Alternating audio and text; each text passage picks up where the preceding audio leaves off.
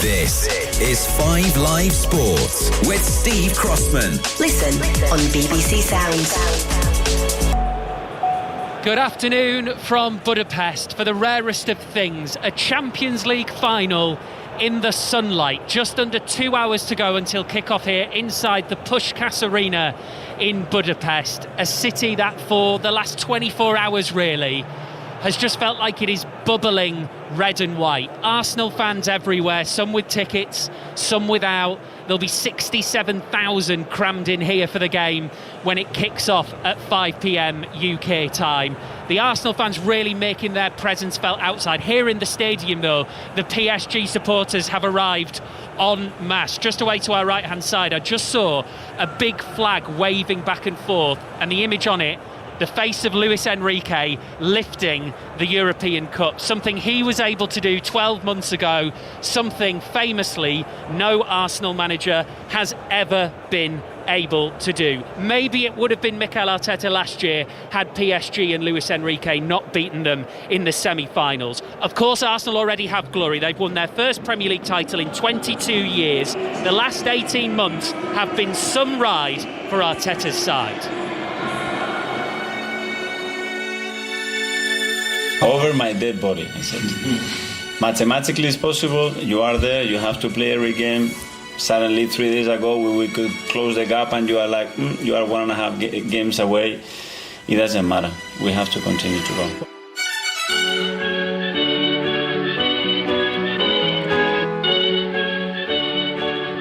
Shot from Kovacic, that's blocked, and it's smuggled into the net! They've found it! Arsenal crack! And it's 2-2! How they found a way through, I'm not sure, but they did! And Arsenal players hit the ground! Gets the cross in, Bowen heads it in! 2 yards out, diving header he couldn't miss! And would you believe it, West Ham in front! The classic sucker punch! I have to say, been rather forlorn from Arsenal. Hakimi! Right foot! Bottom corner! The right back has clinched it surely for Paris Saint-Germain! That's finished the semi-final! Surely it has! And it's finished off Arsenal as well! Mikel Arteta stands with his arms crossed.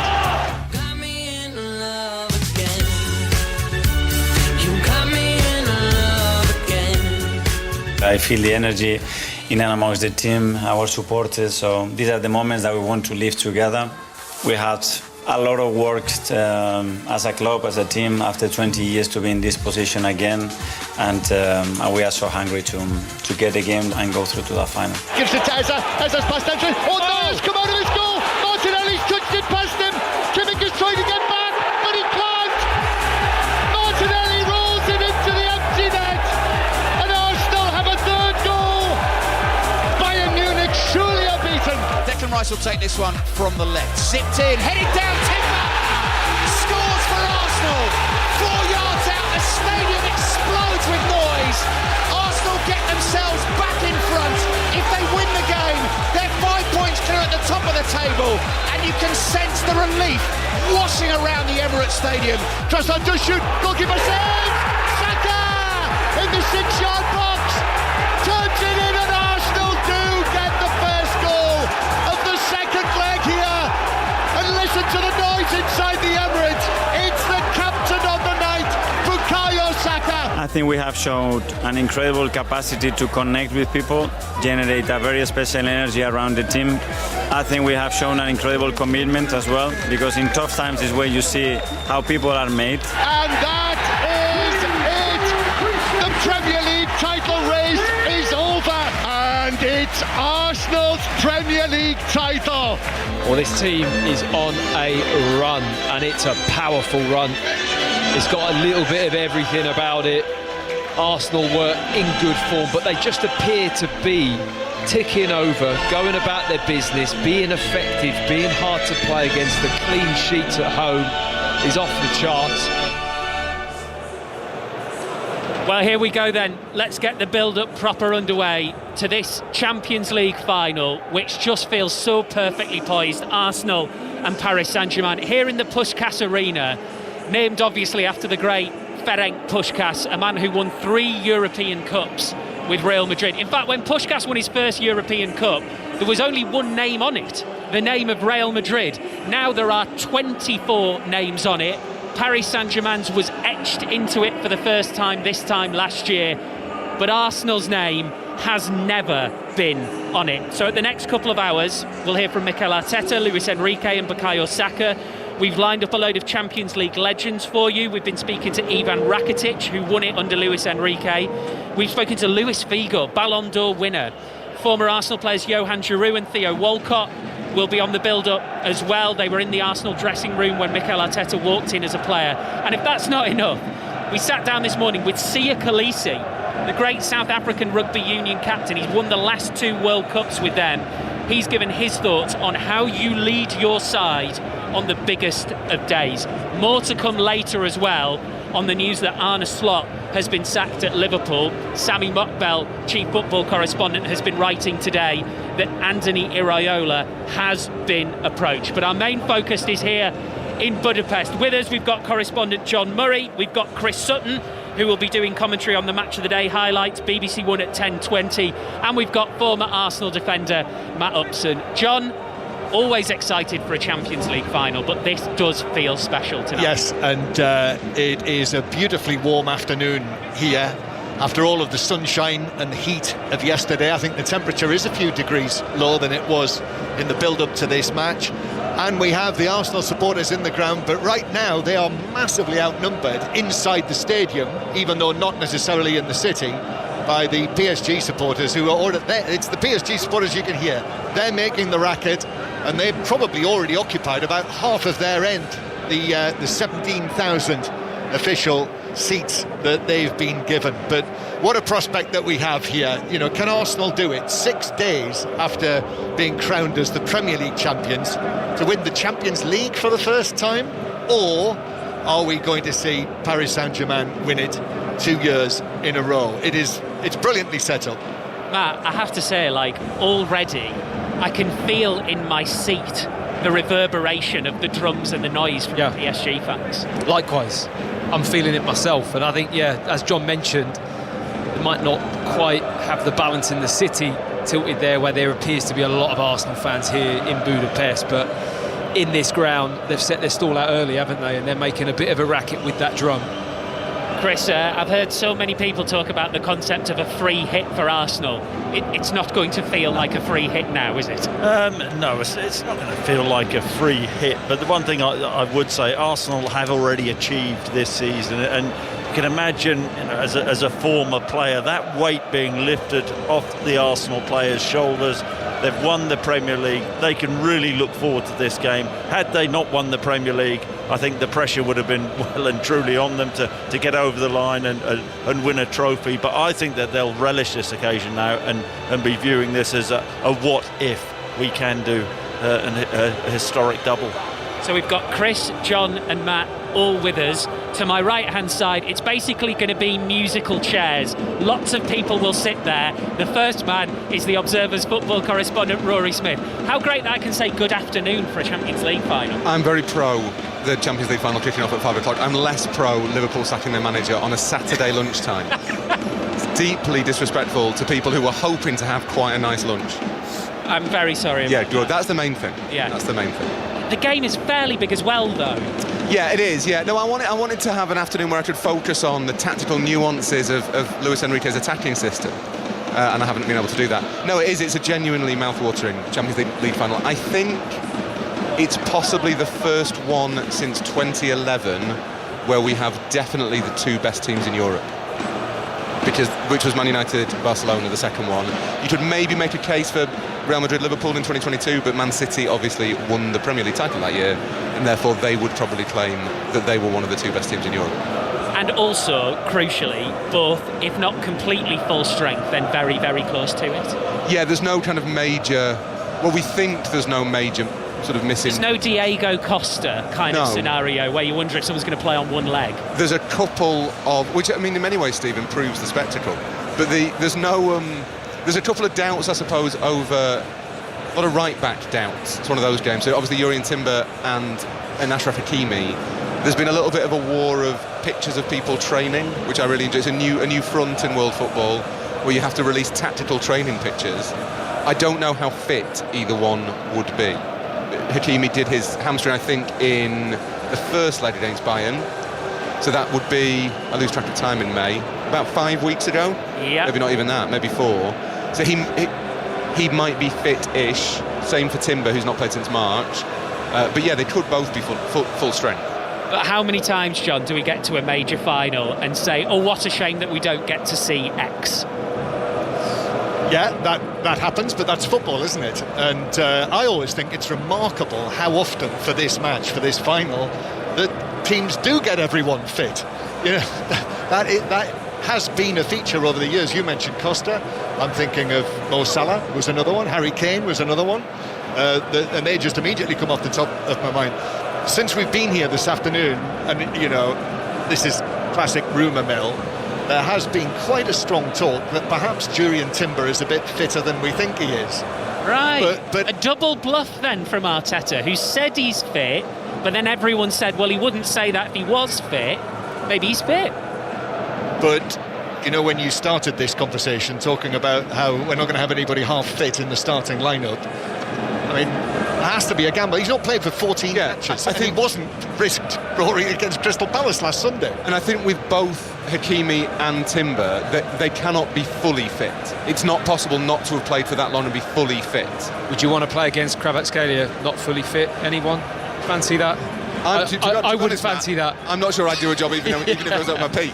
No, but we're talking about it. I'm sure you wouldn't. Yeah, we're talking about his fitness, but we've also got to talk about what the challenge is. And there's no bigger challenge in world football at the moment, is there, than playing right back against PSG. I mean, that whole left side from an attacking threat is just ridiculous. And I think what's interesting with Timber is because, certainly until the injury, and maybe a little bit earlier, but for a long time he was one of Arsenal's biggest attacking outlets. And that maybe is the way to defend Kvaratskhelia, is to make him play in his own half. So from that point of view, it's almost you need Timber, the less defending Timber has to do, the better things are going for Arsenal. But what we do know is that he played Zubimendi at right back on Sunday against Crystal Palace. And when Matt sat down in the stadium here, and again, you know, the world's media is here, you sat down and told me that you'd heard that playing at right back might be Calafiori. Oh, Calafiori switching across, yeah, and Hincapié back in the team. Who I can't remember playing there before. No. So what he's going to go with, I mean, it'll probably be Mosquera, I would have thought, if Timber isn't seen as being absolutely match fit and sharp enough to start in a game like this. Do you know what? I heard that roar there and I looked down thinking, oh, someone must be coming out of the tunnel. It's just because on the big screen, the PSG fans on the right-hand side have seen that the Arsenal players are walking into the stadium down beneath us. And again, you just felt that sort of rumbling sound in your stomach as they heard that noise at kickoff. That is going to be absolutely incredible. Chris, I just wonder if we just finish on the sort of options that Mikel Arteta's got. We'll probably get the team about an hour and a quarter before. You never know. Real Madrid used to name their team about 3 hours before when they were in finals under Carlo Ancelotti. Is it a bit of a weapon here for Mikel Arteta that there are 3 or 4 different things he could do in 3 or 4 different areas? It's actually really difficult to predict his side. Yeah, it is. Well, you know, we've discussed the right back position, but you look in that midfield area. Lewis Skelly has played in that central area recently. Does he go a little bit more defensive minded? I mean, he could play a number of combinations in that central area. I suspect he'll be Rice and one other. Of course, it'll be Rice and one other, whether it is Lewis Skelly or Zubimendi. I think it will be, 2 of those who are in there, and then he'll play, an attacking one in front, and then the centre forward as well, Havertz or Gyökeres. I suspect he'd go with Havertz, who's probably a little bit more intelligent as a footballer than Gyökeres. But yeah, they're the sort of 3 areas of concern for Arsenal. But the right back one is the one that we're all looking at and thinking, God help whoever is right back for Arsenal this afternoon. We've just seen Bukayo Saka there getting off the bus. We're going to hear from him a little bit later in the build-up to the Champions League final. I've already told you about the amazing cast list we've got between now and kick-off. I feel like the first person that we hear from has to be the Arsenal manager. So here is Mikel Arteta then on whether the pressure is off following Arsenal winning the title.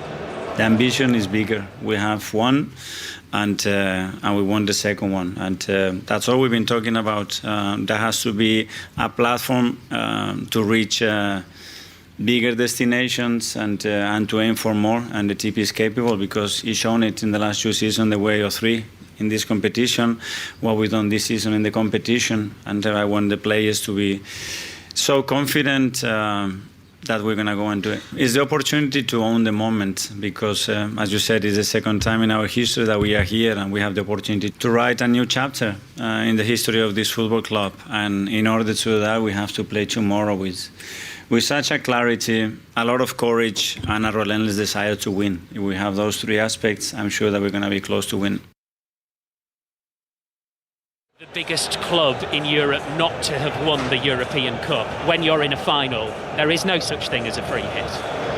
Yeah, I think it's been overshadowed a bit because of the wait for the Premier League, and there's no question that we've all seen it, we've all witnessed it. The last couple of seasons, really, Arsenal's fans were desperate to kind of end that wait for the Premier League. 22 years is too long for a club of Arsenal's size. But I think you can make a not overly kind of smart-aleck argument that not having won the Champions League or the European Cup is a massive hole in Arsenal's CV. They are... Absolutely. I mean, the only team that you could say is up there with them is Atletico Madrid. They're the only other one of that size who've never won the European Cup. And I think... You speak to Arsenal fans who are old enough to remember, which is most of them, and 2006 still hurts. That felt like the ultimate kind of triumph of what was the kind of the Invincibles era 2 years later, that kind of great Wenger side. That was their chance, and they were so close in such weird circumstances. I saw a picture of Robert Pires being taken off on social media today because he was the one who was sacrificed after the sending off, and I'd forgotten how devastated he looked to be taken off. So it is a hole, and I think it's something that the club is conscious of, but more importantly the players. This is the biggest single... I know in England we're obsessed with the Premier League.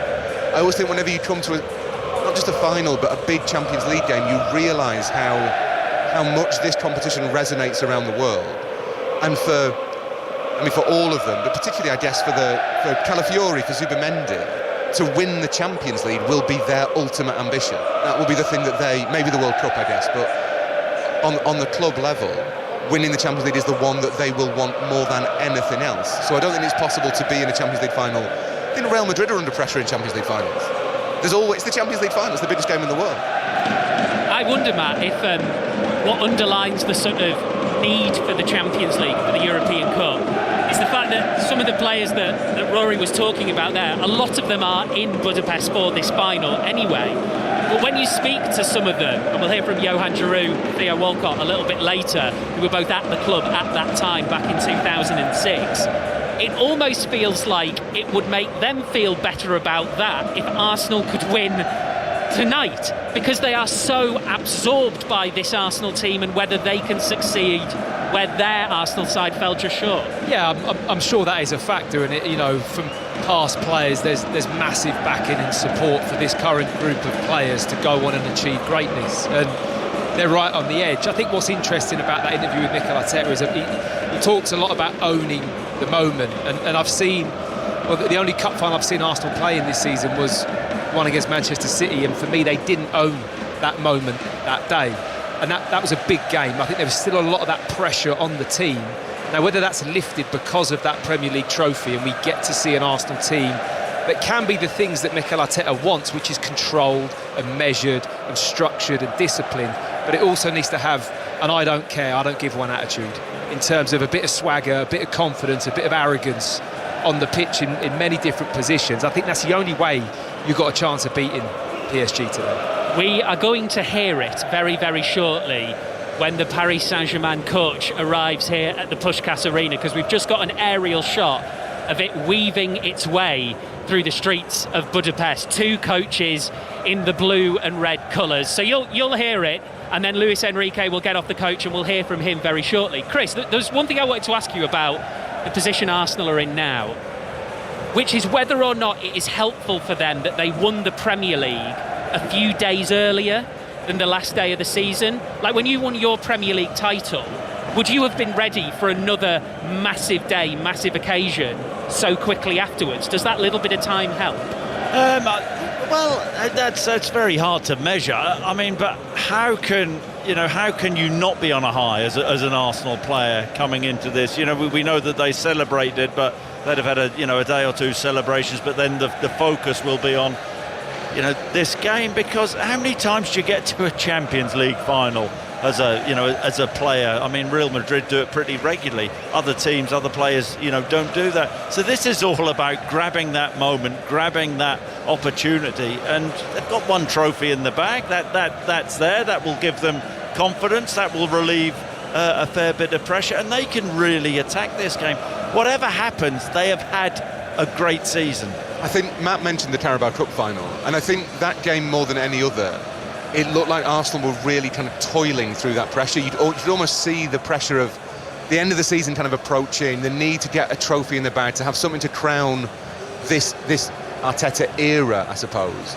And they seem inhibited by it that day. That's how it felt. Can you just not say Manchester City were better than them on that particular day? You can, but then we know that Arsenal, we've seen it in the last 2-3 years, we know that Arsenal can perform better than that against City. They performed better than that against City at the Etihad 3 weeks later. They just seemed really kind of... I mean, Chris, you're right, maybe it was just that City were unplayable that day and they controlled the space far better than Arsenal could manage. But then, if we just took each game on its own accord, we wouldn't be able to create like 3 hours of radio, so that'd be a bit of a problem. I think it must make a difference to the Arsenal players' psychology knowing that one of them is done. That has to, just on a human, logical level, that has to make a difference. For sure. I completely agree with that. I think it does make that difference. It gives you a bit more freedom, and I think the one thing that maybe is the hardest thing to put into the structure that Mikel Arteta has laid out this season is the freedom, because it's almost the opposite of what's made them so hard to play against. So to get that balance right in this Arsenal team, when they get it right, they can beat anyone. And we may see that this afternoon, but the freedom has to be there, the ability for players to really have a go. That League Cup final was the only match that Arsenal have lost this season by more than one goal, incidentally, of the 7 defeats they've had in all competitions. Just going back to what's happening in the stadium, and I think it's an interesting dynamic, because we cover these finals year in, year out when there are English clubs in them. I said to you, Steve, didn't I, at the start of the afternoon, it's a very English thing, I think, for supporters not to come into the ground. So the team buses are arriving here. So Arsenal are already here. Very shortly, the Arsenal players, I think, will walk out onto the pitch and have a look. And the Arsenal fans, they're sort of dotted about, aren't they? Yeah. Sporadically. There's no big group of them there at all. Paris Saint-Germain, that is definitely over half full now. And that is proper support for the team when they get here. And Arsenal haven't got that. And we've heard a lot, haven't we, over the course of the last few days? Well, Arsenal fans are going to outnumber Paris Saint-Germain by, 3-4 to 1. They're going to be all over the city. They're coming in from all over. Who's in the stadium?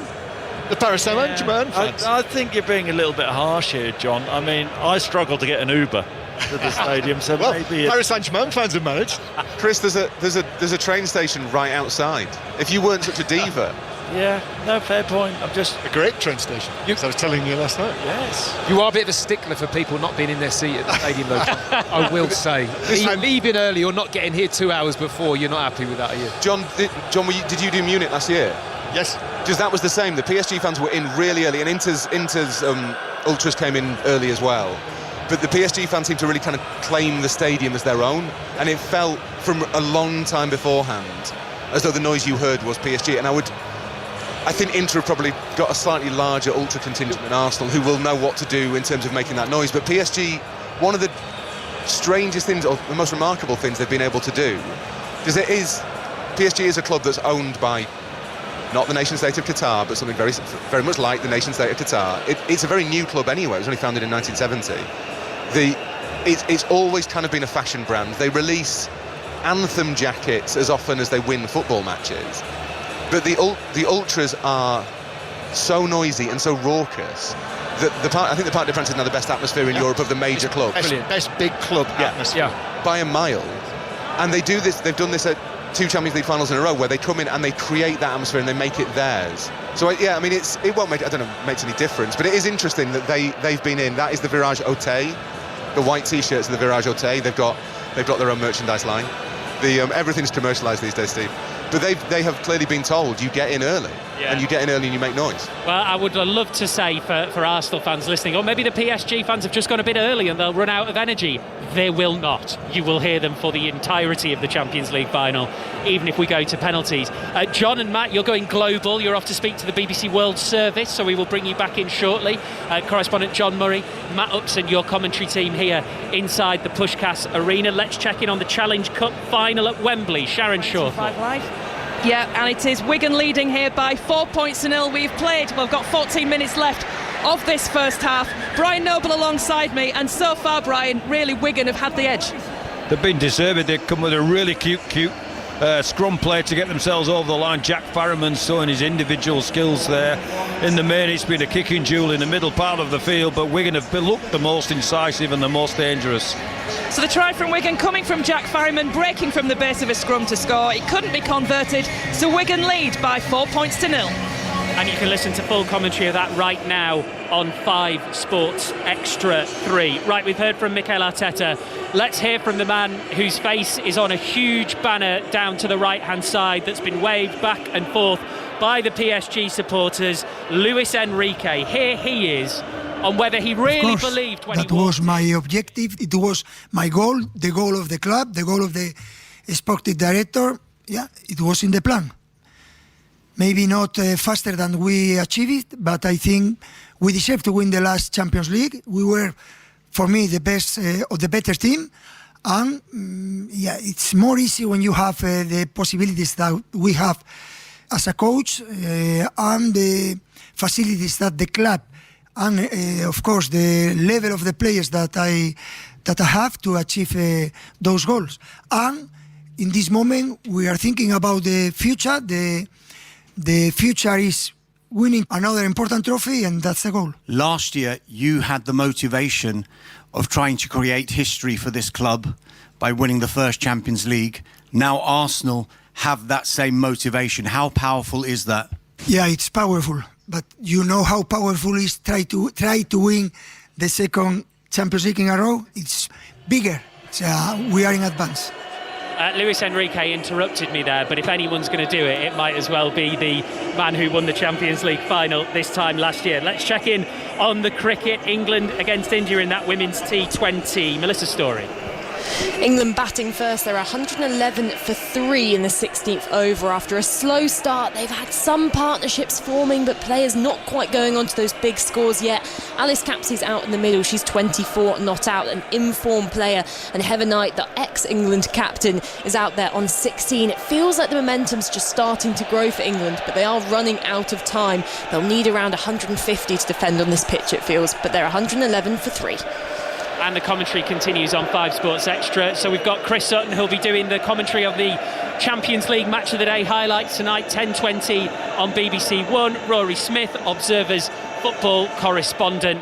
And what are we now on 5 Live? Just under an hour and a half away from kick-off in the Champions League final. I said this earlier today, Rory, when we came on air.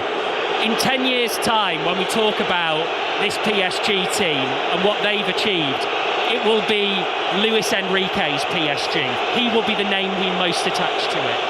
Yeah, I think you don't want to kind of diminish the influence or the kind of legacy of Pep Guardiola in European football in general. The noise is because the Arsenal players are out and the PSG ultras don't like it. How dare rather they just stay in the dressing room. How dare you walk on the pitch? This is our pitch. But I think what Enrique's done is he does feel as though he's developed a signature style that is a little bit... It obviously shares the same roots as Guardiola, has a lot of the same influences, but it has his own tweak on it. It's much more direct. It's much more kind of dynamic, I think, in terms of the way they attack.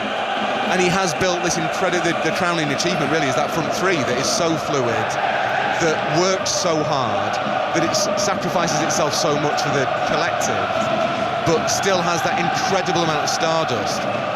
They are genuinely, and I mean, I think this game's a 50-50, but PSG are the most thrilling team to watch I can remember for several years. Chris, they are thrilling. Yeah, I mean, people will look back to that game against Bayern Munich, won't they? The 5-4, and, you know, people I know have talked about that being the greatest game ever. You go back to last season's final in Munich, the way that everybody was building that game up as being a 50-50 game and going to be really close, and they just blew Inter away. And the incredible front line, but the way Luis Enrique has done it, you had years of the superstars and the big spending, your Messi's, your Neymar's, Mbappe was there, and they always came up short. So it's remarkable, really, that the way that he's gone about it and bought young and developed and nurtured, and they are such an exciting side. Having said that, they showed a different side to them in the second leg in Munich, where they showed great resilience. The centre halves, Marquinhos and Pacho had really strong games for them that evening to get over the line. So it's not just about the way they attack, it's about them all over the field. Yeah, it felt like the Munich game was almost like it was a deliberate attempt to say, look, we can do this another way. We don't have to play this all-out attack sort of buccaneering style. We have other strings to our bow. James Horncastle, friend of Five Live, had a brilliant piece in The Athletic at some point this week. I couldn't tell you when it was actually published, but it was this week and you should read it, about how Luis Enrique's changed the culture at PSG.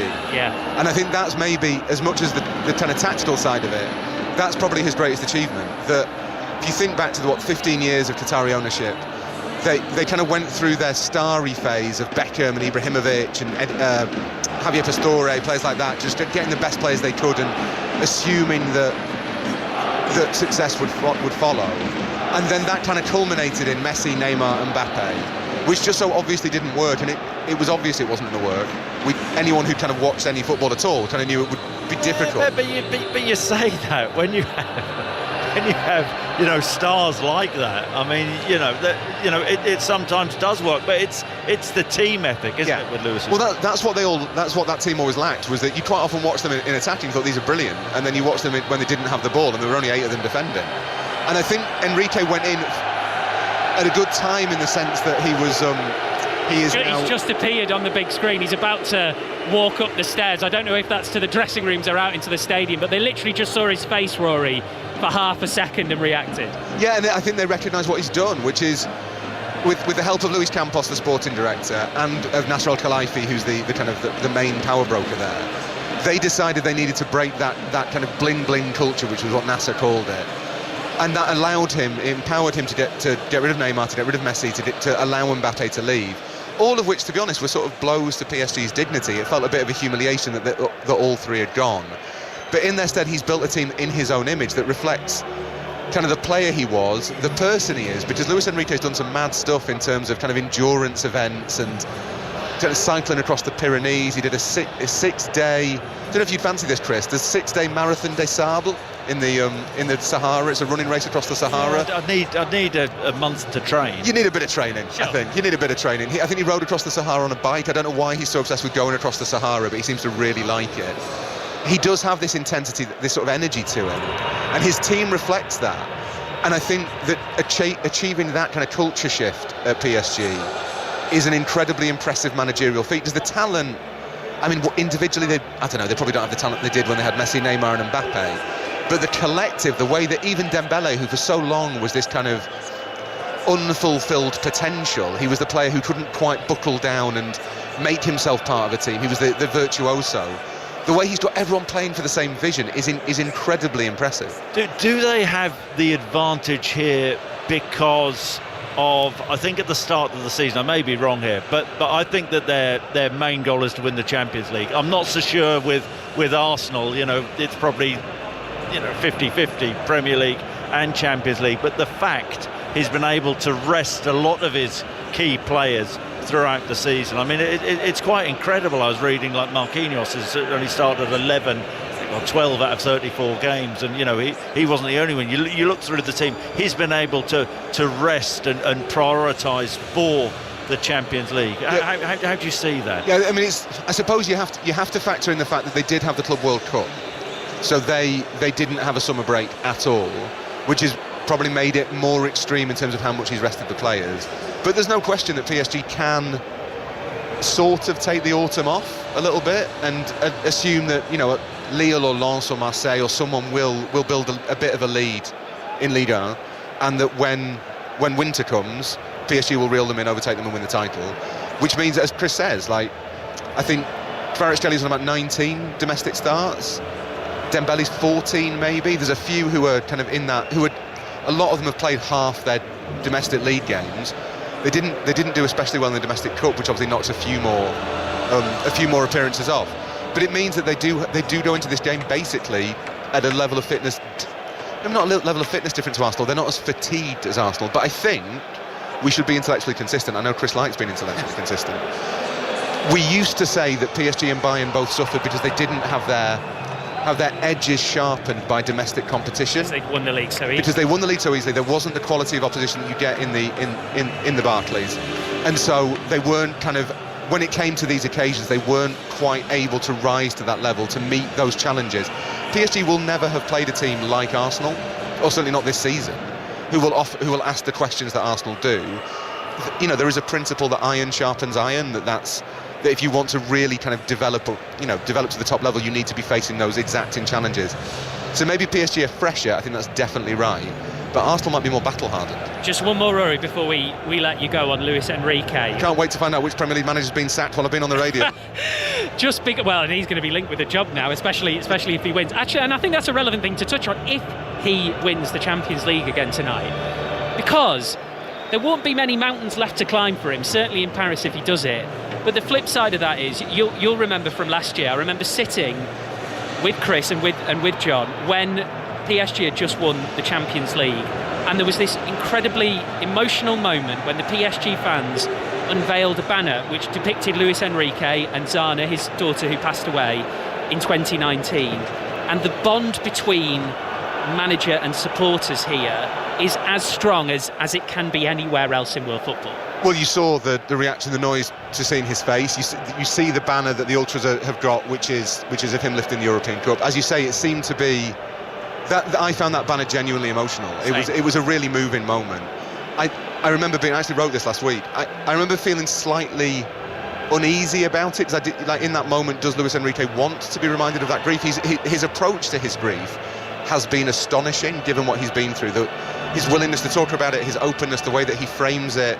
There's an interview, he did a documentary with an expletive in the title, so I can't say what it's called, from Movistar in Spain a couple of years ago, and he said that he regarded himself as being lucky to have had Zana for 9 years, and he said that his mum didn't have pictures of her because she couldn't bear to see her, and he said, you've got to put pictures up. She's not with us in the physical plane, but she's with us in the spiritual plane, which is an incredibly healthy approach to grief. Yeah.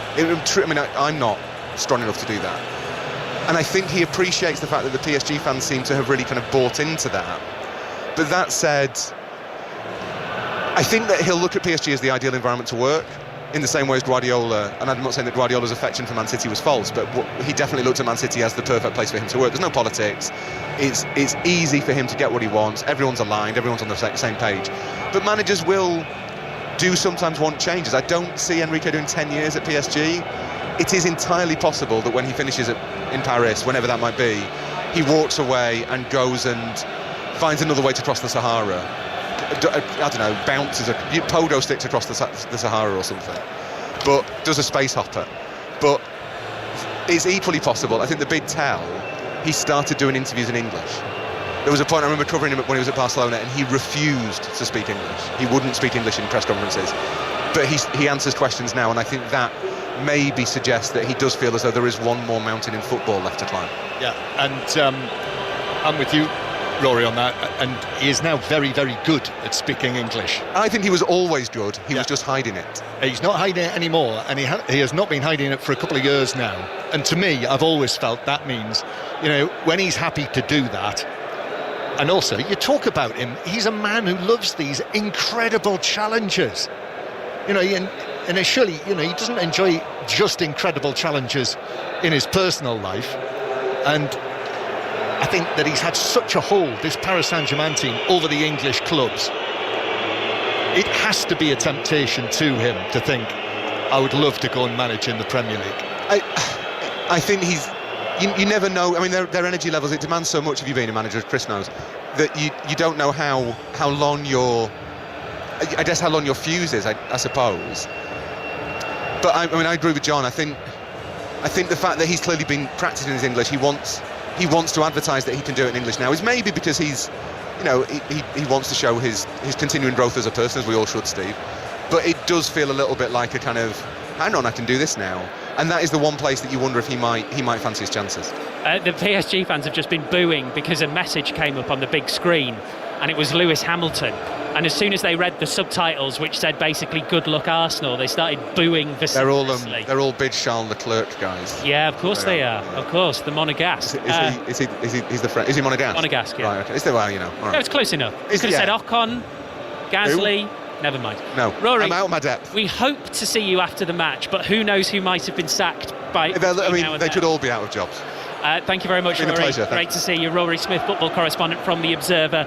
We will be able to bring you the team news from here at the Puskás Arena very shortly. Before we do, let's hear from someone who knows PSG head coach Luis Enrique very well.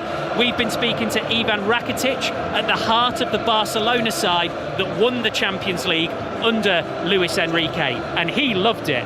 We try to give our best, but this is a guy, he's thinking about his team 24/7. This is unbelievable, and I think you can see how it works when he have all organized. So I think finally there we can understand how important the coach is in football, and he is. And I think all his guys now there in Paris, they are just enjoying with him. They are following all what he say to them, and this is why PSG have so much magic now.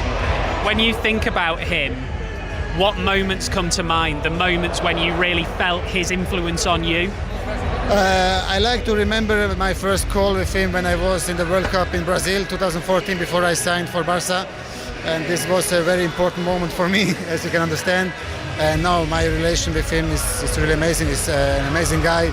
I hope that he can continue not only in PSG, even many more years in football, and then we'll see. But this is a guy that he really pushed and helped not only Paris, I think to all us football fans, and this is a coach, he's one in the world, so really amazing. And there are two very special midfields in these Champions League final. Who do you admire within these two sides in the middle of the park? There's a lot to choose from. Yeah, it's a lot of magic there inside, so it's difficult to say. Of course, there are two different styles or football understanding, but all of them, they push for what they have to do or what they want to do. So it will be nice to see. It's clearly the two best teams they are playing, and we'll see what happens. So it will be hard. Hopefully we can enjoy of amazing football, but for me PSG is a bit favourite. There you go, an insight into how players who've played under Luis Enrique feel about the magic, as Ivan Rakitic put it, of their former boss. Let's go back to Wembley, the Challenge Cup final ongoing. Sharon Shortall. And we've had a second try, and it's gone the way of Wigan Warriors. Jack Ferrymont getting his second of the game, with Adam Kieran converting for a 10-0 lead. And Wigan good value, Brian Noble. Yeah, they're good value.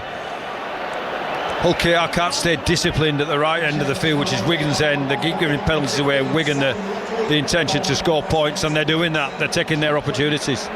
3 minutes remaining in this first half. It's Wigan 10, Hull KR 0.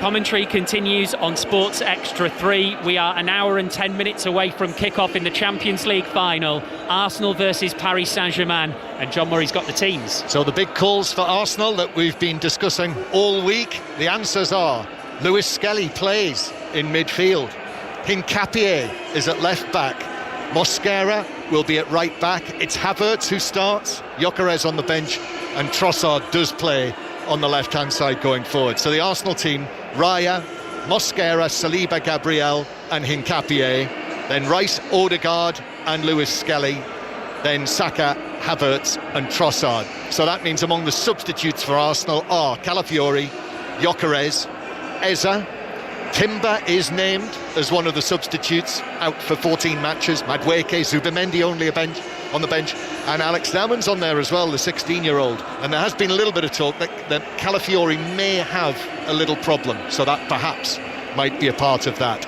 So that is the Arsenal team, and for PSG, the main news is Hakimi is fit and plays at right back. So Zaire Emery doesn't start, he's on the bench.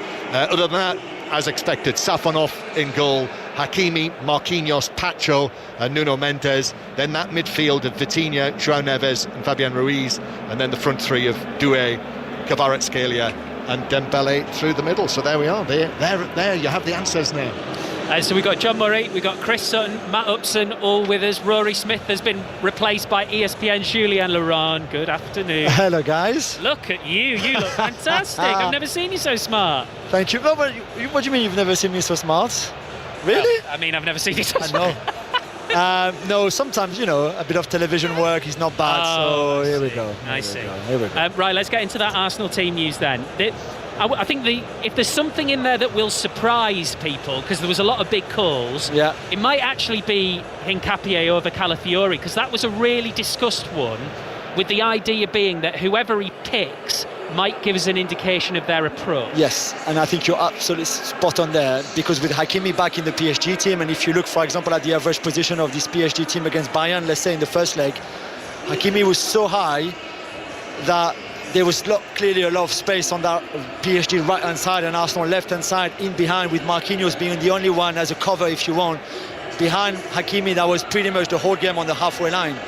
So if you've got Trossard going there, but more importantly maybe those runs from Hincapié, overlapping Trossard and going for it. Not every time, because Arsenal's game today is not going to be attacking and not going to be too offensive, because that would give space to PSG, which they love.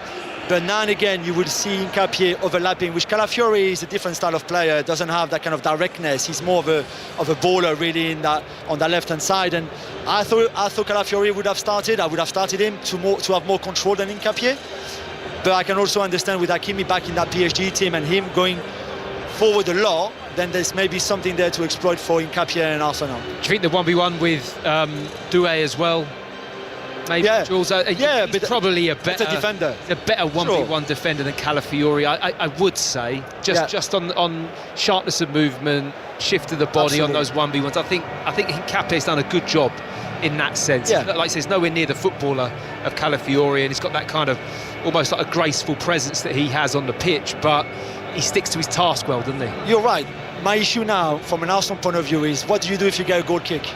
Because you can't play on Mosquera. I think Mosquera will be the trigger for the PSG press. If he gets the ball and you leave him open and then everybody jumps, and that's the trigger. The same could be said for Hincapié on the left-hand side, because again, like you mentioned, not the same technical ability to a Calafiori. So again, outside of Saliba, Gabriel and Raya, I can see them playing quite long on Havertz and winning those second balls, because otherwise the PSG pressing, which is the best pressing by far in Europe, could get them into a lot of trouble. It would be a smart move. Absolutely. And it's quite easy as well, and he's not going to be bothered how the game looks, whether he messes the game up a little bit, makes it a bit ugly, whatever they need to do, they'll apply that. We've seen that all season from Arsenal. And this isn't criticism at all of Arsenal. I think it's probably just realism. What that selection perhaps tells us, Matt, is that Arsenal are thinking more about PSG's weapons than PSG are thinking about Arsenal's, if that makes sense. Possibly, but I think it's more the other way, in the sense that Mikel Arteta's thinking about how he feels is the best way just to win. Now, that might be slightly weighted towards nullifying PSG, but I think it's also playing to the strengths that he feels his team has, and maybe the weaknesses that PSG have as well, that Jules has already alluded to, and how advanced they get, and maybe playing Havertz, his physical presence, ability to head the ball and bring other players into play. I think there's a lot in that, and the midfield's really interesting, how that's going to balance off with those three, with Odegaard in there as well, and who's going to sit a bit deeper. Probably Rice, but I think Lewis Skelly likes to drop really deep as well, and I love to see Declan Rice run into the box. I think that's one of his biggest assets, so it's going to be really interesting to see how those three balance off each other. Yeah, you're right. Just to finish on that defence from an Arsenal point of view, it's 4 centre-backs too, because Hincapié really a is a centre-back. And I think this is really interesting. And France won the World Cup, I should remind you, not that long ago, with 4 centre-backs in the defence. So it's a good thing, I think, sometimes to play with 4 centre-backs. But the midfield, you're right. And I think Fabian Ruiz is there for PSG, not so much on merit, because Zaire Emery has been one of PSG's best players this season overall, but because of the size. And I think already, Luis Enrique was thinking, Fabian Ruiz is a great player and was instrumental in last season's form and the win in the final, and him, Vitinha and Neves complement each other so well. But he's there more for the size on set pieces than anything else, really. It's going to be a big factor, isn't it? Yeah. You just mentioned 4 centre-backs. You're looking at Havertz, Declan Rice. Absolutely. They've got some real good... PSG have no size. That's why Ruiz is there. He's one of the tallest with Marquinhos and Pacho. Yeah, I mean, look, the PSG side, Chris, is obviously unbelievably strong. I just wonder, though, when you look at the substitutes benches, there's an argument that Arsenal's bench is better than PSG's, and this final could go deep. We don't know.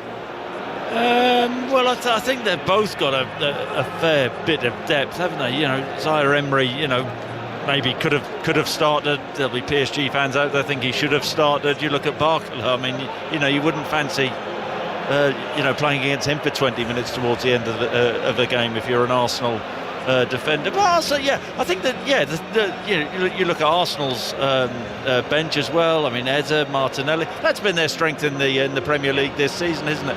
They've gone to the well many times, and players have come off the bench and impacted games, and their strength of squad.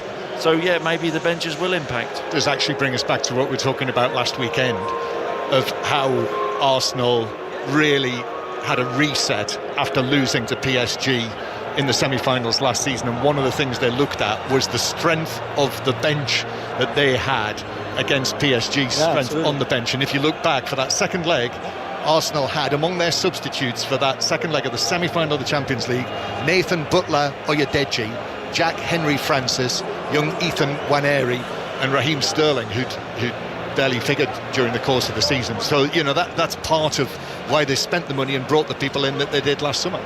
Speaking of young players, Matt, I think the Miles Lewis-Skelly story is amazing in this Champions League final. I mean, go back a few months, it felt like he'd gone from being an unbelievably talented young player who was right in the thick of it. We all remember his goal against Man City and his Haaland-esque celebration, all that stuff, and all of a sudden he was just gone.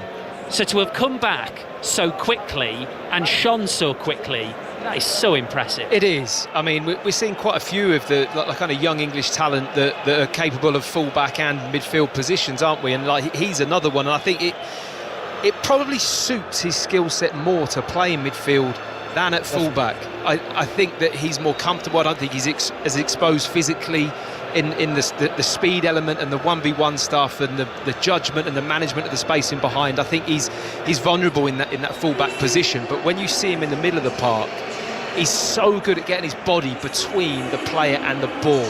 He just does it every single time. He shields and protects the ball as well as anyone. I mean, he's played 4 out of the last 5, I think, since Fulham. I think that was the game he came in midfield, wasn't it? That was on May the 2nd, and we should underline that at the start of this month, he'd never started in midfield for Arsenal.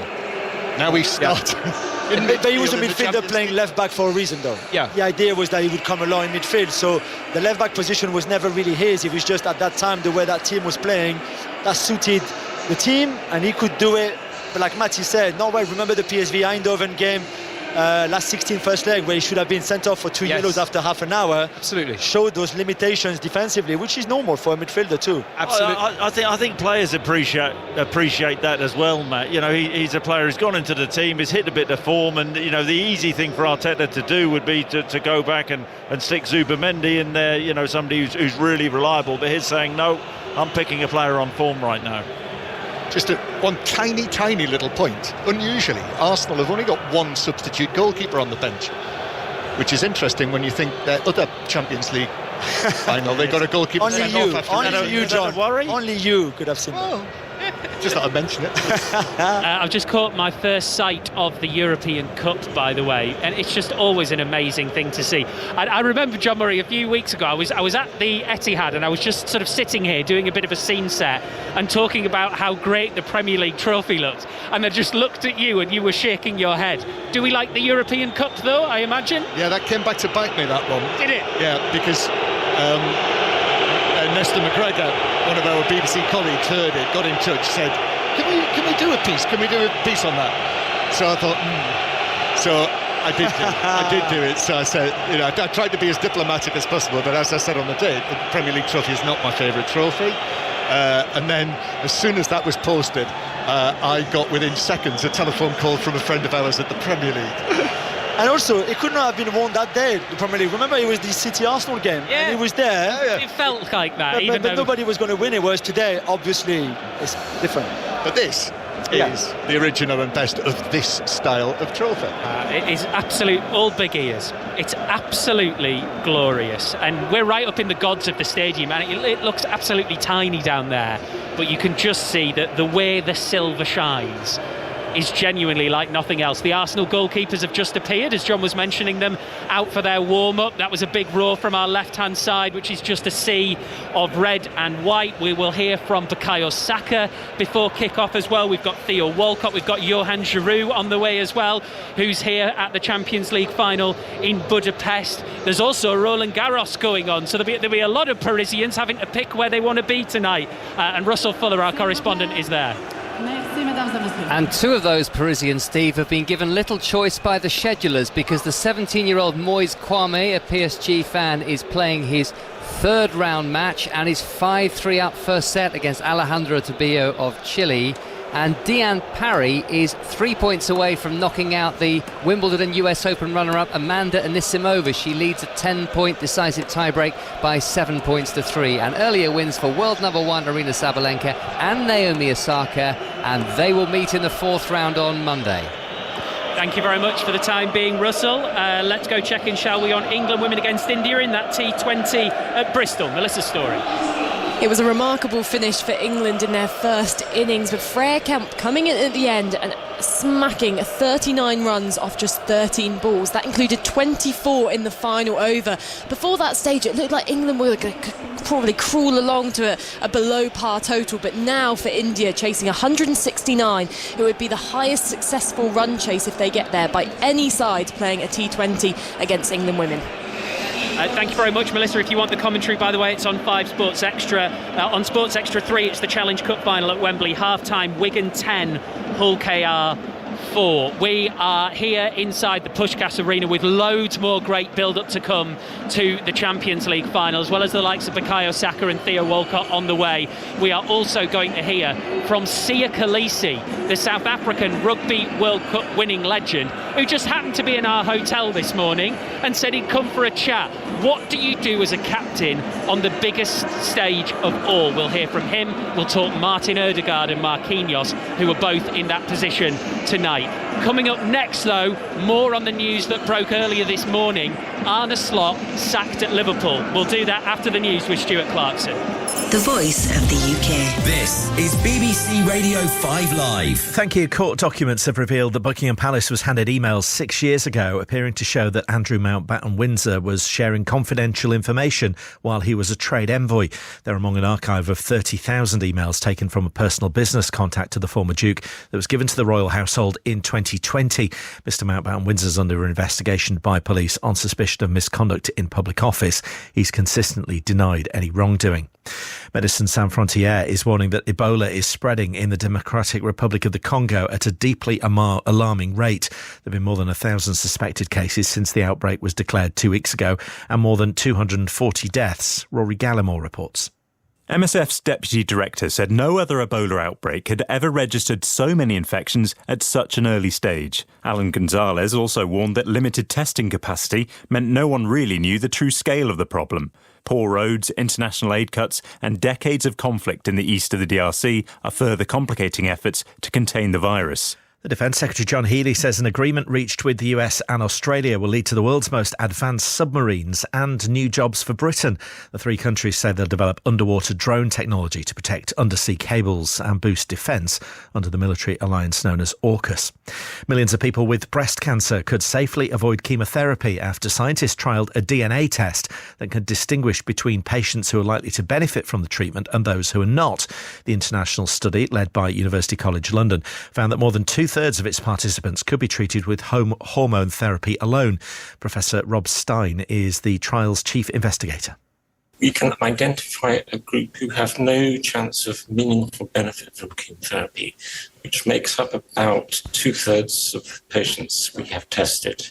So this actually will make their life a lot better because they can be spared an unpleasant treatment that won't work for them. And TNT Sports has rejected calls from Downing Street to make tonight's Champions League final available on free-to-air television. It means it'll be the first time since 1992 that supporters have had to pay to watch the final live. There's free full-match commentary, of course, here on 5 Live, as you know, and the highlights are on BBC One later tonight. 5 Live Sports. French Open tennis, live from Paris. It's a looping ball, it's long! Cross-court Sabalenka is wide! Down the line, the forehand goes cross-court for the winner! Wow, I think we all need to take a breath after that. Join 5 Live Sport for live coverage from Roland Garros as the biggest names in tennis battle it out on clay. And keep up to date with everything going on in Paris with the French Open Daily. Listen with the BBC Sounds app. This is 5 Live Sports with Steve Crossman. Listen on BBC Sounds. Welcome back to Budapest. And if you're listening thinking, I know it's an early Champions League final, I've forgotten when it kicks off. It's not about to get underway, but it might sound like it because the PSG goalkeepers and coaching staff have just come out to warm up.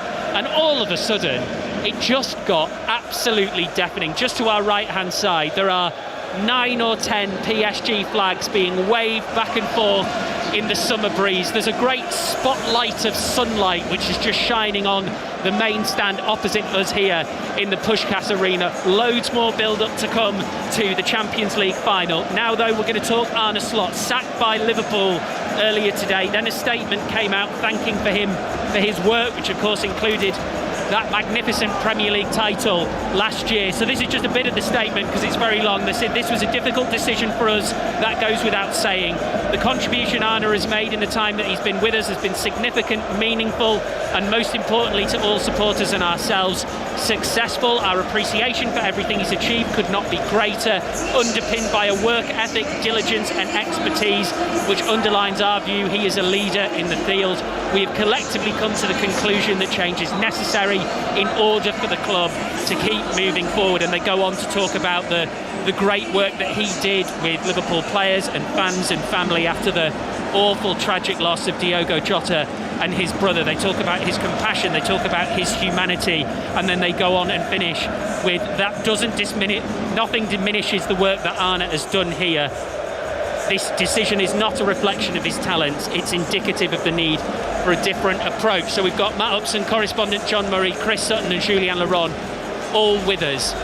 It's a strange one, Chris, because to lose your job 12 months after winning that title doesn't feel like a long time, and yet a lot of people won't be that surprised. No, I mean, football's absolutely ruthless, isn't it? And the fact that, Liverpool, let's get it right, haven't been accustomed to winning Premier Leagues, and he wins one. And then unfairly, I think people, out there are saying, well, that was Jurgen Klopp's team.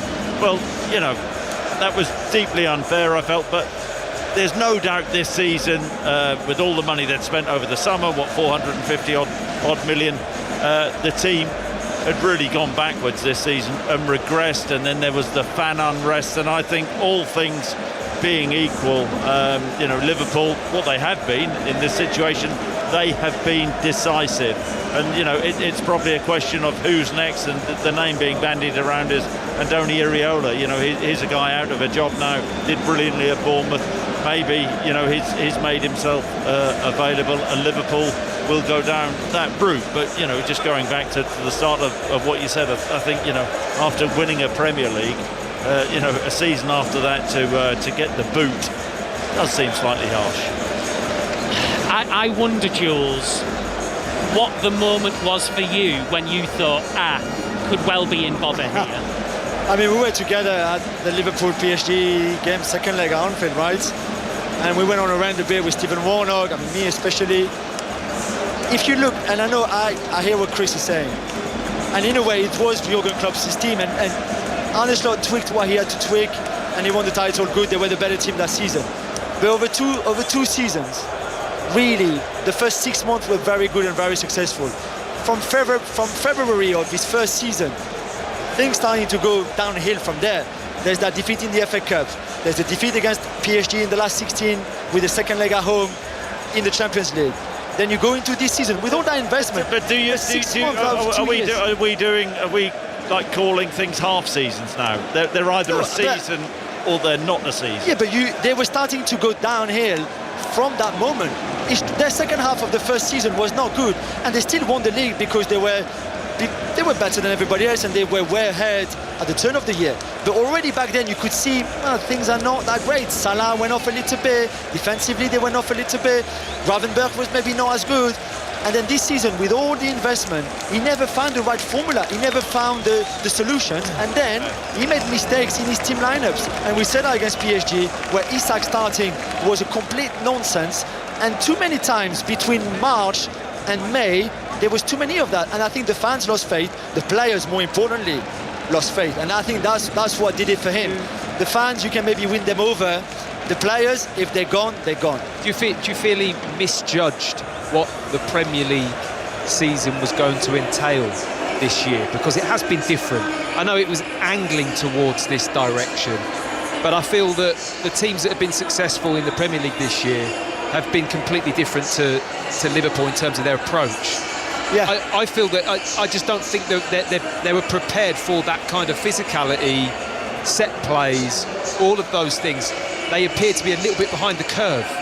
Yeah, you're right. And then maybe doing the similar things to maybe what won them the title. But football moves very quickly, doesn't it? And this and the next 12 months we'll be sitting here next year going, oh, how about this season? And I feel like they just didn't get ahead of what that was. But the other thing is nobody could have complained when they signed Salah on again because of his numbers.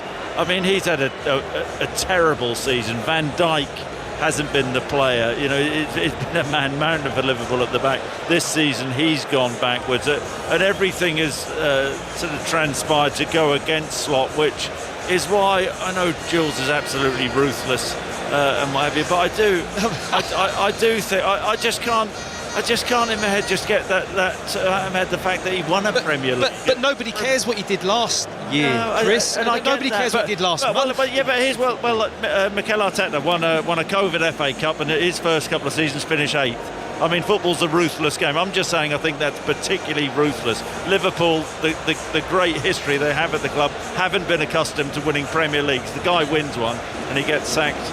But don't you think he's telling? We said at the start of the season on Sunday shows with Steve and Nathan, the first season, and maybe it was not club's team, but that team picked itself up. There was no new signings, and really, in a way, you can't give him a kicking. No, but let me finish, Chris. Let me finish. But we said in the summer, with all those new arrivals, now it's going to be very interesting to see what he does, because now going back to finding solutions and finding the right formula. Before that, the back four. Again, you were not going to change. That front three, you were not going to change it. That midfield, Gravenberch as a 6 was a great idea from Slot, and that worked really well, and we gave him credit for it. Great. But that second season, suddenly, how do you bring Isak in this? Yeah. What do you do with Wirtz? How do you play? This is not Mo Salah's team anymore. So he had all those question marks to answer, and he never did it. And at some point, I can't see why he would do it now with more investment in the summer, because they're going to go and sign new players. More players, because they need their transition team. They're going to lose Konate, Jacquet is arriving, all of that. If he didn't find the solutions with the new squad last summer, he's never going to do it this summer.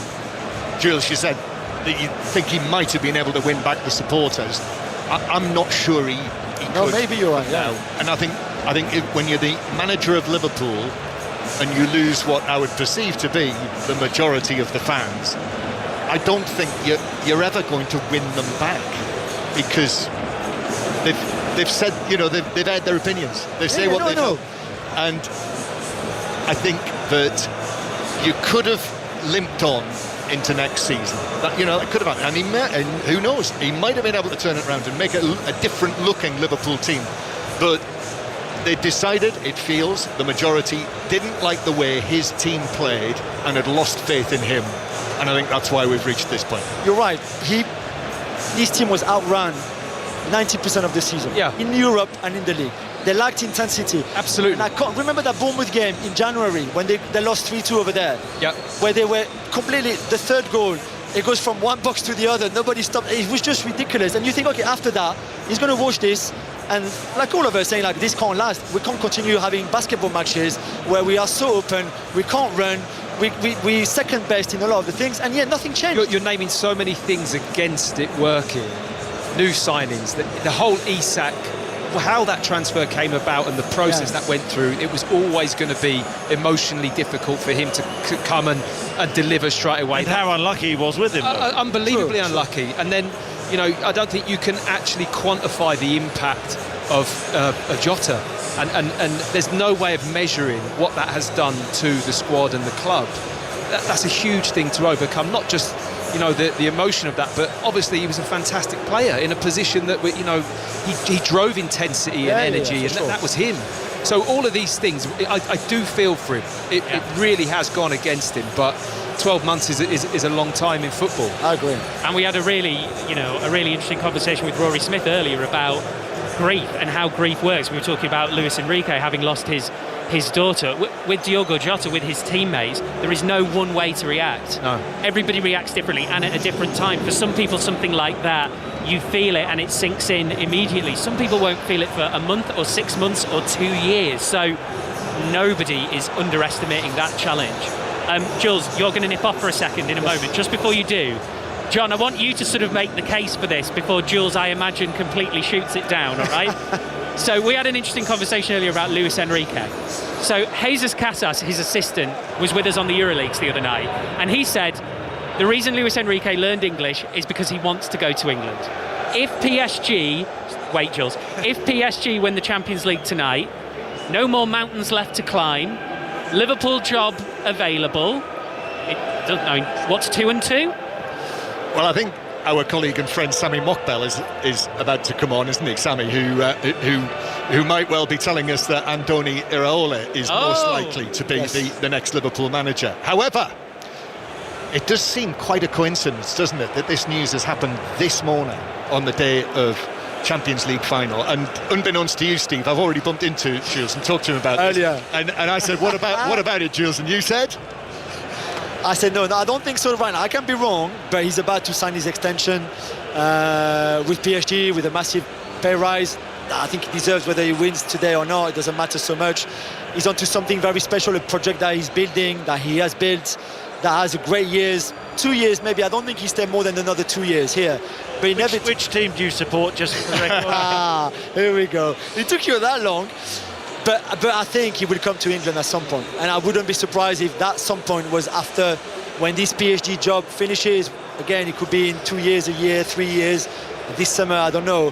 But I think he's very happy there. He's got everything. He's the boss of this club. They gave him the keys. He's got total freedom. And I think he's enjoying that. But he loves the Premier League. His English is very good. And he wants to coach in England one day. So watch the space, because I think it will happen one day. Not this summer, I think. However, we know how football works on the other side, don't we? And these days at football clubs, people, sometimes lots of people, are employed in very high up positions to identify the best person who could possibly be the manager of your football club. And very often they come up with exactly the same names that you and I would do, sitting and talking over a beer about who would be the best manager.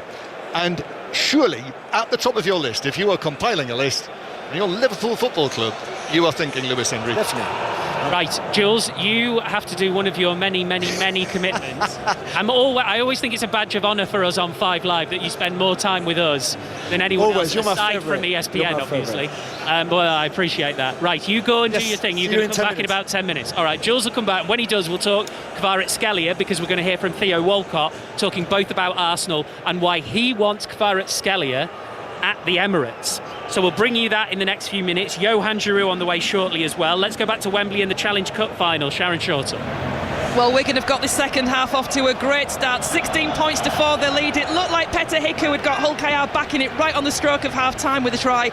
But Junior Nasemba, Brian Noble, plucked a ball out of the air and restored Wigan's lead. Yeah, he leapt like a salmon to get the score. He was fantastic with Nasemba, but the first chance Wigan had in this half, and the half-time talk of Willie Peters, the Hull KR coach, would have been, don't do what you've just done at the start of the second half. Unfortunately they have, and they've invited Wigan in. So 7 minutes gone, Adam Kieran converting that try from Junior Nasemba. It's Wigan 16, Hull Kingston Rovers 4.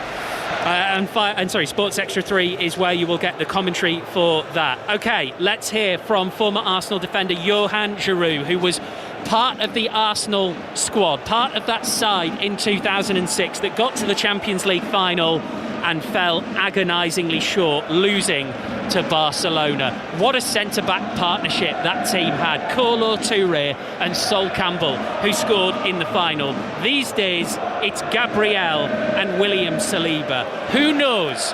Maybe one of them could be the first defender for 20 years to win the Ballon d'Or. Here is Johan Giroud. I think they've been immense, and I think that he shows that they conceded only 6 goals in the Champions League, and I think 26 or 27, if I'm not mistaken, in the league. So they've been immense, And I think that Ballon d'Or for a defender today will be so hard to give. Why? To be honest, It shouldn't be. No, I know it shouldn't be, but I think the strikers have been like.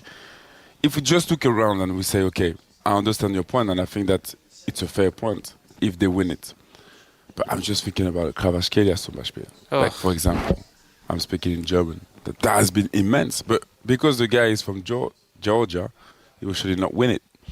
But when we speak about that fire players, those players that make you say, wow, he's that kind of player. So, but obviously when we speak about numbers and things, they've been great, and he's been great because he's so good on the ball, so calm, so composed. I think it would be immense if he could do it. And I wish for him to win the Ballon d'Or, but I'm just thinking that today is more a striker game. And in terms of that partnership, that Saliba-Gabriel partnership, we talk about it all the time. But from someone who's been there, and at that club in particular, Arsenal centre-back partnerships are special, aren't they? People always think immediately about Keown and Adams. It probably would have been Campbell and Kolo would have been the main one for you. Yeah. They're in that group, right? Yeah. I mean, for sure. Maybe even you could say that, of course, the Kolo and Sol were invincible. So that will be tough to beat. But what I would say is that for me, the key is the players they have in front of them. When we speak about defending, and when we see Arsenal defending today, of course they have great defending the box, great on the ball, very composed, hard on the tackles, good at reading the games. But the few situations they have to deal with, they deal with them very well. But how many tough situations they really do have? Because the thing is that this team is so hard to break. That means that they start from the front.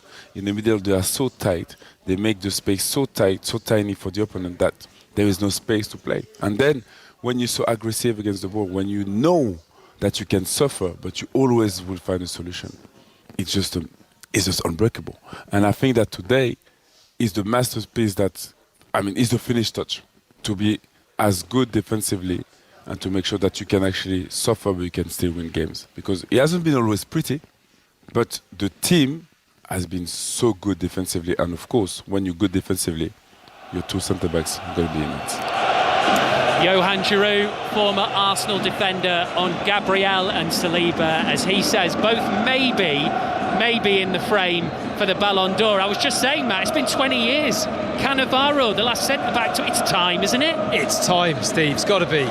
Yeah, I mean, if anyone's going to get it, then I would say Saliba or Gabriel were a pretty good shout for a centre-back to achieve that award. I don't think it will happen, but...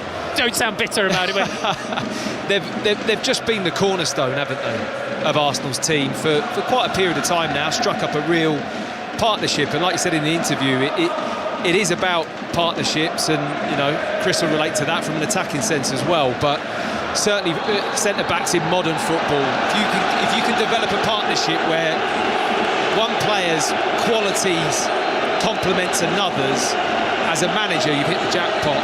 And I think they're so resilient together. They love defending, they're physical. You don't see many teams get the better of both of them when they're in full throttle. I mean, the physicality they've shown this season and their record has just been outstanding.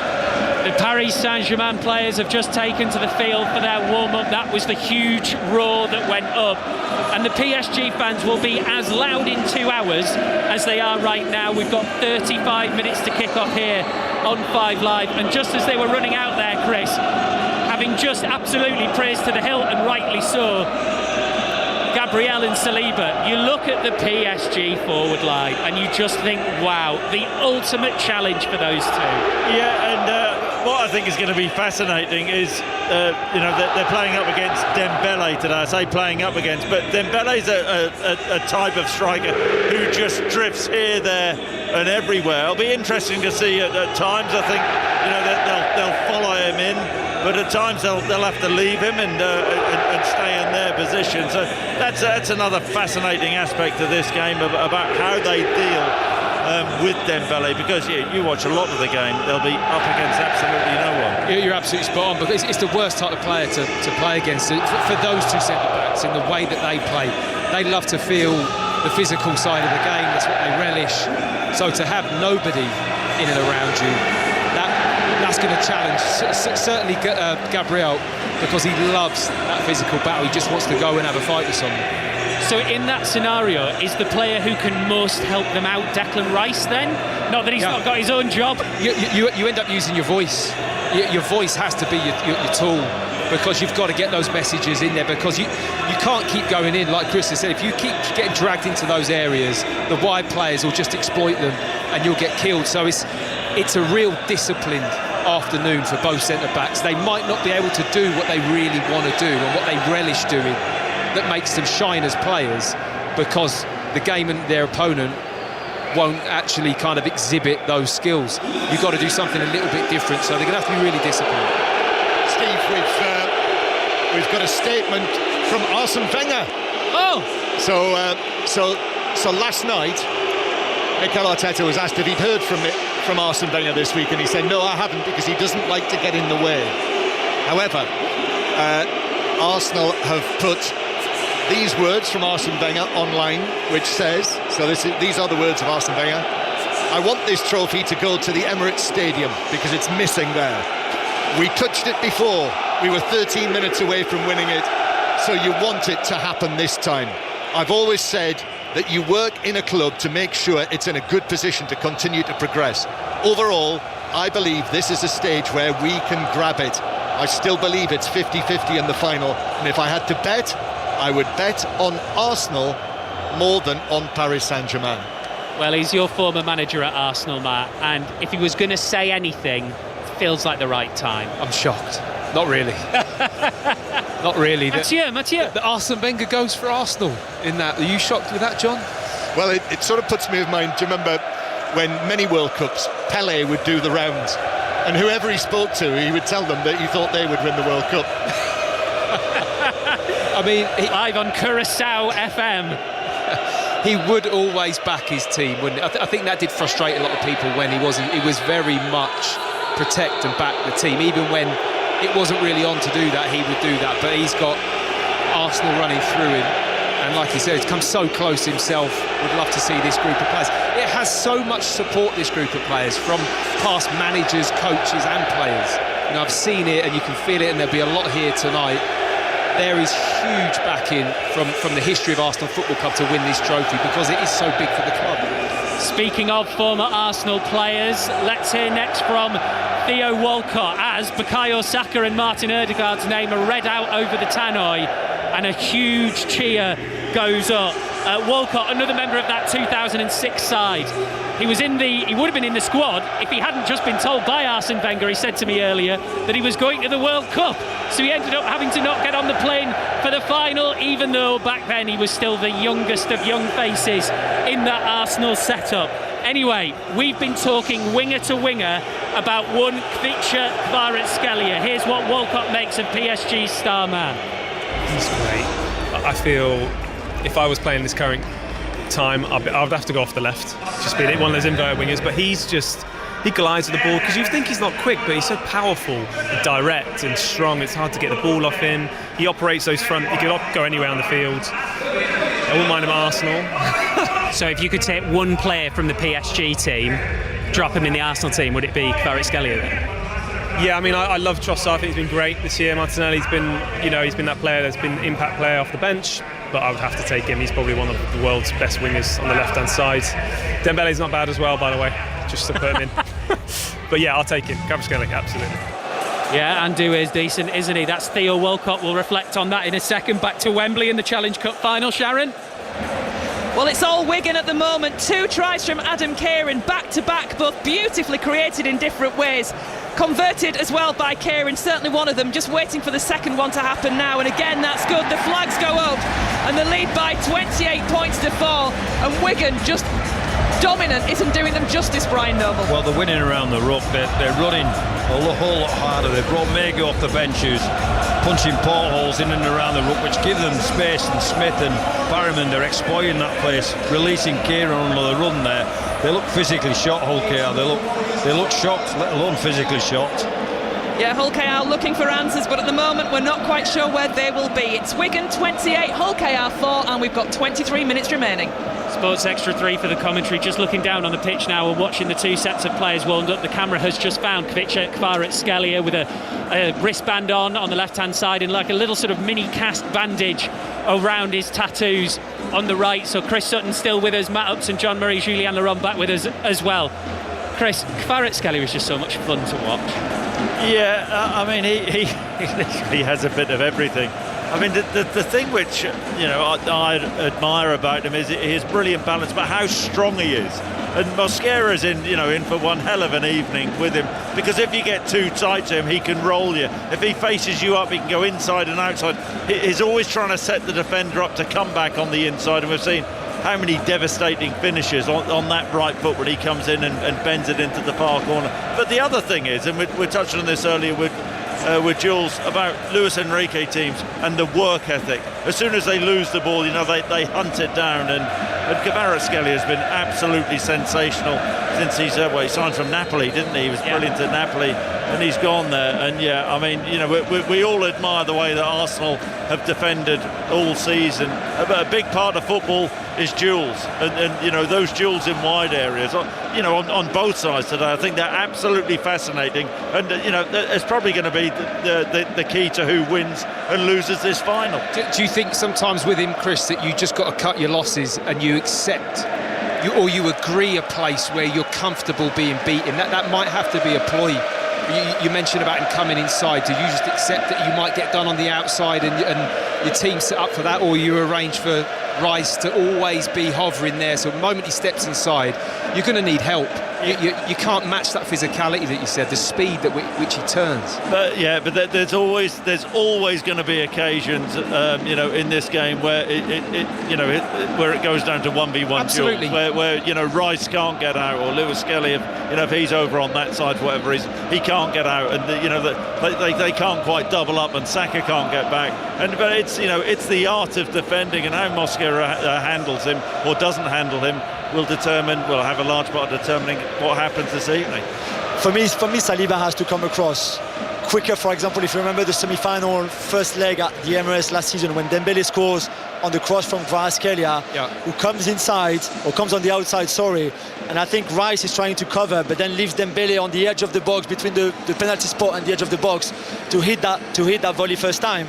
I think Saliba has a massive role to play today, not just on Dembele and whether he jumps and follows him or Saliba, but also on what Kvaratskhelia will do to Mosquera. Yeah, but we were talking while you were gone about the centre-backs and how both Saliba and Gabriel love to feel up against, be physical. Yeah. It's going to be a very different game because it's about managing those distances and actually not having much impact in terms of touching the ball maybe, but just being in the right space at the right time to stop that. I think getting that balance right is going to be really tough for the back four and that holding midfield player.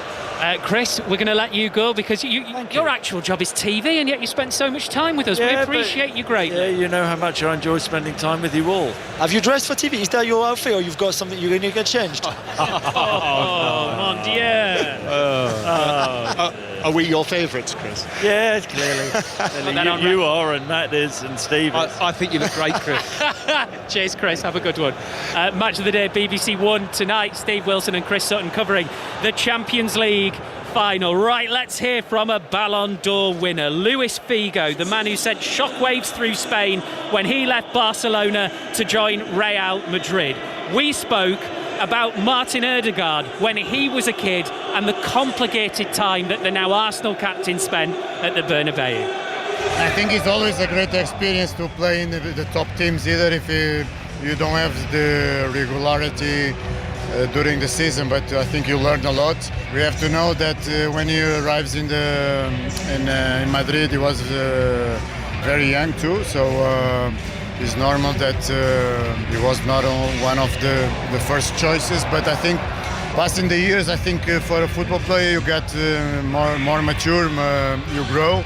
So and now we can show in the past years in Arsenal all this talent.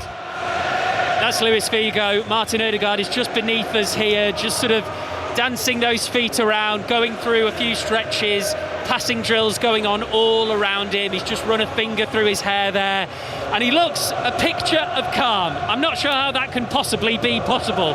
It's actually, Matt, a perfect time to talk about him, because we're going from Kvaratskhelia, the man who people called Kvaradonna, somebody who has found a way to live with being called at a very young age one of the absolute best players of the future. Well, Ødegaard had that. He went to Real Madrid. It didn't work. He's come back. He's captaining his side in a Champions League final. Yeah, it's strange. I mean, it weighed heavy. No doubt about that. And you're trying to achieve something at a football club as a young player that was almost impossible. And I mean, I can like it on a much smaller scale. When I was 18 and trying to break into the Arsenal back four was very, very difficult challenge, and he went to a huge club with world-class players as an amazing young talent. I mean, everyone knew about him, and the pressure that must bring for him was incredible. But then to have the bravery to come away and know that you need to make that break in order to go and develop your career, stand on your own 2 feet, be relied upon, get it wrong, which you do. That's the learning process. And he's done that at times at Arsenal, really grown into the position. I remember his first season was sketchy. I think the jury was out. But then he's really got a hold of it.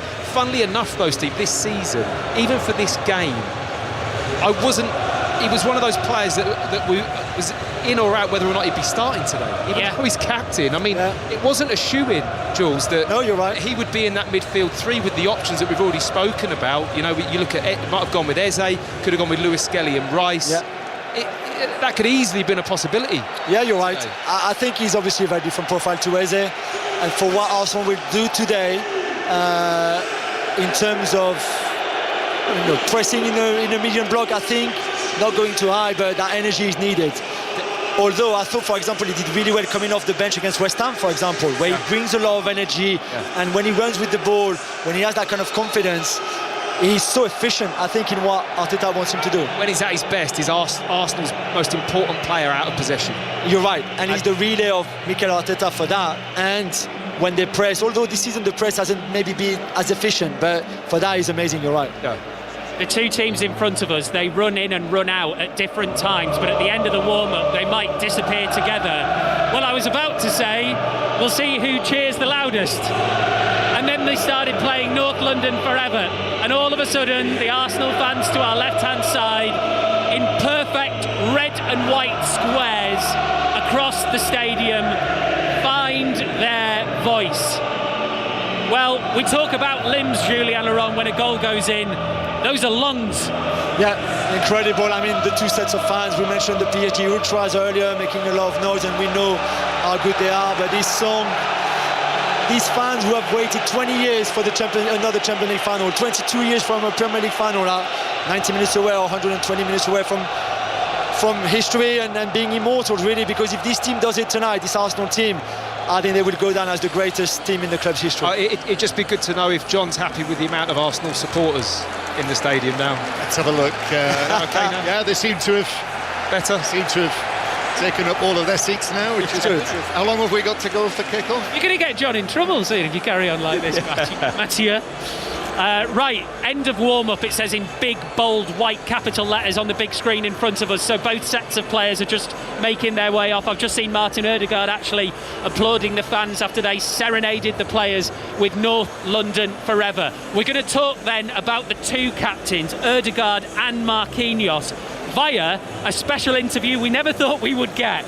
In our hotel lobby today, all of a sudden we looked at, and there was the great Sia Khaleesi, two-time Rugby World Cup winning captain with South Africa, back-to-back, both of the last two editions. So we asked him, how do you focus, how do you thrive when you're leading your players in a major final? You just think about the game and the team. That's all that matters, and it's all about doing your role in the game. I think you don't think about what the stage you're at. You know already it's big enough by itself, but like you just focus on the job in hand. Like, what do I have to do in the game, and what's my role for me to help the team get better? It's not about thinking about anything else. Like, you can't think about the stage, because that's gonna make it. I know how many people are in the crowd. That's not gonna change from anything. You must do what's in front of you, and making sure you do your best so that the team can win. Yeah. I always, whenever I see you and whenever I hear you talk, you're so humble. There's so much humility about you. I wonder if humility is like an underrated quality in a captain. So I look at somebody like Martin Ødegaard. He's not out there shouting at everyone. Do you know what I mean? There's a humility about him too. Because you're a servant. You're a servant to the team. That's what it's supposed to be. You're there to serve your teammates. You're there to serve your country or the city that you're representing. Whatever it is, it's not about what the city or what the country can do for you, it's what you can do for the team, and that's all that matters. And the most important is doing your job right and doing it properly on the field. When you spent time with Ian Wright, it was really interesting just to see you exploring culture and going through the townships and all that kind of thing. I just wonder whether it feels important to you that Arsenal have somebody like Bukayo Saka, a young black man, who is a real icon within this team. He is a local guy, he has come through. And he, again, humble, brilliant talker. I think it's important to have representation for everyone, not just for black people. I think for wherever you're from, you want to make sure, you do the best you can, because there's people who are looking at you and say, you know what, I am where I am right now. It might be difficult. It might be, my dream might not seem possible, but then you look up, you're like, oh, that guy, he comes from where I come from and he's made it. And it's not just for, I think, everybody struggles, black or white, everybody struggles, and people come from different circumstances, and you want to make sure that you give the best you can, because sometimes there's, let's say, white people who grow in poor communities and they look at Bukayo and say, hey, I want to be like him one day, he comes from where I come from, so it's representation is important for everyone. I think for black people too, to say, okay, you know what, we are where we are, but those guys have made it and I want to be there and make it too. Siya Kolisi, the great South African Rugby World Cup winning legend, Matt Upson, correspondent John Murray, both alongside us. I mean, lessons upon lessons within that on leadership, which any captain should listen to. Yeah, absolutely. Really kind of clever words, interesting words about representation as well, and about being the best that you can be. And I think that's really what he was referring to. I mean, it doesn't give you a right to be better than anyone else, but you just try and be the best that you can be. And you look at the leaders on the pitch here today, that's exactly how they approach it. And then what happens. People will follow, people will respect it, people will step back, and it'll either encourage and all of those things is what makes leadership qualities. And the more people you can have on that field today that try and grab hold of that and drive that themselves, it's a dream for any manager. To have that in the dressing room, to have that kind of culture, that's what winning teams are made of. Almost out of nowhere, the stage is quite literally nearly set for the Killers, who are playing the opening ceremony for the Champions League final, whatever it is. Now, we've been here for the likes of Lenny Kravitz and Linkin Park over the past few years. Normally, it's so unbelievably deafening, we can't hear ourselves think. So I suspect what we'll do once Brandon Flowers pipes up is we'll end up hearing from Bukayo Saka. And you're a massive Killers fan, aren't you, Matt? Somebody told me. I genuinely do. I'm a Killers fan, and that was a cracking gag. Thank you. Well played. Cheers. I was going to do something about our own Mr. Brightside, Chris Sutton, but I thought this was better. Yeah, I don't know. Maybe you should have stuck with that. Should have done. No, always quit while you're ahead is a lesson I never learned. John, just before all of this kicks off on the pitch in front of us, there's a massive blue carpet and a big black and white set. When you were in the press conference, you were quite struck by Marquinhos, weren't you, the PSG captain, and just his whole behaviour and presence? Yeah, I think that he's been such an important figure. Nobody has played more matches for Paris Saint-Germain than Marquinhos, and he has played now more matches in the Champions League than any other Brazilian, and there have been some decent Brazilians who've played in the Champions League. And as well, we will see him in a few weeks' time as the captain of Brazil as well. And I think that that is a mighty card in Carlo Ancelotti's pack, the fact that he's got him, because he is a winner through and through. Very mobile, John, isn't he? Like he's a thinking centre back, isn't he? He has to position himself in areas, because physically sometimes I don't think he can really go up against the real dynamic, powerful, big, strong players, but he handles them, he manages them. He's very clever, the way he uses himself, uses his body, reads the game, and like John said, he's got something to say. You know, players will listen. He's got that leadership edge. He's such a key player for PSG. Well, even Sia Khaleesi, when he was talking about captaincy, didn't say anything about the importance of physicality. No.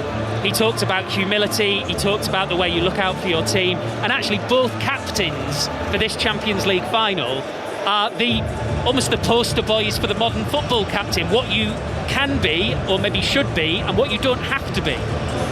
Yes, and as well, Marquinhos was talking about how his father was driving here with friends, presumably from Paris. So not from Brazil. Well, that'd be an interesting trip. That'd be an interesting drive, wouldn't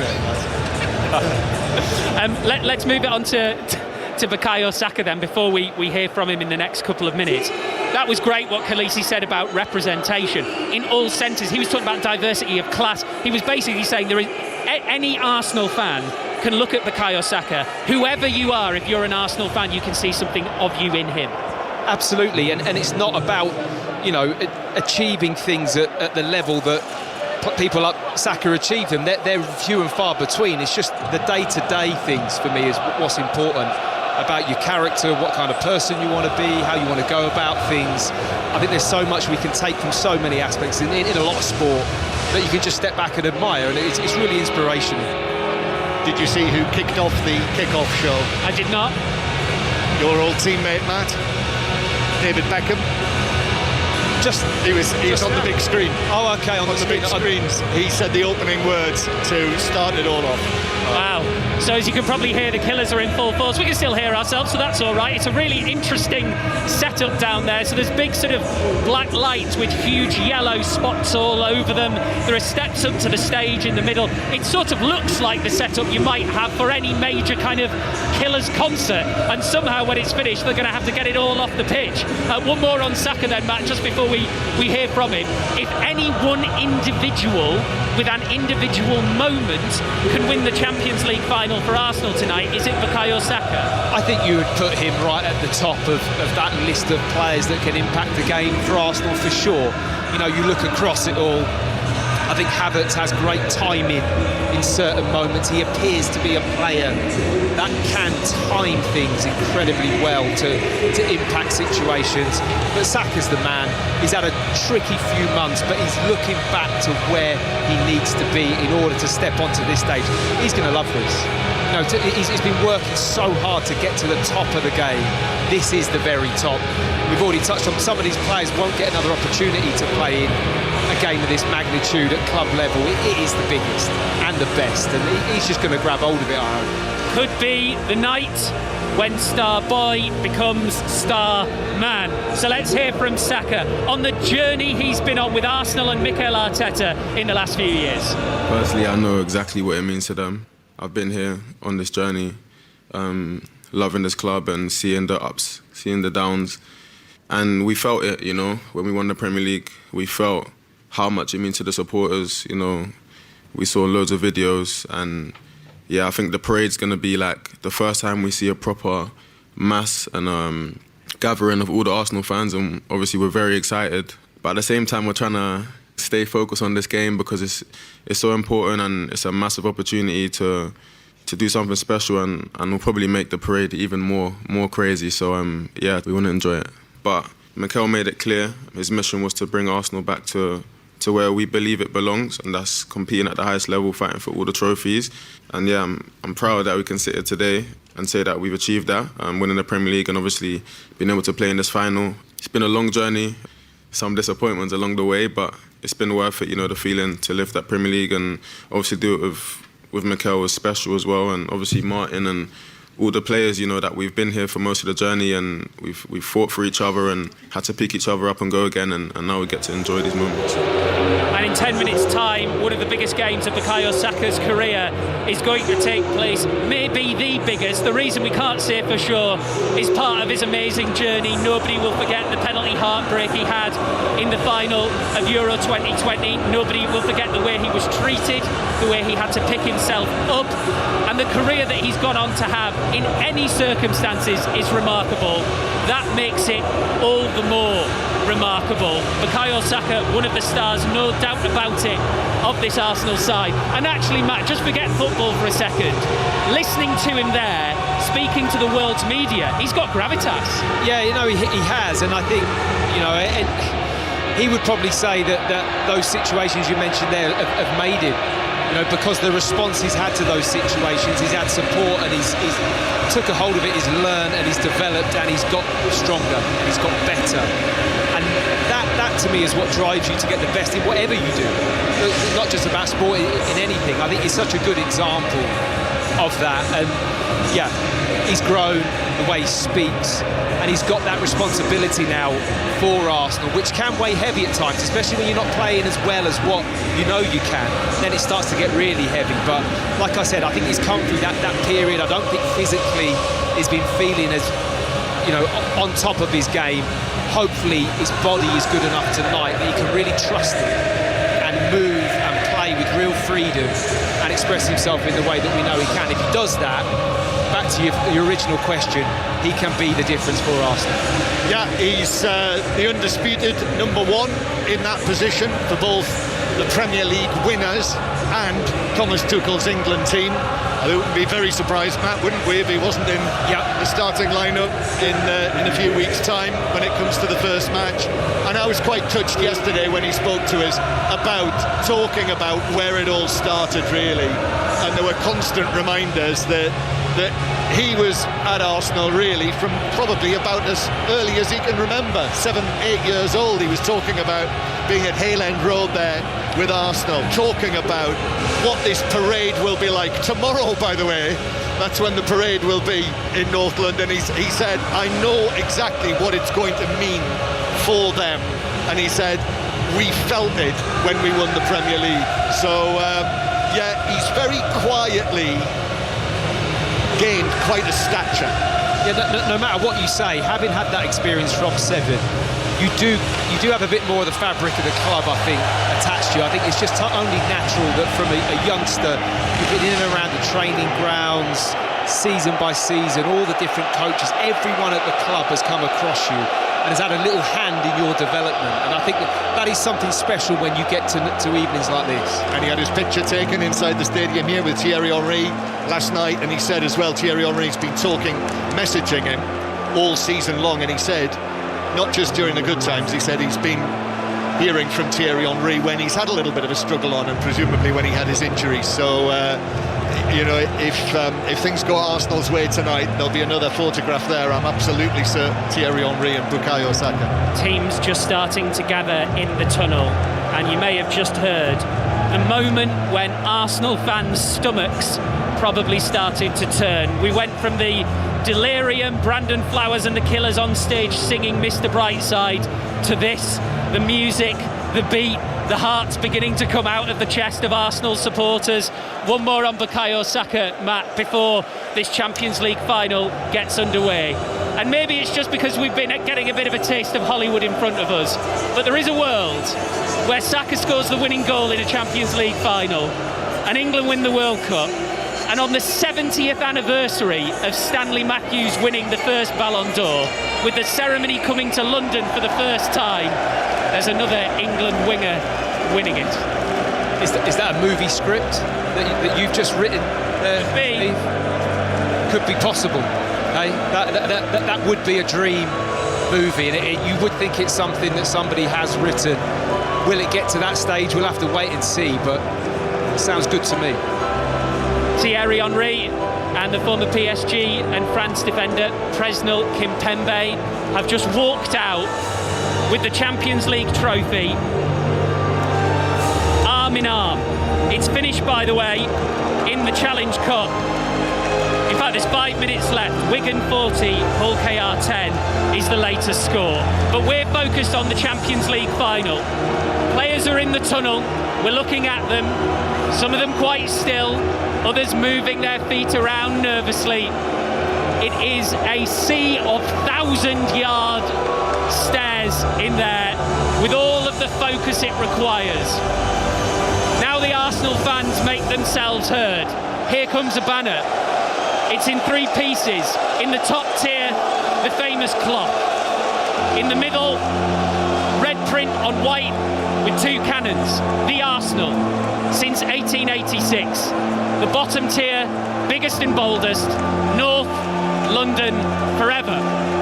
Away to the right, the PSG tifo has appeared.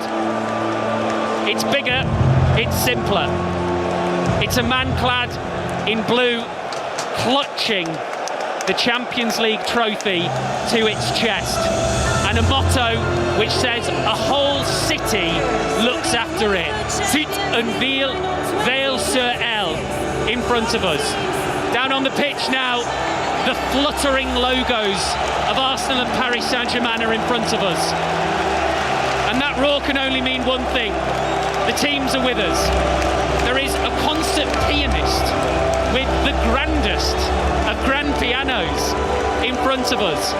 The Champions League anthem, I think, has probably never sounded quite like this. So Arsenal fans, it's time. You've never won the European Cup. You know it. They could be just 90 minutes away. Paris Saint-Germain, by contrast, they were you 1 year ago. But now they know what it means to win it. They felt it. Maybe this time, at long last, it is Arsenal's night. And this hugely successful season that they've enjoyed, winning that Premier League title for the first time in 22 years, might just have one more moment in it, might have one more glorious day for Mikel Arteta, might just have, you could say, one final flourish.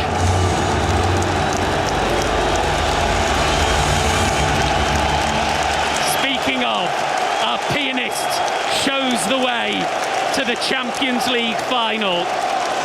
The keys have been played, the trophy is waited to be printed. There are 24 names on it. Arsenal is not one of them. Full commentary here from the Pushkas Arena of the Champions League final on 5 Live. It's Arsenal and Paris Saint-Germain with former Arsenal and England defender Matt Upson and correspondent John Murray. Thank you, Steve. What an amazing scene in front of us here. A stage and a scene that is befitting of the biggest match in club football. And what a performance we've already seen from that pianist. What an absolute star he was. The way that he finished it off, his interpretation of the Champions League theme, it was like a mic drop moment. His fingers whizzed up the keyboard right to the end. Up he stood, applauded everyone and walked off, and he's just disappearing now down the tunnel, still waving to the Arsenal supporters down there. And another scene I've never seen before a Champions League final, workman lifting off a grand piano from the pitch. The whole thing, John, from the stage and everything. I mean, it's been military, and what a classy touch, wasn't it? Wasn't it just? Yeah. Well, we are only probably, I don't know, 2 or 3 miles away from Franz Liszt International Airport, don't forget. And looking down, the PSG supporters have kept that banner up, and it's got meaning, that, hasn't it? The body of a PSG player with their arms wrapped around this trophy. We're not letting this go. I love that they've left it open as to who that is as well. It just leaves you thinking, doesn't it? So the teams break away and get ready for the start of this epic match. The trophy is just being carried off the pitch now. At the end of the day, it'll either have red and white ribbons or, once again, the red, white and blue of Paris Saint-Germain.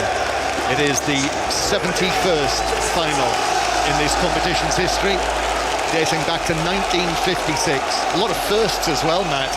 The first one to be staged in Hungary, as World Service listeners join us from all parts of the globe.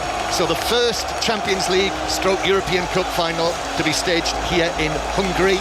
Believe it or not, this is the first final contested by clubs from England and France. Not just in this competition, in any major European final. And Arsenal could make it a first clean sweep by English clubs of all 3 European trophies in the same season if they win it after the exploits of Aston Villa and Crystal Palace. And I'm delighted to say it is the first Champions League final to kick off at 6 o'clock local time, 5 o'clock in the UK on a Saturday night. I think that's an excellent decision. Well done, everyone. The teams are ready. The German referee, Daniel Siebert, is waiting to blow his whistle. An Arsenal kick-off, and it is tapped back by Miles Lewis-Skelly to Declan Rice, who knocks it up and volleys the ball high into the air above the centre circle. I'm not sure I've ever seen that before. Have you not seen the John Smith's advert, John? It's very much that. Get it up there, bang it up in the air. I mean, I have seen them do that this season recently before, actually. I've not seen that. Yeah, I have. I've seen it before. I can't remember what game it was. I obviously wasn't with you. No, and I think it is a sign of maybe the way that Arsenal are going to approach it. Obviously not like that all game, but they're going to play to their strengths. They have to. If they want to win this game, they have to. Arsenal win a free kick. Trossard, an early foul on him from Hakimi. And that is the news that Hakimi is fit for Paris Saint-Germain. So Saponov in goal. Hakimi, Marquinhos, Pacho and Nuno Mendes. Then João Neves, Vitinha and Fabian Ruiz with Desiree Doué on the right, Kvaratskhelia on the left and Dembele through the middle. I'll run you through the Arsenal team in a moment. Again, but Arsenal have got this free kick. So first set piece, it's near the halfway line. It's way over on the left and Declan Rice strikes it. PSG keep a very high line. High ball headed into the area by Gabriel, but no one in a red and white shirt will get to that, and it just dribbles behind for a goal kick. So yes, if you haven't heard it, the big decisions, big calls by Mikel Arteta in this team. Raya in goal, 9 clean sheets in the Champions League this season. Arsenal, who have conceded the fewest goals in this competition, this campaign. PSG, who've scored the most. The back four, Mosquera, Saliba, Gabriel and Hincapié. Calafiori on the bench. He might have a slight injury concern. Then Rice, Odegaard and Lewis-Skelly in the midfield, as Saponov has just kicked the ball straight out of play on the halfway line. And then Saka, Havertz and Trossard. Marquinhos passing it forward.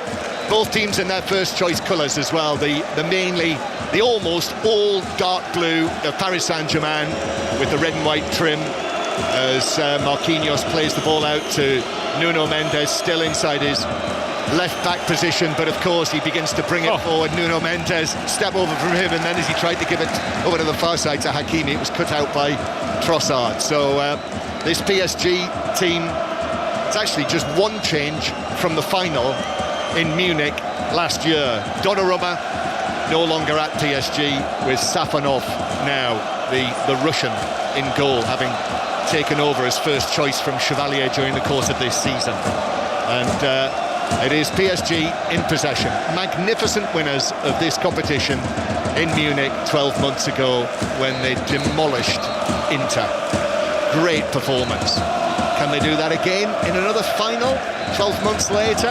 You would think probably not, but whatever. It is still a daunting prospect even for the new Premier League winners to take on this Paris Saint-Germain team of Luis Enrique. PSG 0, Arsenal 0. You're listening to it with us on BBC Radio, live from the Puskas Arena on 5 Live and the World Service. Fabian Ruiz still inside his own half, then plays a little pass forward to João Neves, and then PSG go all the way back towards the edge of their penalty area. Fair to say, Matt Upson, PSG are enjoying a period of possession. I think they're just feeling it out after that start from Arsenal. I can tell you Arsenal are going to unapologetically do what they need to do in this game to try and get it won. And PSG, I think, just putting their foot on the ball, just trying to feel it out, figure it out, see what's going to happen. It's been a very cagey start to the game, and one one big piece of information for the listeners that I can't quite get used to is that Mikel Arteta isn't wearing grey trousers. No,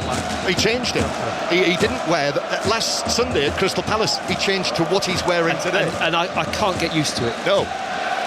Well, it'll be a great relief for whoever does the washing in the Arteta household. It must have been the heat wave last week. It must have been. He couldn't have worn the trousers and the jumper.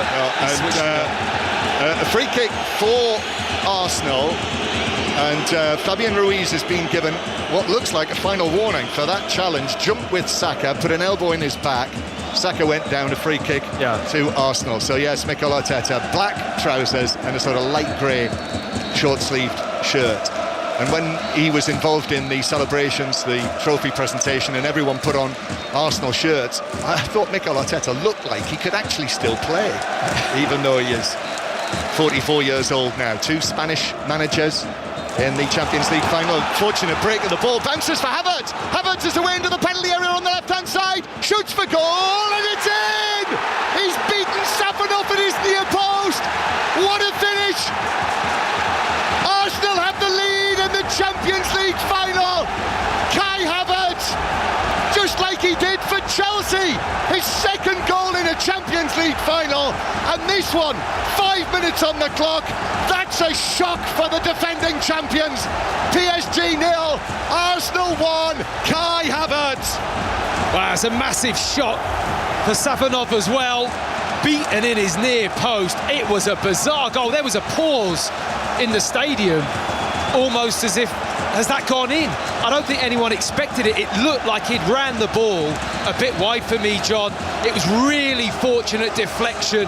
It spun into Havertz's path. He takes it quite wide, and then he just bangs it. Really close range, in fairness. I don't think Safanov comes out close to try and shut it down. It comes off of a really good piece of pressure from Trossard. But the goalkeeper, for me, doesn't come out. He doesn't narrow the angle. He doesn't make himself big enough. And Havertz sees a window high and into that near post, right alongside the goalkeeper, and just smashes it with huge power right into the roof of the net. What a start to the game for Arsenal. And just to underline how that developed, it was near the halfway line. Marquinhos clearing it, looking to clear it downfield. It hit Trossard, and a massive stroke of fortune that the ball bounced perfectly into the path of Havertz, who was just inside the PSG half as Arsenal win a free kick in the middle of their own territory, and he was able to take it away down the left side, cut into the box, but he did have options. We've got a stoppage because Ruiz has ended up on the ground, but he had options. He had Odegaard, and he had Saka in the middle. Well, I think everyone was expecting him to pick those options. Were you? As it developed, he went quite wide with his touch, and I thought, oh, he's lining it up here just to pick someone out and cut it back. But I don't think Safanov really makes himself big there. I think he's worried about it going low and leaves almost the top half of that goal available in the near post. And Havertz gladly took that invitation, and I must say it was a very accurate, clinical finish from Arsenal centre forward. He absolutely roofed it. He did, didn't he, with his left foot. It's a top finish. Yeah, and Safanov in the goal actually looked stunned as it flew over his head into the net. He couldn't even get his hands up. No, I mean, initially I thought it was into the side netting when I first saw the net ripple. I didn't think that had gone into the back of the net. There was like a small pause, wasn't there? Fabian Ruiz has recovered now. He was caught there by Declan Rice, you know. Just caught him with a high foot. And it's actually an Arsenal free kick for an initial challenge. And I think that was afterwards. And so it's hit downfield by Raya. So Arsenal lead 1-0 in the 2026 UEFA Champions League final. PSG coming forward, cross into the penalty areas, headed down and away. So just like 20 years ago, in Arsenal's only other Champions League final, they have the lead. They are 1-0 up. Back in 2006, under Arsene Wenger, they were into the final 15 minutes and still 1-0 up. Remember, Lehmann, the goalkeeper, was sent off after just 18 minutes.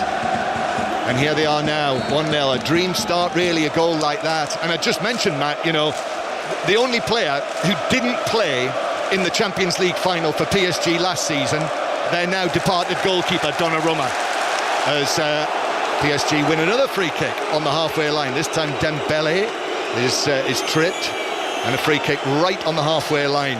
And I know that Safonov has done very well since he came into the team in January and has become first choice, and he's made important saves in the Champions League on their run back to the final. But is he as good as Donnarumma? It's hard to see how he's made the team better than having Donnarumma. I think that for me wouldn't be the case in my personal preference, but like you say, he hasn't let them down. He hasn't been particularly poor, but I just felt there he offered up a lot from that kind of range. He was in a sticky situation, don't get me wrong, and I think Havertz was, had a good thing going on, but he just left that high option so there, and Havertz just picked it out easy.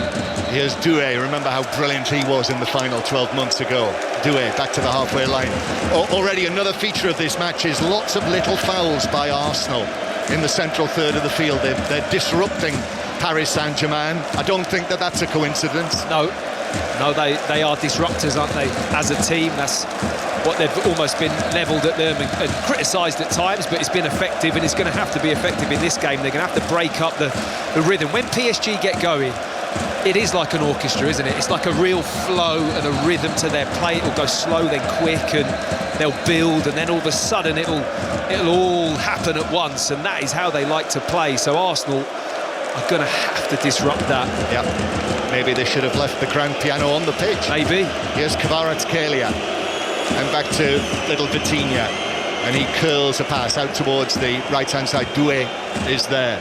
Desiree Doué trying to cut from left to right, or trying to slip the ball into the penalty area. Very near it. Might break for Kvaratskhelia, but then crucially important challenge from Gabriel and Hincapié both dived in, and it was Gabriel who got his foot to it. Yes, a mix-up initially. I don't know how the ball was back in that area. It should have got hooked away, maybe by Hincapié, but they had to react, and Gabriel did quickly. Corner taken, and then swung into the back post, where it is stabbed into the outside netting by Fabian Ruiz, and it is a goal kick to Arsenal. If you've just joined us, I hope you weren't caught out by the early kick-off this season in the Champions League. 5 o'clock UK time. Already Paris Saint-Germain 0, Arsenal 1. Kai Havertz's goal in the 6th minute. Scored some important goals, hasn't he, Matt, in the Champions League during the course of the knockout stages, once he recovered fitness. The goal that you watched him score in Germany against Leverkusen late on in the first leg, and you and I saw him scoring in Lisbon against Sporting in the 89th minute of the first leg of the quarter-final. So that is now 7 goals, but what a record. Champions League final with Chelsea against Manchester City, scored the winner. Yeah, he's got a knack. We touched on it before the game. He has a knack of doing it for a player that, not really still sure he is a proper centre-forward. I mean, he is still kind of growing into that position. A lot of people say that isn't his role, but he certainly knows how to pop up with those moments. And if you were a neutral in this game, you couldn't ask for a better start, could you, to just coax this game out. Doué, lovely pass forward, it's driven across goal, but all the way beyond David Raya by Fabian Ruiz, sort of blasted it across the 6-yard box, and it just flew away behind for a goal kick. That's harmless. That doesn't trouble Arsenal or David Raya. So we have this fascinating scenario then, Matt. Arsenal leading 1-0. The team that's won 11 matches this season by 1-0. Yeah, I think what's interesting, I saw that they haven't conceded the goal in open play in the knockout phase, have they? Which I thought was an incredible stat, really, when you look at it. I mean, they've all been set plays that they've conceded a few. How many have they conceded in the knockout? 3? In the Champions League, they've conceded 6 goals. Yeah, conceded 2 in the knockout. 2 in the knockout phase, which is pretty remarkable across 2-legged ties. I mean, that's how good this Arsenal defence is. Yep, but they haven't been playing PSG all the time. And another free kick, Arsenal. And you can hear the frustration from the PSG supporters. They've clocked it as well. And I think Luis Enrique as well, and the players too. But they'll be used to this as well. Teams taking this approach against them. Marquinhos inside his own half. Marquinhos, do we call that an error? that led to the goal from Marquinhos? No, I think it's decent pressure. Unfortunate. Yeah, I think it's decent pressure from Trossard. I think that, you know, he chose to pounce and go and press at the right time. Tries to play it forward, it ricochets. It was a very fortunate deflection. It spun right into the path of Havertz. But I think it's more down to just a good press from Arsenal quite high up the pitch. Ball finds its way back to Safanov. Clears it long. Actually, both Nkapie and Gabriel go for the same ball. Then there's a foul centre field by Lewis Skelly. And PSG, arms, João Neves this time, arms being waved towards the German referee. Yeah, it's not going to be long, is it? It's not going to be long. He's there's a yellow card. Thinking in his head, he's just counting them, isn't he? And sooner or later, he's going to have to make a statement, the referee. And the pressure is growing from the PSG players on the referee. And I think it is an inevitability that if they do continue to concede these fouls, commit these fouls, then there will be a yellow card against them. It all started with a big up and under, and in the Rugby League, Wigan Warriors have won it by 40 points to 10 against Hull KR, the men's final. So it is a double for Wigan after the women won earlier this afternoon in the 2 Challenge Cup finals. Here's Marquinhos slipping the ball through on the right-hand side, and it is just seen out as Kvaratskhelia, who appeared on the right-hand side, chased it. Beg your pardon, it's Hakimi who chased it, and the ball was deflected behind by Nkapie for another corner to PSG. Yeah, I think, you know, corners, set pieces, Arsenal just have to make sure concentration and dominance. Here is the corner. They've wasted no time again. Or missed clearance by Saka on the edge of the area. They're saying that it bounced up, hit his arm, which it might have done, right on the edge of the box. Again, Marquinhos leading the chase to the referee, who's dismissed it. He dismissed it straight away, but you just never know, do you? In that kind of situation, it could accidentally flick up and hit your hand, and a penalty awarded. It was a bit of a turnover here, though. Arsenal have won it back in centre field. Odegaard, 30 yards out, scoops it forward, but beyond the run of Trossard, and Safanov has it. So over 15 minutes played. The score: Paris Saint-Germain 0, Arsenal 1. And we're just saying again, it's almost a double hit. This is the appeal for handball against Saka. Bounced up, hit him on the body and the arms, then bounced against his hand. I mean, you've seen them given in UEFA competitions, haven't you? Really, anything that strikes the hand. I mean, a goal that was very influential in sending PSG through past Bayern was, for me, hugely contentious in the first leg of their semi-final. And that was probably less of a handball than that one. So PSG 0, Arsenal 1. I mentioned the fact before the match Arsenal have lost only 7 matches this season. The last time they lost from a winning position was against Manchester United in January. Do you remember Michael Carrick's second match? Yes, we were there. Yes, 1-0 up, and they lost 3-2. So Paris Saint-Germain have to come from behind. And that wasn't how it was last season, was it? When they went at Inter and absolutely took them apart. Here, the shock of conceding the early goal. Fabian Ruiz, central third of the field. And they haven't been able to get into their usual stride yet. Kvaratskhelia has pulled away, and he is in a central position right now as he gives it out towards the right-hand side. Doué's ball into the box. Kvaratskhelia trying to backheel it back, but he missed it. And Arsenal said, thank you very much. Nkapie stepped in, bounces to Nkapie again, passes it infield, but that has gone astray. And PSG have won it back. PSG attempting to become the first team since Real Madrid to successfully defend the Champions League trophy when they won it 3 years in a row, remember, under Zinedine Zidane. And indeed, Luis Enrique attempting to win it for a 3rd time as a coach. But at the moment, it's Mikel Arteta's team who have the lead. And back it comes down into the right-back position, Declan Rice. Back to Raya. And he goes long up to the halfway line where Pacho wins the header against the goal scorer, Kai Havertz. It's volleyed forward. The cross comes. Gabriel heads it down to Saliba. Saliba strong. Holds off the challenge of Fabian Ruiz, and it's warm Arsenal applause in the warmth of the Hungarian capital, and I think it has warmed up as well. The blue sky now above the Puskás arena after the clouds of earlier on. And down to our right, Paris Saint-Germain have the ball in their own defensive third now, with all of the flags that we normally see at the Parc des Princes. They've managed to get them here somehow, and they are being waved. There must be 20 of them, all different colours, sizes, being twirled around in the lower tier behind the goal that is being defended by Safanov. Almost 20 minutes played. Paris Saint-Germain 0, Arsenal 1. We do have a choice of listening for you on Sports Extra. The England-India T20 can be heard there. The French Open and later the T20 Blast will be on Sports Extra 2 on your BBC Sounds app, and very soon on Sports Extra 3 after the Challenge Cup final, Prem Rugby. And also Champions League final score is in operation, so you can listen along there on the iPlayer, red button, BBC Sport website and app. Listen to the 5 Live commentary with the match graphics. 1-0 Arsenal lead, and the highlights will be on BBC One later. I mean, with the team that Mikel Arteta has selected, an early goal is just an unbelievably good scenario for him. And you look at, I was just looking at the possession.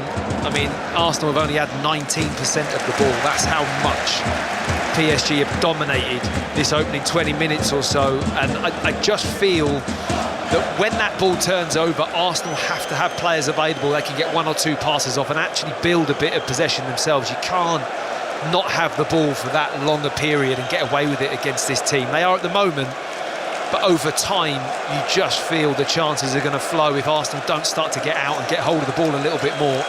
And all the time you've been listening to Matt Upson there, PSG have been in possession.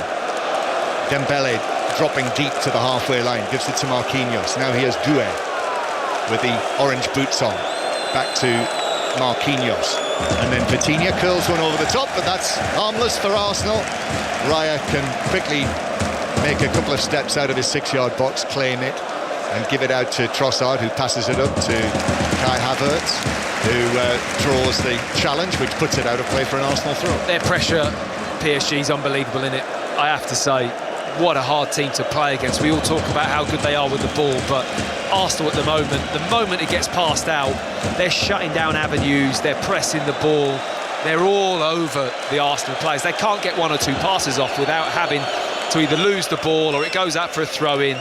They're just such a good pressing side, and when they all go together, really organised. Took as long as possible Hincapié to take that throw near the halfway line, Matt, and actually referee Zibert was over there telling him to get on with it. So that's the final warning for time wasting for Arsenal. And this one, they take a quick throw, but actually they take a quick throw in Hincapié because he probably knew it wasn't his throw, so it's brought back for a PSG. So that's effectively wasted a few seconds as well. Yeah. Oops, my mistake. Absolutely. I mean, it was clearly came off his foot and he knew it, but he thought he'd just try and take it quickly and throw it up the line. And you're right, John, it delays. Not only does it waste the time, it breaks up the rhythm. And we just said they're all about the rhythm, this PSG side, building momentum, building that pressure, and it just keeps that at bay enough. Mention the fact Hincapié is playing, not Calafiori, who is named as a substitute, as is Jurien Timber, incidentally. Mikel Arteta confirmed pre-match that Calafiori has had an issue this week, hence he is on the substitutes bench, so Hincapié is starting at left back. Here's Kvaratskhelia now on the left wing, where he has been amazing really this season. 10 goals in the Champions League, PSG club record. Couldn't get past Mosquera though.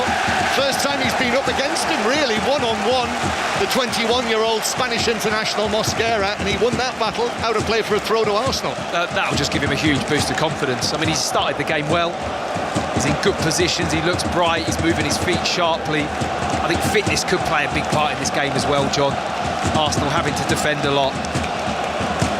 Well, we're now having a water break, so it must be, it's got to be 30 degrees, hasn't it? I would say if you were to probably go pitch side, it heated up a lot in that hour before the kickoff, didn't it? The sun was out on that far side of the ground. You said it. Yeah, I just started to feel the heat a little bit, and it certainly had changed from the kind of 2.5 hours beforehand when we first got in here. So we have a stoppage, and that's been Arsenal's first quarter of the match. I think we can say that quite decisively.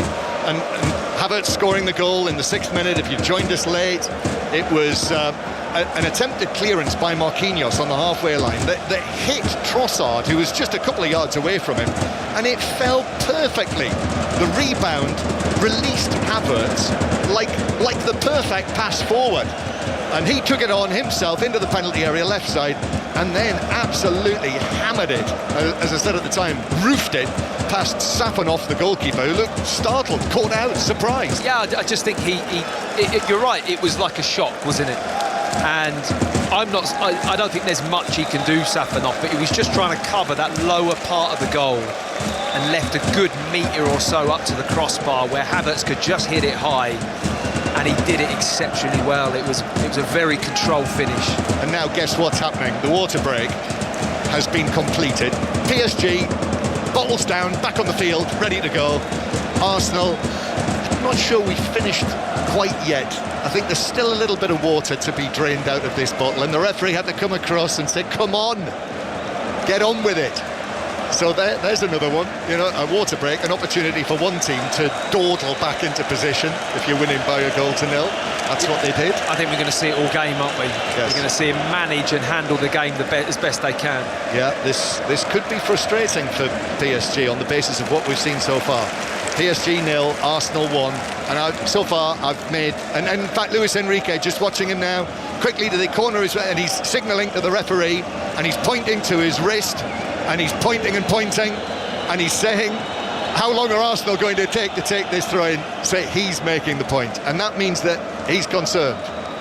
Yeah, I mean, he's, just over 20 odd minutes into the game, 25 minutes of the game, and he has to start to reference that because it is being a feature of this game. Well played, Lewis Skelly. Took the ball on, give it to Odegaard. Now Saka's balling. Safanov dives for it. The ball's loose, but it's cleared away by Hakimi, who was first there, and the referees stopped play because in diving out of his 6-yard box, getting a hand to it, he was clattered by either his own man or whoever was there for Arsenal. And the referee is down. The goalkeeper is down, and he will just need a few moments, I think. Yeah, lovely flash from Saka there. Showed his sharpness, step over with the left foot, sent Mendes, and then just touched it onto his right foot and whipped a brilliant cross in that lovely kind of gully of danger where defenders are going back towards the goalkeeper. Goalkeeper has to come out, and that is what's caused the collision. I think there's a shin or a knee that just glances onto the head of Safanov and just catches him in that collision, but really dangerous from Arsenal. And that ball, John, as it popped out onto the penalty spot area, that's the area that if you've really gambled, you're a midfield player, you're just arriving right on cue to smash that into an empty net. But a PSG player got there first and just dealt with the danger, but good attack from Arsenal. Yeah, and I think it was the boot of Havertz that caught him on the head. Or was it his own player? It might have been Havertz. I've only seen it once, and I just thought it might have been Havertz's boot that caught him on the head, on the back of his head. So there is a stoppage here, and just while we have a stoppage, Julien Laurent is sitting to our right. What have you made of it so far, Jules? I think the game plan for Arsenal is working perfectly. I know they got a bit lucky on the goal because Marquinhos clears the ball on the back of Trosser's head, and that gets into an assist for Havertz, who finished perfectly well. And then after that, it's what we were saying earlier, if there's a team that can control the tempo of a game against any opponent, the best in the world, this is this Arsenal team, because they're so hard to break down, because they're the best team out of possession, because they slow the game, as we've seen saying. Luis Enrique has already done to the referee the famous tapping his finger on his wrist for the watch, saying like they're taking a long time to do their throws. It doesn't matter. This is what they're very good at as well. They've got that kind of control and mastering the tempo of a game, and I think so far it's perfect what they're doing. Thank you, Jules. Lengthy stoppage here for Safanov to receive treatment. So Lucas Chevalier, who lost his position as the first choice at the start of the season. Do you remember he played in the Super Cup right at the start of the season? It was his debut for PSG, and played an important part in that win against Tottenham, when Tottenham were 2-0 up in the 87th minute, and ended up Thomas Frank's team losing on penalties. Safanov is now on his feet. He is spraying water out of a bottle all over his head. Arsenal aren't hurrying him along, John, are they? They are not. They are. Arteta's not complaining to the referee. No.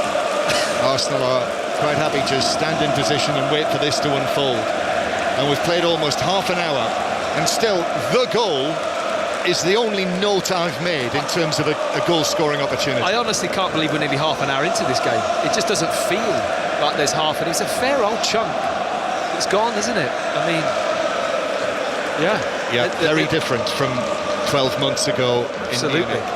And Safonov is ready, and the referee drops the ball 30 yards from the PSG goal for Neves to get the ball rolling again, as Hincapié plays it forward. Miles Lewis-Skelly in the midfield, a 19-year-old who wasn't even born last time Arsenal were involved in a Champions League final back in 2006. Kai Havertz, the goal scorer. Here's Kvaratskhelia, and then Nuno Mendes gets away outside of his boot, sprays it, and now it's taken on by Dembele, who's over on the right wing. Attempted cross, that is blocked. Back to Hakimi, little pass from him. Dembele again. The exciting forward players for PSG yet to get into it. Back it goes centrally. Vitinha looks to his left, then turns to his right, gives it back to the yellow boots of Dembele. His cross into the area, headed away by Gabriel. Comes out. Doué, who's in a more central position. In fact, Doué then comes across here to the left-hand side. There's a PSG player down in the box. I think it's Nuno Mendes, isn't it? Gabriel just landed on him. Okay. I think he quite enjoyed that, actually. I think there was a bit of a tumble, and he accidentally fell on him and landed on him in the box. PSG not putting it out of play, so the play continues. Hakimi down in the full-back position, turns and knocks it back to Dembele, still out on the right flank. Nuno Mendes is still lying down inside the box. In it goes into the penalty area. João Neves, now Doué, in comes the challenge on him. Good challenge from Gabriel. Ball still loose inside the penalty area. Cleared away to comparative safety for Arsenal. That was an alarm though. It looked like he got that ball at the second bite there, John. He looked like he committed to that tackle, Gabriel, as he loves to. Not got it initially, and then the momentum of the PSG player, I can't remember who it was, I didn't quite see who it was, driving with the ball that he tackled. Might have been Dembele. As he was driving into the box, he just managed to catch it on the second offence. And if you see that, I've just seen the replay of the injury. Yeah, it was a second he kind of laid on the floor, and it's Doué running with the ball and just makes that block. But Arsenal so far have really intensely defended that perimeter of the 18-yard box, the corners of the 18-yard box. Hincapié, Trossard especially, really at it, not allowing time and space, and it's very sharp and punchy the way they're defending. But as I said earlier, as the game goes on, the legs get a little bit heavier. You just wonder whether they can defend with that intensity for 90 minutes at this level. It's going to be a real challenge. Nuno Mendes, who is okay, plays the ball forward. Raya has to come out of this penalty area, had to be sharp. He was, because Fabian Ruiz was very nearly onto that, but put it out of play for a throw. PSG take it ever so quickly. 2 balls on the field. One of them is knocked off. Play continues. Referee decides to let that go, which I think is absolutely the right decision. Vitinha now in the central third of the field. 1-0 Arsenal lead. In terms of a game plan, so far it's working perfectly for Mikel Arteta. I just feel that as we head towards half-time, 13 minutes to go, PSG are just beginning to get the ball closer to the Arsenal penalty area. That's where they've got it now, in the middle of the Arsenal half. And Vitinha, square from him to Hakimi. Hakimi, past fit to play, the Moroccan international captain. We'll see him at the World Cup, all right. Then he heads it again, Hakimi back to Doué, Marquinhos, then Vitinha. 35 yards from goal, the former Wolves loanee. He's gone on to incredible heights since then with Paris Saint-Germain. And I know I've seen already Roberto Martinez, the Portugal coach, is here inside the stadium. When we had the stoppage for Safonov's injury, they picked out Arsene Wenger, so Arsene Wenger is here. I suppose he had to be, didn't he? Probably did have to be in his official capacity. Literally, yeah. Yes. As Vitinha has it again, just forward of the centre circle. He lifts one over for Hakimi, heads it in field, but Arsenal are there in numbers. Dembele has to nod it back out towards the right-hand side. Kvaratskhelia is there as well. Dembele thinks about a shot from distance, then lifts it into the box, but lifts it harmlessly through. Cheers from the Arsenal supporters. David Raya just comes and takes that like shelling peas, as they used to say. Havertz is then fouled on the halfway line, or is he? No, that's not given us a free kick. No, I'd like to have seen Dembele hit that shot with his left foot. There's so many players in and around that box. They're trying to find that intricate pass, but for me, hit one with your left foot through the bodies, anything can happen. Doué looking to cross, does, but it comes off the shins of Hincapié. and bounces behind for another PSG corner. They've taken the first two that they've had very quickly. Let's see what they do here. Yep, taking it quickly. Back to Hakimi. Hakimi, then infield to Vitinha. Arsenal still with lots of players inside their own penalty area. And Nuno Mendes now swings one in, only half cleared away. But effectively, though, in the end, it was sort of hit on the half-volley by Declan Rice, all the way out of play for a throw-in just in front of where Mikel Arteta is standing. Two balls on the pitch again. Mikel Arteta just comes and pats Nuno Mendes on the back. I think he just kind of got a tackle in there, Arteta, didn't he? The ball ricocheted off him. It was kicked by Mendes into Arteta, then bounced onto the pitch to slow the game down, which was rather fortunate. PSG with a cross from the right-hand side. That was read well by Saliba, who came across. Dembele was there, just outside the 6-yard area. But Saliba, decisive defending, Matt, in your old position. Very good. Assertive. Tough ball as well, because it was bouncing right in front of him, got really good contact. PSG come again. That's the voice of Matt Upson, by the way, former Arsenal and England defender, Premier League winner, Champions League player with Arsenal. And it is Matt's old club who are in possession of the ball. Declan Rice, we've seen relatively little of that. Rice in possession. Now, though, Mosquera plays it. Bukayo Saka with a chance, and he is chopped down by Nuno Mendes. It's a free kick. And I just thought for a moment there, that might be a yellow card for Nuno Mendes. Yeah. There would have been uproar in the PSG end if he'd been booked for that, but he isn't. No, and I think the referee, in his little trot over to the actual site of the offence, I think he was weighing that up in his mind, John, and had there been one or two yellow cards been given to Arsenal players for the odd little niggle, I think that would have been a yellow, like you said. Ordinarily, in the Champions League, you could easily see a yellow card there, but I think rightly so, he's just balanced it out, and I'd rather see that in this game from the referee, who's handled it pretty well so far. Set piece chance for Arsenal then. Free kick on the right wing. Arsenal, who've scored 42 goals from set pieces this season in all competitions. Rice from the right. In it goes towards the penalty spot. Two Arsenal heads come together. Gabriel and Havertz. And he's actually given a free kick, the referee, for a push on Fabian Ruiz, who gets to his feet and pulls up the front of his PSG shirt and looks at a couple of red wheels on his torso. Yeah, at the moment, Gabriel is leaving all sorts on people. He really is. I mean, he's just landed on the midriff with his studs of Fabio Ruiz there. Accidentally, he's just being aggressive to attack the ball, but he tried to bring it forward. He was challenged, lost possession. There might be space now for PSG. That should set alarm bells ringing. Dembele right side of the box, but defenders are back in there. Gabriel threw himself in front of it. Saliba heads that further away, and now Trossard just hoists it high towards the halfway line, a little bit like Declan Rice is up and under from the kickoff. Trossard again is dispossessed by Doué, and then is tumbling all over Doué. He goes down, he gets up again. Doué shrugs off the challenge from Trossard, and then another one comes in on him from Odegaard. That's not a free kick. I noticed Radio France are just in front of us, and I noticed the Radio France commentator just throwing his arms up in the air when that wasn't given as a free kick to PSG. Yeah, might have to ask him to sit down in a minute. His head's getting in the way of my view, John, this Radio France guy. But anyway, it is very, very animated, and both sets of players competing for the ball. If anything, Doué was too honest there, wasn't he? Stayed on his feet, showed great strength and desire to want to stay on his feet, and then a really good tackle came in. I think it was Lewis Skelly, wasn't it, in the end, who just robbed him of the ball. But it's very much tit for tat in that midfield at the moment. Both sets of players as the three in midfield really having a pop at each other. It's great to watch. Half-time approaching, and Arsenal are winning the Champions League final, just like they were against Barcelona 20 years ago. PSG 0, Arsenal 1. In terms of the way that this match has gone, we've been saying it since Arsenal won through against Atletico Madrid, that this match, this final, would be the contrast of styles, and that is exactly what it is. And the game plan so far has worked for Arsenal more than it's worked for PSG, largely because of the fact that Havertz scored the goal in the 6th minute, and since then Arsenal have made this incredibly scrappy, difficult, hard work for PSG, and so far successfully.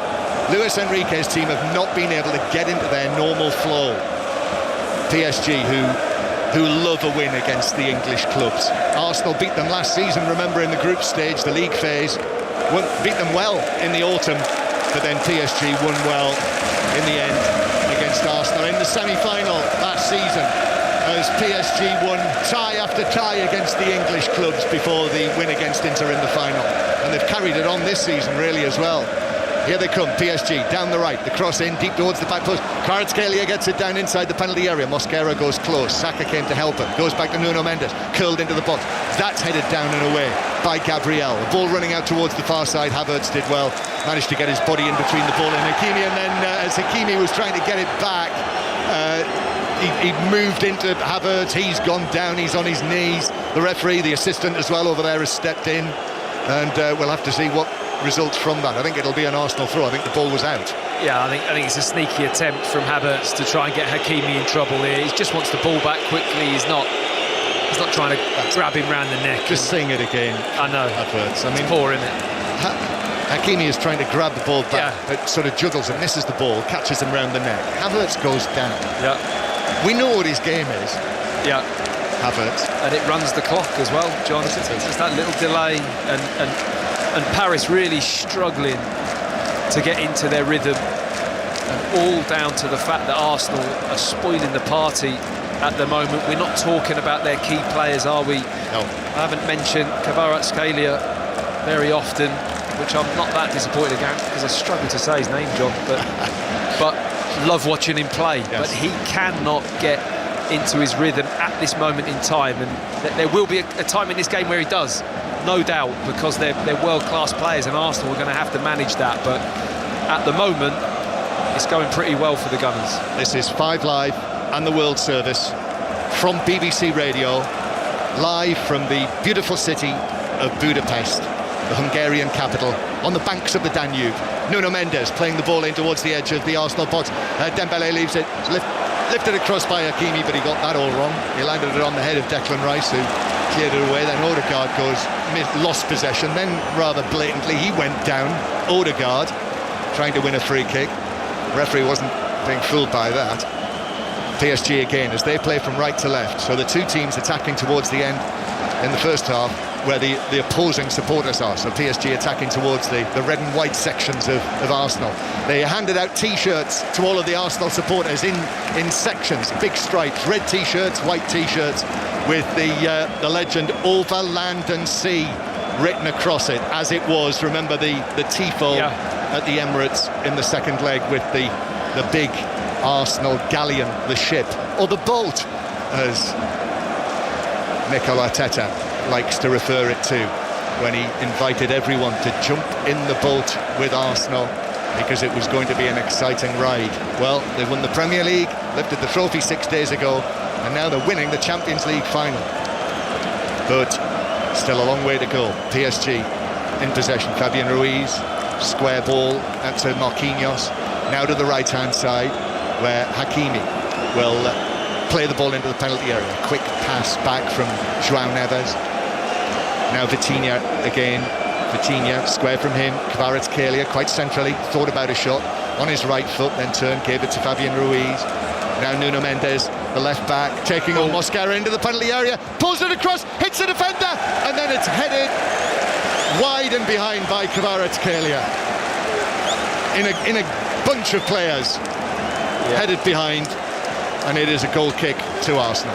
First real big piece of trouble on this PSG left-hand side. Mosquera just gets done a little bit by Mendes, holds him off, gets to the byline, whips the ball along to the 6-yard box line, and it's Nkapie tucking in from the left-back position, who it's very difficult to get good clearance on the ball, gets something on it, and it just falls to Ruiz for a header at target. It's a difficult one because it's kind of looping up in the air, couldn't get the power or the direction, but just a little sign there, John, of PSG working that ball and getting behind the Arsenal defence. Yeah, Fabian Ruiz and Kvaratskhelia were together there, and it was Fabian Ruiz who headed it wide after a bit of a goalmouth rat-a-tat, really, wasn't it? Yeah.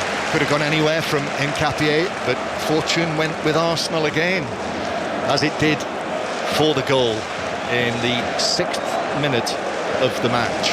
And PSG having to come from behind A team that scored first, incidentally, has won the last 11 Champions League finals. Ball in the centre circle with PSG. Wow, that's incredible. Yeah, it was Real Madrid who were the last to come from behind in one of the finals against Atletico Madrid in 2014. Here's Kvaratskhelia now, near the corner of the box. That was a really thrilling final, that I remember very well. Yes. Ball in towards the edge of the penalty area. Dembele turns left foot, but he's got that all wrong. He sent it sailing away, and it is serenaded as it disappears. I think it landed not far away from where the tunnel is, down in the corner. Goal kick to Arsenal. Yeah, it didn't hit that with any real punch.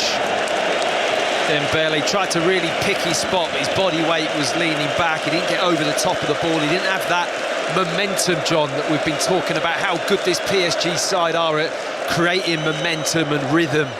They cannot get it going. It's almost a little bit dull for them in terms of the areas that they're having the ball, the speed at which they're moving it.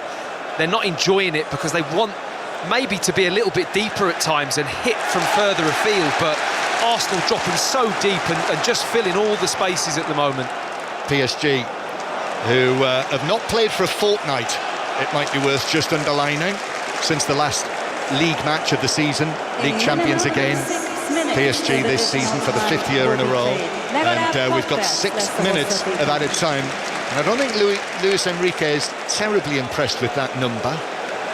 As he turns away, puts his hand on his head. He's dressed all in black, apart from the white trainers, and Arsenal back in possession. So we're in added time at the end of the first half. Arsenal leading by 1-0. Arsenal in their 8th European final in the various competitions. Safanov has come way out of his penalty area to head this ball from Raya back into the Arsenal half. Comes down for Hakimi. Arsenal have lost their last 4 of those European finals. Vitinha in possession. Vitinha playing it square. Last man to score a winning goal in a European final for Arsenal. Matt, have a think. Here's Kvaratskhelia down the left-hand side. Comes in, centre field. Vitinha on the ball, on his right foot, square from him. Dembele again dropping deep. We've barely seen him in the penalty area. Dembele, he's had to come deep. Then into the box. João Neves is there, tries to give it back to Dembele. It rattles around on the edge of the box. Might come back to João Neves. He went in on the challenge, and Arsenal are able to scrape it away. You said last man to score a winning goal for Arsenal in a European final. Going Alan Smith. Alan Smith. Yeah. 1994 for George Graham's Arsenal. Right. In Copenhagen against Parma in the old European Cup Winners' Cup. And I think Alan is here. Well, I know he's here. Well, I remember being in Copenhagen when we lost. UEFA Cup final. UEFA Cup final. That was very disappointing. Here's Doué. He's going to try a shot from 22 yards, but that flies away over the top of the crossbar.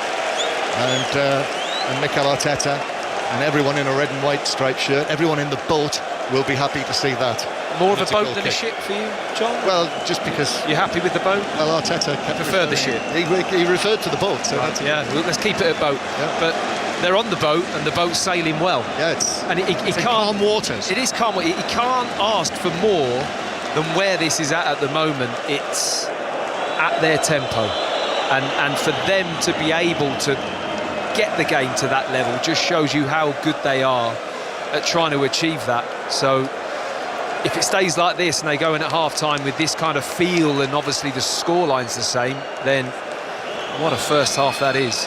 As Arsenal create something here. Odegaard back to Havertz with the shot. That's blocked by Marquinhos, and then the ball back onto him, bounces up, and Safanov can come and claim it. And he was almost in for another there, Havertz. What a chance.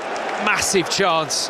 And I just don't think he really maybe took the opportunity early enough. He tried to go low in the end, but I think it was a little lift. It was lovely football. He ran across the line so intelligently there, Havertz. Odegaard, I think it was, with that clever little one-touch pass. He's one of the best in the business at finding those, but he slipped him in on his left foot. You really fancied him, but not maybe enough kind of direction and conviction with the finish, but lovely movement from the Arsenal centre-forward. Yes, it was. Well tackled by Marquinhos as well, incidentally. 4 minutes. We're in the 4th minute of the 6 of added time. The ball is slipped through. Hakimi can't quite get onto it because Trossard, back inside his own penalty area, stretched and just got a toe to it to send it through and behind for another corner to PSG again. They look, well, he did look to take it quickly, and actually delays because the referee is blowing his whistle because David Raya is being bothered by Fabian Ruiz. Yeah. Is this the fourth from that side as well? They've had a lot of corners that side. All four from that side. So we will see a proper set piece, it appears. It is swung in by Dembele, but that is overhit, headed away by Hincapié. Vitinha, 35 yards from goal, centrally, picks out the pass to Fabian Ruiz, chests it down, drives it across. Oh, it's lost by Raya, but fortunately he managed to stun it. It bounced off his chest, but I think he sort of relaxed his body as it came to him, and that meant it dropped down in front of him. Yeah, it was almost like a sidewinder from Fabio Ruiz, wasn't it? That left foot really cut across the ball, bit of curve on it, good strike, and it just popped out, didn't it? Kind of rattled around his midriff in between his forearms and popped out for a second, but he was quick down onto it to gather it back up again. Going to make a note of that though, Matt. That is an attempt. It's a worthwhile. Yeah, it's an attempt from an acute angle by Ruiz. Yeah. But it was an attempt, and there've been precious few of them from PSG in the first half. You've got plenty of space to fill there. I have, down the left-hand side, that piece of paper. PSG 0, Arsenal 1. As the ball is out of play for a throw into Arsenal. Luis Enrique standing right next to Mosquera, making the point about how long this is. Turns away again. He turns away. He's tapping his wrist again. 1, 2, 3 times. Luis Enrique then tightly folds his arms. Yeah, I think there could be conversations at half-time, John, don't you? Yes. With officials, I'm pretty sure they will be getting right into them. And now there's a right schmozzle here, Arsenal. Declan Rice has decided he doesn't like the ball that he had to take a throw, and a bit like Rafa Nadal has actually dropped it, gone across to the cone, picked the other one up. Luis Enrique is absolutely, he's doing it again, tapping his wrist again. Rice takes the throw, long one in towards the near post, headed straight up in the air, nodded by Mosquera, still inside the 6-yard box, and then it bounces behind.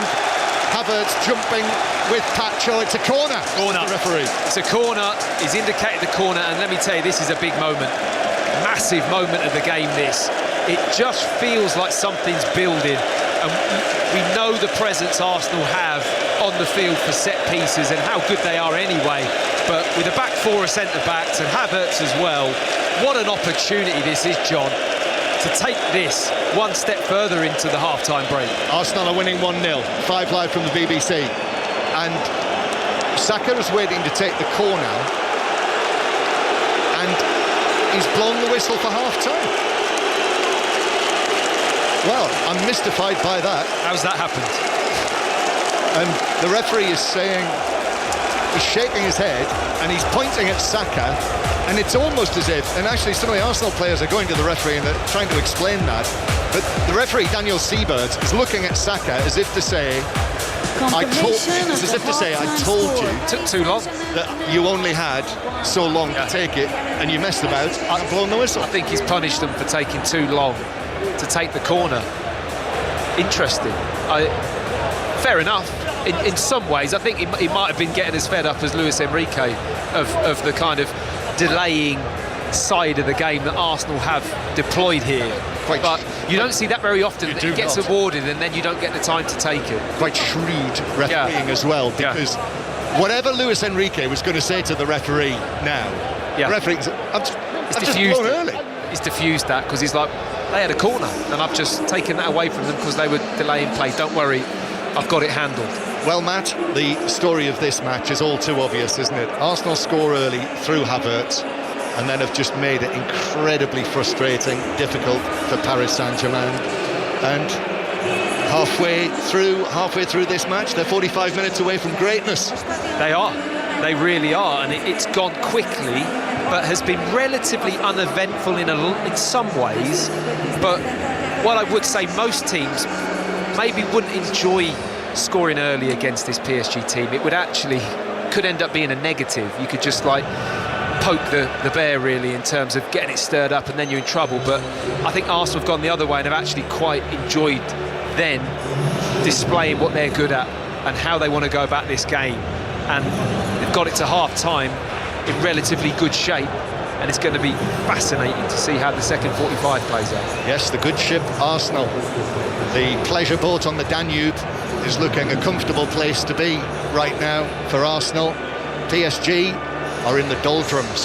Half-time, Paris Saint-Germain 0, Arsenal 1. And in the stadium with us here, Steve Crossman on 5 Live. If they equalise, you're just going to shout iceberg.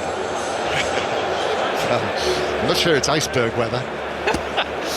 Right, we've got so much to unpack. ESPN's Julian Laurent back with us, Matt Upton and John Murray, obviously. First thing, Jules, I was literally thinking that I was going to ask you about the officials not really cracking down on Arsenal in the way that Luis Enrique and the players wanted.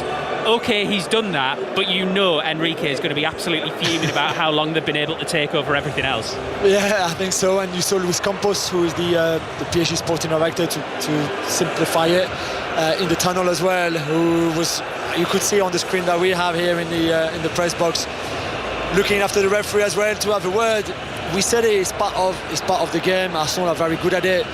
That's what they do as we see the goal again on our screen, with that bit of luck for sure for Arsenal and Havertz, but what a great finish that is. But it's the game plan that we discussed on Thursday with Guillaume, that we discussed through the whole week, that I mentioned on French radio as well, in the sense that if there's a team that can control and disturb your rhythm, it's Arsenal, and they do it so well, and even better when they take the lead. They did 71 passes. I'm not even sure how many sequences of 3 passes or more they've done in this game so far. They might not have done any, and yet they're in the lead and they're very comfortable, I think. Here's the thing, you have told the world many times this week, as you've just said, how Arsenal would set up and why it could be a problem for Paris Saint-Germain. So what, is it just totally irresistible, or has Luis Enrique failed to find a way to counteract it?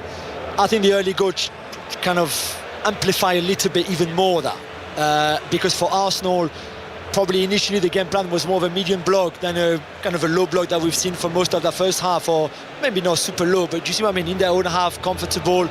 They're set up in a 4-4-2 where they don't have the ball, and they move from right to left very well. They squeeze when they have to. It's just been perfect for them, but that early goal helped. Otherwise, I don't think they play like that. But from a PSG point of view, you need more urgency, you need less touches of the ball, you need more creativity, you need to find something else, because right now, Arsenal could probably defend 3 hours like this.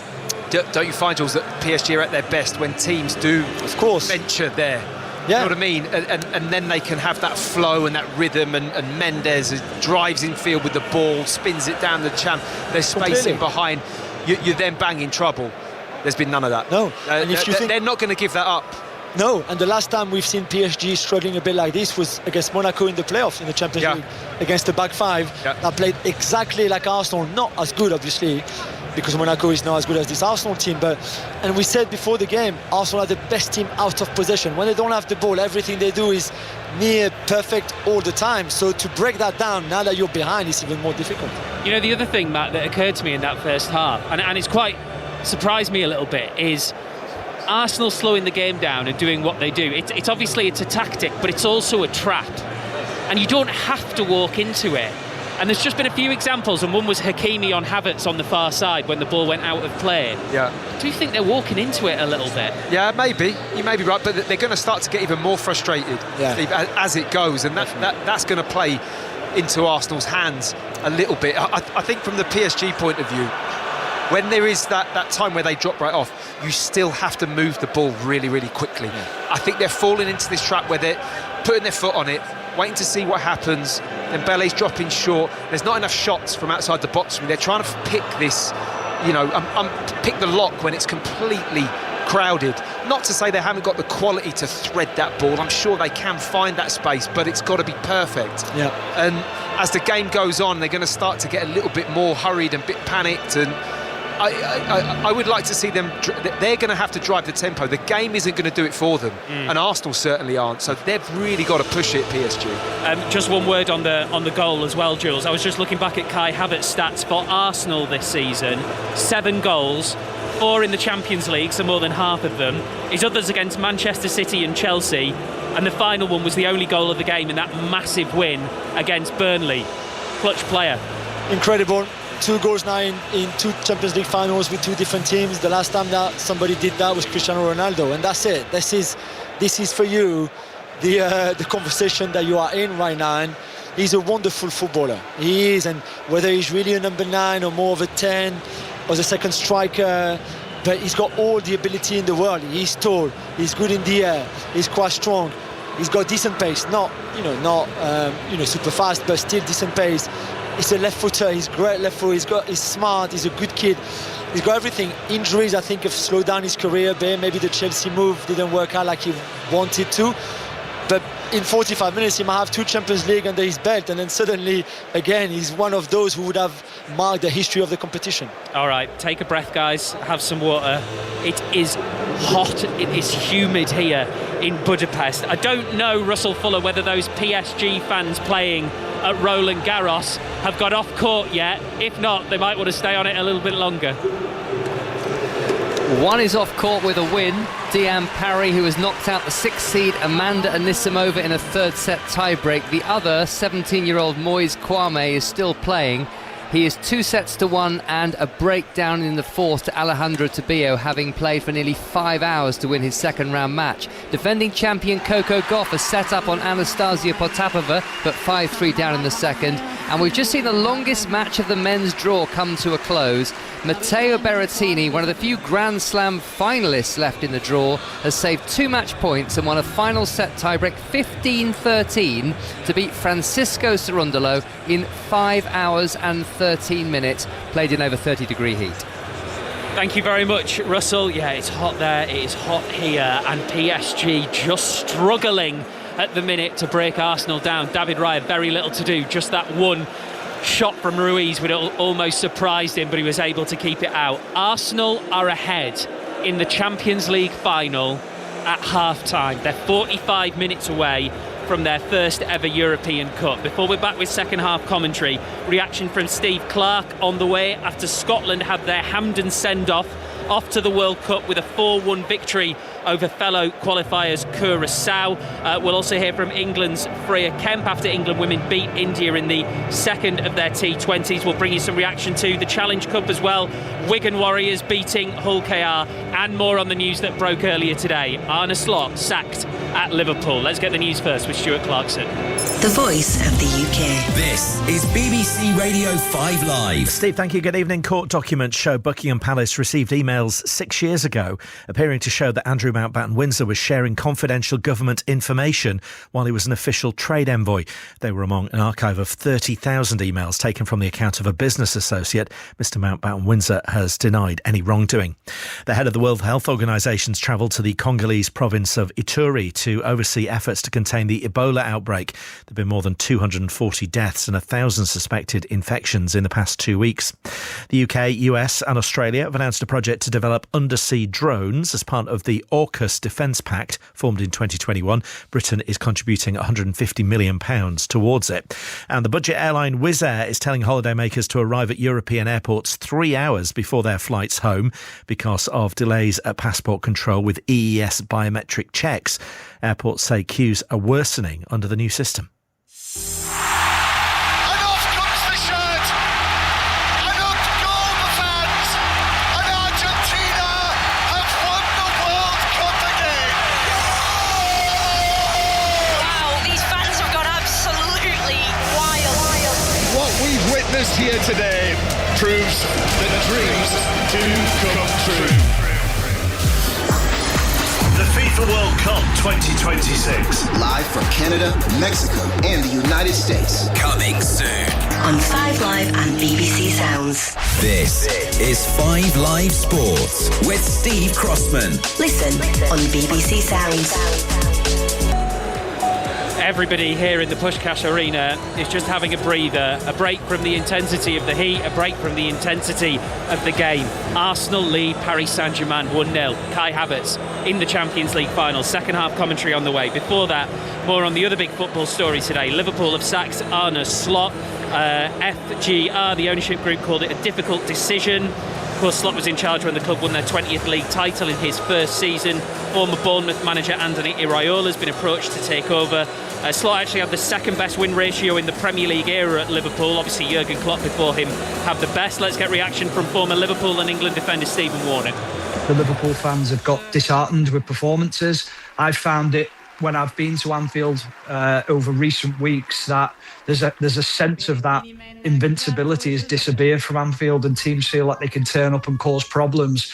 And it's just not that same feeling of what we expect of a Liverpool team, whether that was previously under Jurgen Klopp, whether it was a Kenny Dalglish team, a Bill Shankly team, a team that had a real identity and an affiliation with the city. This felt like a team that was slipping out the grasp of Arne Slot. And I did feel, watching them over the last few weeks, that he'd lost a lot of players on the pitch and a lot of belief in what he was asking them to do. Former Liverpool and England defender Stephen Warnock. Scotland had a really encouraging send-off to the World Cup. They beat Curaçao, fellow qualifiers, 4-1 at Hampden. Curaçao did actually take the lead in the first half, but then they had a man sent off before half-time. Let's hear from Scotland manager Steve Clarke speaking to BBC Scotland after the match. I've got to be honest, I wasn't happy with the start. You know me, I thought Curaçao, I don't think the game reflects how well Curaçao actually played. The scoreline sort of ran away from them a little bit.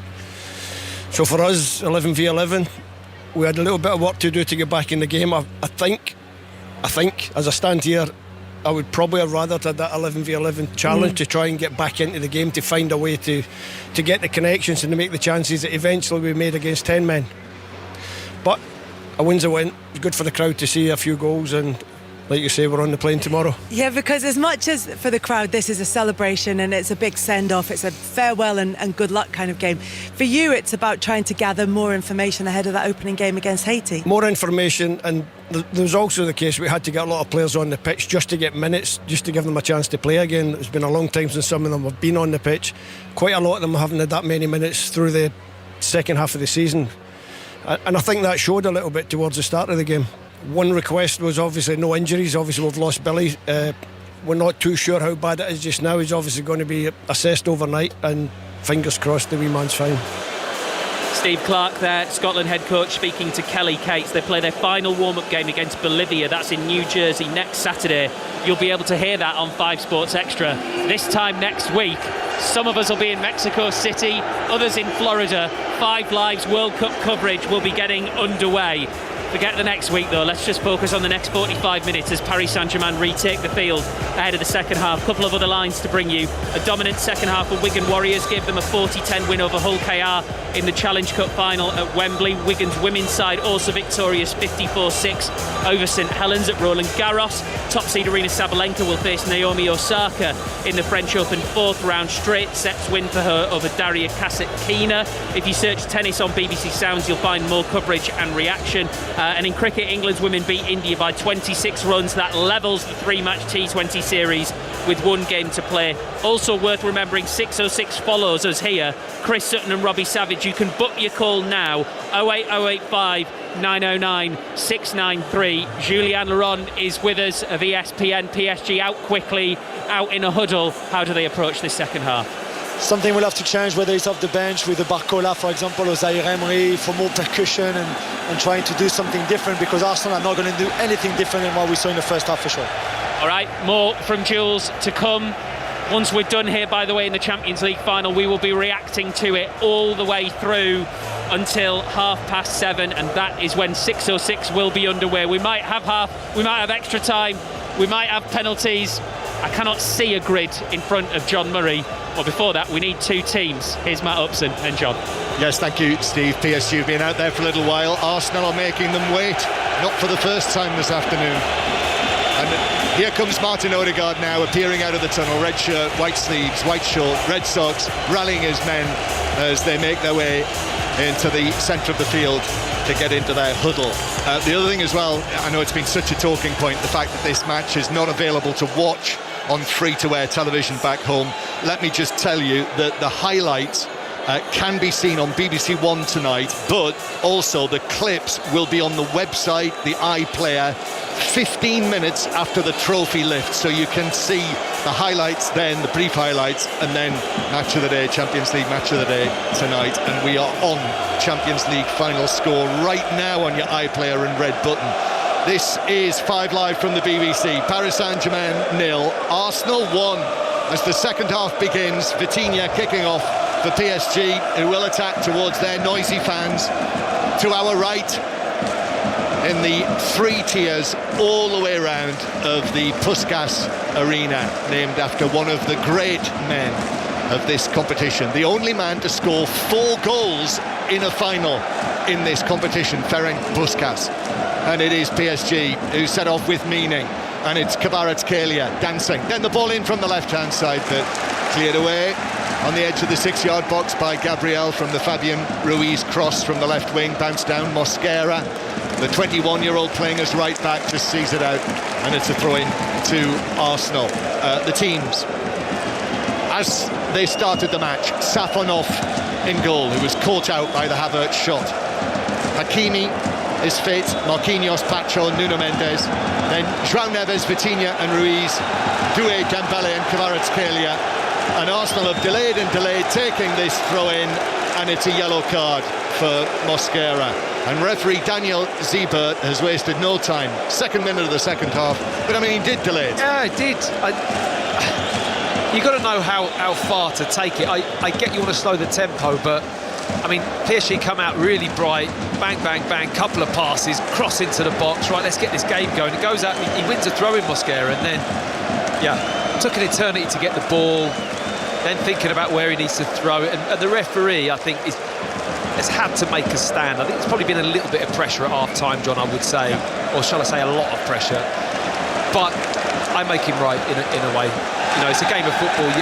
You want to control the tempo as best you can, but you've got to do it within, you know, what's acceptable. Foul on Arsenal's Hincapié by Doué, so it's a free kick to Arsenal. And Martin Odegaard is complaining to the referee here now. So he's making his point about something or other, possibly about the challenge on by Doué there. Arsenal take the free kick quickly down the line. Arsenal winning through the Kai Havertz goal. Rice playing it in to the round about the penalty spot, diving header away from Marquinhos. It was a strange goal. If you weren't listening, if you haven't seen it, in the 6th minute, the attempted clearance on the halfway line by Marquinhos, hitting Trossard, but then releasing perfectly into the path of Havertz, who ran away with it and roofed a shot past Safonov from the angle. A match of relatively few chances so far. 1 goal, all important right now. 1-0 to the Arsenal. Trossard playing it infield to Rice. And now forward from Saliba. Martin Odegaard is there, but Rice and Odegaard getting it in one of those ways, and then Odegaard actually deflecting it out for a throw-in on the halfway line. Yeah, I still think Arsenal can be better with the ball. I know their game set, their game is set up on being very good out of possession, but with the ball, there's definite improvements in terms of moving it and moving off it. I think when you're so fixated on stopping the opposition, you sometimes forget that's a key part of keeping this at bay, is that the longer you can have the ball, the less time PSG have the ball. That can only mean positive things for you in terms of conceding goals. And I'm just concerned that if you drop too deep, keep not having the ball, surely at some point this PSG team's going to create something, John. You would think so. And here they come with Vitinha. Dembele's onto this in the penalty area, got there to Gabriel, then Vitinha bounced off him and Saliba was able to clear it away. And then Havertz, challenged from behind by Pacho, no free kick. PSG continue to attack down the left-hand side. Doué's over there on the left wing now, and he's up against Declan Rice, and Doué crosses deep, one or too deep, way too deep. It's over the head of Dembele and bounces out of play to Arsenal cheers. Yeah, I think Arsenal have got them in a place with the referee now where I don't think he's going to give him too much that's a bit contentious. Well, like Havertz there could have been a foul, but he knows that a foul there in that part of the pitch is exactly what Arsenal wants, and anything that Havertz tries to win that isn't legitimate, I think he's just going to wave play on and let the game flow. I think that is something the referee's going to actively do in this second half. That is the voice of Matt Upson, former Arsenal and England central defender, as offside flag goes up against Bukayo Saka, and it's a free kick to PSG. And welcome back to everyone listening on the BBC's World Service as well, here to the Puskás Arena, just out to the east of Budapest city centre, not far away from the magnificent main railway station. Here's Vitinha just outside of his penalty area. Sunshine now on this Saturday evening at the end of May, and the sun shining metaphorically on Arsenal. 1-0 up. With every precious second that ticks by here, Arsenal are getting closer to winning the Champions League. Kvaratskhelia running from left to right across the centre circle. Then finding Dembele, the Ballon d'Or winner of 2025, tackled by Hincapié, who clears it to the halfway line, and Pacho passes it back to Safonov. Does really well there, Hincapié, who's had a very solid game, I have to say, coming in a massive game after not playing a massive amount of football of late, but the defensive side of it and the 1v1s and the physicality is matching it up really well. He's gone high again here on a tackle with Hakimi. Yeah, that's a foul on Hakimi by Hincapié, who quickly runs away from the scene of the incident, and it's a free kick to PSG. Yeah, he importantly played, though, as a central defender, incidentally, at Crystal Palace last Sunday. He did. Hincapié. And I do have that feeling here. So far, and I know Arsenal have made it difficult for Paris Saint-Germain, but they do kind of look like they've not played for a fortnight, PSG, whereas Arsenal have had all of that pressure, even though it was released during the course of last week, but still had to play at Palace. Sometimes it won't go in your favour, but also I think Arsenal, they're so buoyant off that Premier League title that any kind of tiredness or fatigue that was probably dragging through them March and April has now been completely blown out the window, and they're just realising that they are on the cusp of making history. What an achievement this would be for the football club. Oh, it's a foul throw by PSG. I think Fabian Ruiz took a foul throw there, and cheers from the Arsenal supporters.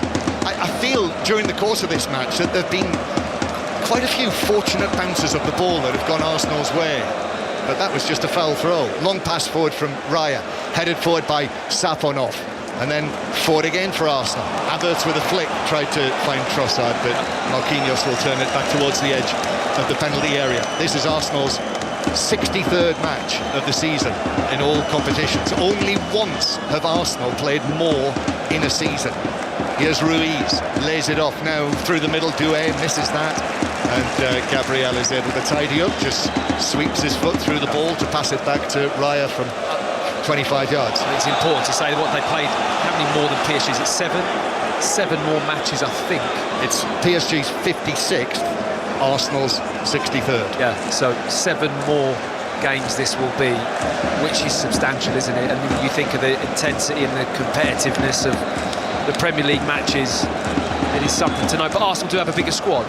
Yeah. There's And don't forget, PSG played at the FIFA Club World Cup. Yeah, that's right. All the way to the final where they lost to Chelsea. Yeah, they've played continuously now for, well, close to 2 years, I suppose. PSG in possession. Winners of the French League once again. They put it in 12 of the last 14 seasons. Dembele playing it into the box to João Neves. He turns, right foot ball to the edge of the area, but that's straight to Saka, who actually took a heavy touch there. And then Doué in on a challenge with Saka. The referee allows it to go. No, he doesn't. He's brought it back. Arsenal thought they were breaking away there, but he has brought it back, and he's pulled the yellow card out for Saka. It was a bit of it was a loose ball, and the two of them dived in, and Doué's ended up injured. It was I've had a bad touch, and then I'm going to try and make up for it by lunging into a tackle, which you never see Saka do. He just didn't have the best of touches, and I think it was just the manner of the tackle more than anything. I was surprised the referee didn't blow straight away. He gave it a little bit of time, but his right foot is just up, so the contact point, yes, he gets a bit of the ball, but his studs are going into that with the ball, and Doué goes in fairly. I was very surprised not to see the referee blow for that instantly. He gave it a few seconds to think about it. Already we're into the 10th minute of the second half. Paris Saint-Germain 0, Arsenal 1. But a free kick for PSG. And this is, well, it's 35 yards out, isn't it? Because it's right on where the pitch is rolled. Yeah. And it could be Hakimi with the right foot. Could be Nuno Mendes with the left. You see Vitinha is lurking around there as well, just behind the two of them. The Arsenal wall is just inside the D. It's just a two-man wall. That's all David Raya is asked for here, because it's such a long way out. Looks as though it's going to be Hakimi, past fit to play in the final, or it could be Nuno Mendes. Hakimi comes up, right-footed, hits it, and Raya down to his right, drops onto his knees, and as it bounced up, clutched it and held it into his chest. So it's good handling that. really good handling. That is a bit of a nervy moment for me. I'm looking at that thinking this could be trouble. That goes through the bodies and it's got movement on the ball and speed and it's bouncing. It did bounce in front of David Raya, but it didn't quite have the power and the swerve on it, and I think it was just a good piece of handling from the goalkeeper. Kvaratskhelia down the wing, attacking towards the PSG supporters who roar him on, and then he uses Doué with the highlights in his hair. Desiree Doué, who turns 21 this coming Wednesday. Now João Neves on the right-hand side. We will see most of these players. We'll be commentating on them over the course of the coming weeks. Do join us on 5 Live and the World Service for all of the World Cup coverage and commentaries coming soon. Doué now on the left for Paris Saint-Germain. Arsenal could today become the 25th different team to win this competition. Dragged back by Dembele on the edge of the box. A little touch, that was rather short. Mosquera steps in, bounces off him, out of play for a throw into PSG over on the left. I mean, do you get a feel like that again, PSG, the rhythm isn't there. They're not finding those slick little triangles, movement off the ball. There's no flow to the play. Arsenal completely spoiling it. They've really got to switch it up a little bit, start to move a little bit more off the ball, move the ball quicker.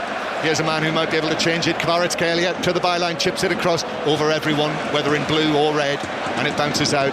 Trossard tries to win the free kick. I'm not sure about that. Now there's the referee, Hakimi, then gives it to Fabien Ruiz. Fabien Ruiz misplaces his pass into the box. Someone from Radio France in front of us shouts out in anguish. I think it was, "No, no, monsieur!" And it's cleared away downfield. It wasn't Arsene Wenger. I know, it's so impressive. And now Pacho has ended up being caught by Havertz, 10 yards inside his own half. PSG are waiting for Pacho to get to his feet. He was just leaning, there were arms, elbows, there was a hand from Havertz. Yeah, he was a little bit too fixated with Pacho's position and just made it more about bumping him than actually dealing with the ball. And obviously Saka on the yellow, Mosquera on the yellow. You fancy Havertz to be picking one up in the next period of time with how the game's going. Arsenal have got to learn from the previous Champions League final where you do not want to put yourself down to 10 men. They're constantly pushing the boundaries, aren't they, with how they play? Yes, they are. And this is no different. Just 2 yellow cards so far, though, for Mosquera and Saka. PSG come again, the Arsenal supporters trying to do their bit. But PSG parked inside Arsenal territory. Arsenal leading by 1-0. Kai Havertz. Remember, Kai Havertz scored the headed goal from the corner against Burnley on the Monday night, which set it up, really. That took Arsenal to the brink of winning the league, which they did the following evening. Ball into the penalty area and tackling back. Nuno Mendes pushing forward. Saka and Nuno Mendes jostling together. Both of them go to ground. Ball runs through and it's given us a free kick to Arsenal. Yeah, it does well. Saka, he sees the run of Mendes, drops in, gets his arm across him, and then Mendes just clips his heels and they collide together and end up in a heap in the 18-yard box, which is perfect for David Raya to get out to the ball, set it up, take his time, get the back 4 up to the halfway line, and this kick's going to go long into Havertz. Odds on David Raya getting booked before the end of the match? I think they're pretty steady, yeah. There's a fair chance, isn't there? Takes this goal kick downfield and off an Arsenal head and out of play for a throw-in to PSG. The other thing I was thinking, Matt, about Kai Havertz was, remember the header that he missed right at the end of the match at Manchester City? I know. And you were all saying, how costly is that? Yeah. How costly is that miss? Yeah. But then he's got in areas and made it count, hasn't he? So the header against Burnley was excellent. Yeah.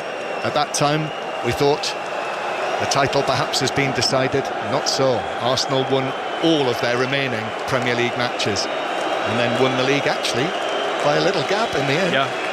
As PSG, Marquinhos passing it forward to Dembele, and Kapi is chasing him. Dembele is halfway inside his own half, Dembele. I suppose we're getting to the stage where Luis Enrique will probably be thinking about changes. Almost an hour played. Well, the attacking players are coming seeking for the ball. They're not getting enough ball. Ooh, Rice. So they're going to drop deep to have it. Rice steps into the challenge on João Neves, and then Saka with a foul on João Neves, who came out with the ball. Saka complains about it. Free kick to PSG, 10 yards inside their own half. Declan Rice putting himself about as he absolutely has to in these circumstances. Oh, they're making a real battle of this. I'm not too sure if there's that much of a foul. I think Saka just gets his body across João Neves there and muscles him out. Neves goes down theatrically, referee gives the foul, but I think we're in that place, like I've already said, that the referee's going to start to err on awarding a bit more PSG and letting those ones go from Arsenal, because he doesn't want it to drag the game down. Ball played forward to Doué with a cross, cleared away by Saliba, with Dembele lurking behind him. PSG come again. I have a feel if it stays like this, I know what the narrative is going to be. Neves, Kvaratskhelia now into the box looking to cross, but Mosquera went with him every step of the way, and as he was trying to cross it, stepped in, put his foot there, bounced behind, corner PSG. What a big night this has been for Mosquera. What a big challenge and a big moment in his career, and so far really standing up to the challenge. He's now beginning to run at him though. Here's the corner in. Raya gets both fists to that to punch it away at the near post, in amongst a crowd of players, and Arsenal are able to clear it away. Yep, I have a feeling that the PSG supporters watching this will be, as Kvaratskhelia has it near the edge of the penalty area, Dembele gives it back to Kvaratskhelia. Oh! Mosquera in with the challenge, it's a penalty! Mosquera fouls Kvaratskhelia. He just got on the wrong side of him, stepped in, the Georgian went down, referee Zebert pointed straight to the spot. Penalty PSG, chance to equalise.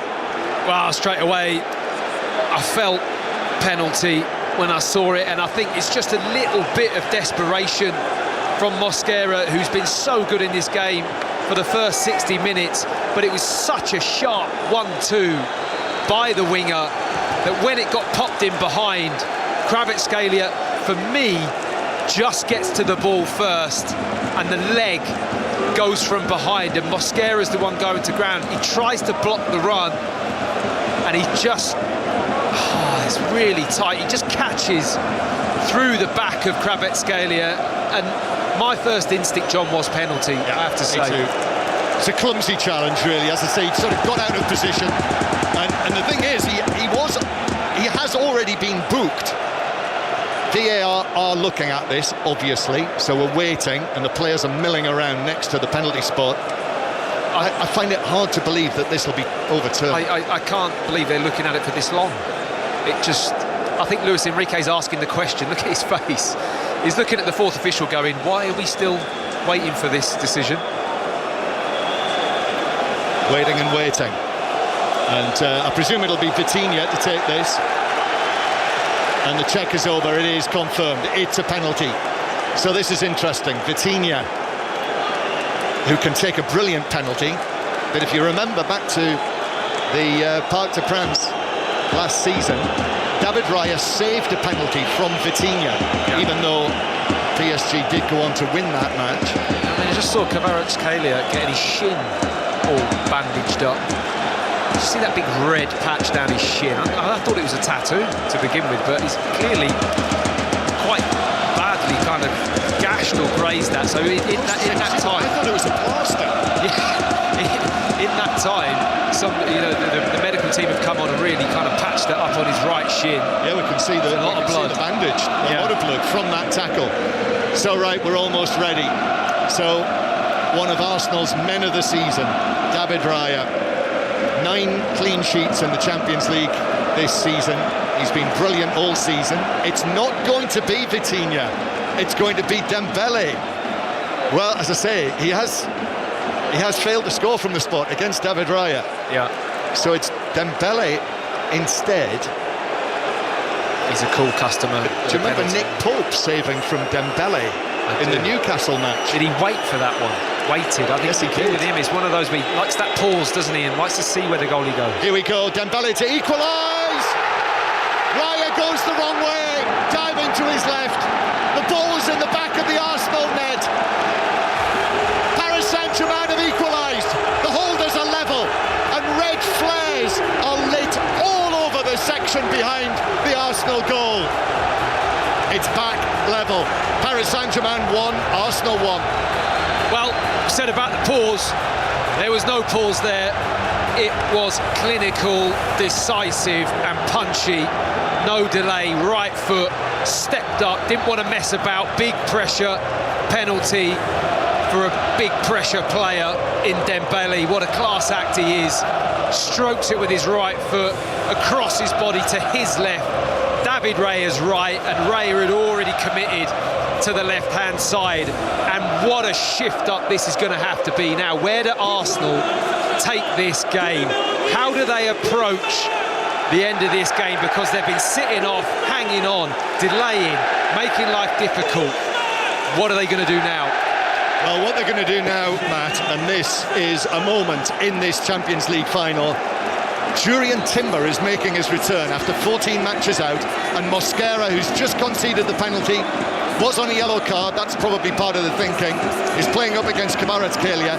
Timber is on, and also Martin Odegaard is coming off, and Gyökeres is going to take his place. So that's quite a shift from Mikel Arteta after the PSG equaliser. Yeah, I think freshness, I think you're absolutely right. Mosquera with the yellow and also tiredness, he's had a heck of a task for 60 minutes of this game, and he's stuck to it brilliantly. Yes, he's given the penalty away. I think that was a bit tired and a bit ragged, unfortunately for him, but most of the game's been very, very solid. And I think it's now about Arsenal just freshening it up and actually starting to take this game a little bit higher up, as the up and under from the kickoff, John. The old John Smith start. Yeah, happened again.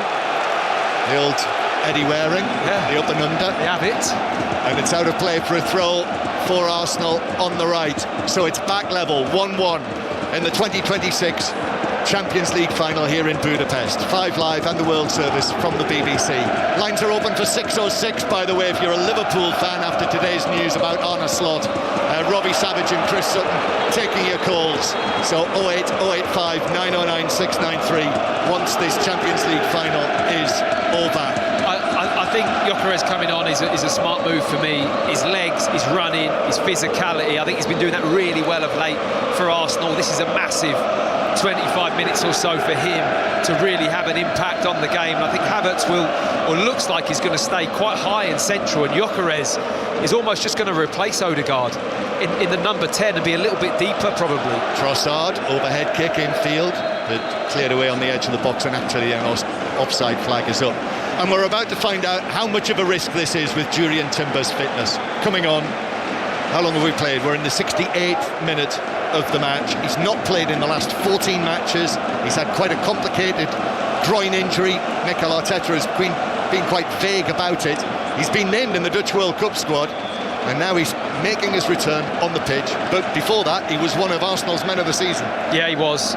And he's going to be relying on that. He's going to be relying on his distances, his know-how, his experience, because when you have that kind of layoff and then you come on in a game like this with the scoreline poised the way it is, playing against one of the best players in the world, you need to be ready. The smoke from the flares is just beginning to clear. PSG on the attack. Hakimi with a cross. Comes off the calves of Hincapié, and it is a corner to PSG. From the right, I feel like this is a dangerous part of the match for Arsenal now. I should mention as well, actually hundreds, possibly thousands of either police or army have come into the stadium after the flares went off, and they marched in. The corner is taken by PSG. Doué receives it inside the box. Doué with a couple of step overs, still going. PSG suddenly have come to life here in the full-back position. The ball actually comes to a stop as PSG come to life. Then Dembele, who took the corner, gets it back, curls it in left-footed, but that's going to be beyond Pacho at the back post and through for a goal kick. So yeah, when the flares went off after the equaliser, those hundreds of soldiers marched in, dark tunics, red berets, lined up behind the goal, and now they're marching off again. And the last of them is just beginning to disappear down the tunnel, and with that, it's a drinks break. Paris Saint-Germain 1, Arsenal 1, with 20 minutes to play. Let's have a breather. Let's have a little breather. It's come at a good time for Arsenal. It has, and I mean, I suppose it was always a tall order to come away from this final with a clean sheet. A really difficult challenge for Arsenal. So 1-1 at the water break. Julien Laurent is here with us. What are you thinking now, Jules? I think that Kvaratskhelia is that good that if for half a second you switched off a little bit, or if you just a little bit out of position, you get punished. And for Mosquera, it's a shame because for an hour he's been perfect, really good in his one-on-one, really good help from Saka, and the one time where they go 2v2 against Nuno Mendes, it's a simple 1-2. It's nothing, you do that training for under 6, under 7s, under 8. There's nothing special about that, and it was so efficient. It's the speed though, isn't it? Yeah. It's literally, it's so simple, but it's just class, isn't it? It's pop it, and Mosquera's a horrible feeling. You see it, you realise your feet aren't ready, and then you're drowning. Yeah. And it was like a desperate lunge, wasn't it? Hoping he was just going to get a toe on the ball, and he didn't. And you're right, it's absolutely so unfortunate because he's been great so far. Right, thanks, Jules. More from Julien Laurent later, and indeed during the World Cup. Looking forward to that. 5 Live, the place to listen to all of the matches, all of the commentaries at the World Cup. The water break coming to an end. And actually, one thing struck me. This massive match, Champions League final, this half-time at the World Cup final. Think if we'd had a half-hour break in this match, how wrong that would have felt. It would have felt very odd. And too much, John. Just too much. And yet that's what we're going to have in the World Cup final. Madness. You can have a proper cup of tea, though, can't you? You certainly can. Every cloud. Have a flagon. As Arsenal have the ball. Trossard, just outside the D, trying to find a way through, but Vitinha steps into the way of that, and they're able to play it away to Doué, who failed to keep the ball in over there on the halfway line. So it's a throw into Arsenal. So it all square after Arsenal led from the 6th minute to the 65th. Kai Havertz shooting Arsenal in front, but Ousmane Dembele, the Ballon d'Or winner of 2025, inching ahead as PSG's top scorer this season, his 20th goal of the campaign. Well, that's a poor delivery from Raya, passing it out. Dembele gets it back in the box. Dembele shooting from the angle, but Gabriel was able to do enough to put him off, and the shot was weak, actually, low and wide of the near post. Goal kick. Yeah, Raya and Gabriel not quite on the same hymn sheet there. Raya trying a clever pass into the centre-back. He wasn't prepared or even willing to really want the ball in that position. It falls to PSG there, the scary moments when you're just a little bit separated and stretched, and Dembele's got the ball, but Gabriel snubs it out really well. So we are in the 73rd minute. 1-1. Paris Saint-Germain backed by the raucous Parisians. It's been an ugly Arsenal team for them to play against, not being able to play all of their beautiful football, but Kvaratskhelia won the penalty. We can clearly see the bandage now, the strapping on his right. As the shot comes in from distance from Vitinha, 35 yards. Ball dipped over the top of the crossbar. David Raya was worried there for a moment. As I always say, it's almost like an unwritten rule. I once saw him score from 35 yards at Victory Park, Chorley, Vitinha, when he was playing for Wolves in the FA Cup. And he was hardly playing for Wolves at the time, and he barely celebrated. And that wasn't far away from another one. He would have celebrated there, John. I think he would. If that had gone in. It was over the top, though, and it's a goal kick. Long to the halfway line. Gyökeres, substitute, tries to head it on. Oh, Havertz gets the better of Pacho. Passes it forward. Saka trying to get there, but Safanov was always the favourite, and the goalkeeper dived out. Hands first, got to the ball. That was so Havertz. Flicks it, spins to run, and gets on his own flick. Pacho, the ball bounces, doesn't hook it away with urgency, and he just muscles him out. For a moment there, I thought he was either going to go alone, John, and opted to pass to Saka, but it was just too heavy and in front of him. PSG are coming on strong, let me warn you, if you're an Arsenal supporter. 1-1 after the equaliser. Then back towards the halfway line. On 5 Live, Robbie Savage and Chris Sutton waiting for your calls. 08 085 909 693. From mobiles and landlines, that is free to call. Text 85058 at your standard message rate. 606 coming after commentary on the remainder of the Champions League final and the trophy lift. Whoever it is, Marquinhos or Martin Odegaard. But Arsenal under pressure here now. Hakimi back to Marquinhos. The sun continues to shine on this huge stadium here. Only 7 years old. This the first time Budapest has staged the Champions League final. Hakimi is dispossessed by Hincapie. Gyökeres on the halfway line. Trossard now. Trossard moves away from little João Neves, and still as João Neves chases him, Trossard keeps possession. Miles Lewis-Skelly now, the teenager chosen in midfield, to Trossard, who is fouled by Doué. Free kick You Arsenal. would think there'd be a little bit of space there. Brilliant play from Hincapié again, got tight, won it, and then you think, Arsenal, go on, get a couple of passes off, but PSG, the way they react to stop those avenues and space and apply pressure to the man on the ball is fantastic to watch. What a reaction the team has, even at this stage of the game, where they've been having to do all the pushing and the probing and the energy to make things happen, and they react in that way when they lose the ball. It's a sign of a top team. After that foul on Trossard, it's a free kick that David Raya has come up to take in the centre circle, and he's going to take it short, actually, to Saliba. And then Timber, possibly his first touch of the ball since coming on as a substitute. And now Havertz is going to take it back and pass it all the way back to Raya. Bounced rather awkwardly. He's still 10 yards outside his penalty area. Got it onto his left foot with Dembele arriving. Hits it downfield as Gabriel, who is still up there, jumps for it, headed out of play. Trossard with the throw. No more Arsenal go slow now that it's 1-1. Trossard to Gyökeres, Arsenal's 21 goal top scorer. Trossard lifts one into the penalty area. Gabriel still up there. It's headed away, this one, by Pacho. Now Hincapié on the left-hand side. Hincapié with a cross all the way across the penalty area, along the edge of the box. And Timber is able to get to it first. Gives it to Saka. We've not really seen Saka. And now in he comes from the right-hand side. His attempted cross is blocked. Headed forward to the edge of the area, flicked on by Rice, bounces down with a stretch and an attempt by Lewis-Skelly of all people, but the attempt was blocked. Now back to Saka. Saka, in come the challengers, and it bounces away. João Neves it was who got the first one.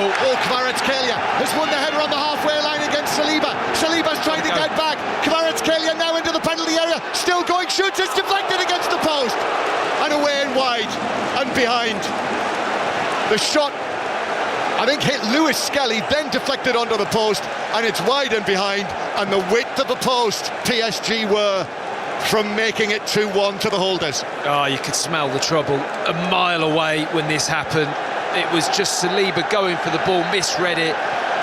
You've then got Kvaratskhelia bearing down, and I thought Lewis-Skelly stays central, and for me, Arsenal get away with it, but he's got to come out earlier there.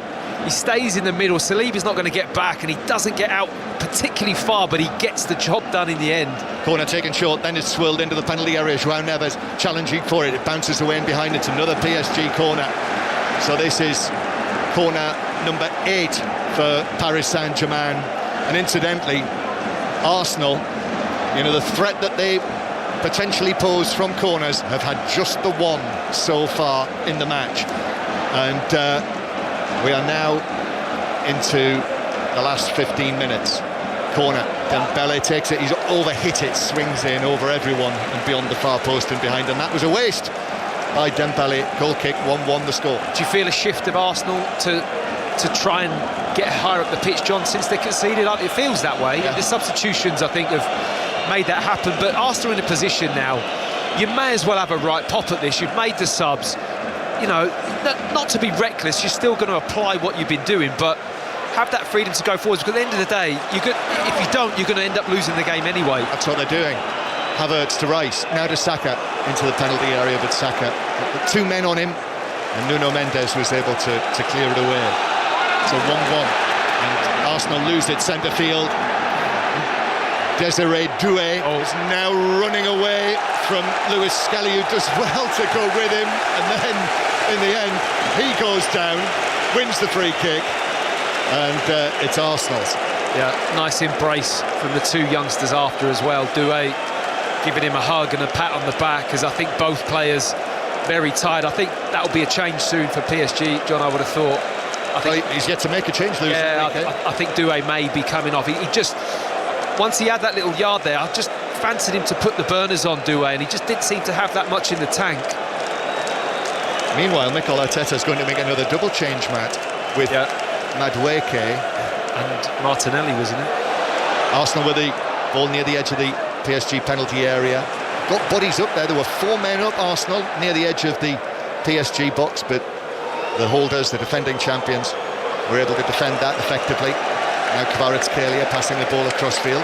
It is Martinelli, so it looks as though it's going to be the wide men, doesn't it? Yep. You'd think Saka and Trossard. Yeah, straight swap on it. Fresh energy. Both players actually quite impactful from the bench, aren't they? Yeah, and similarly, as I say, simply because PSG have had so much of the ball, really Bukayo Saka has had little impact. He has, and like you say, one corner in the game.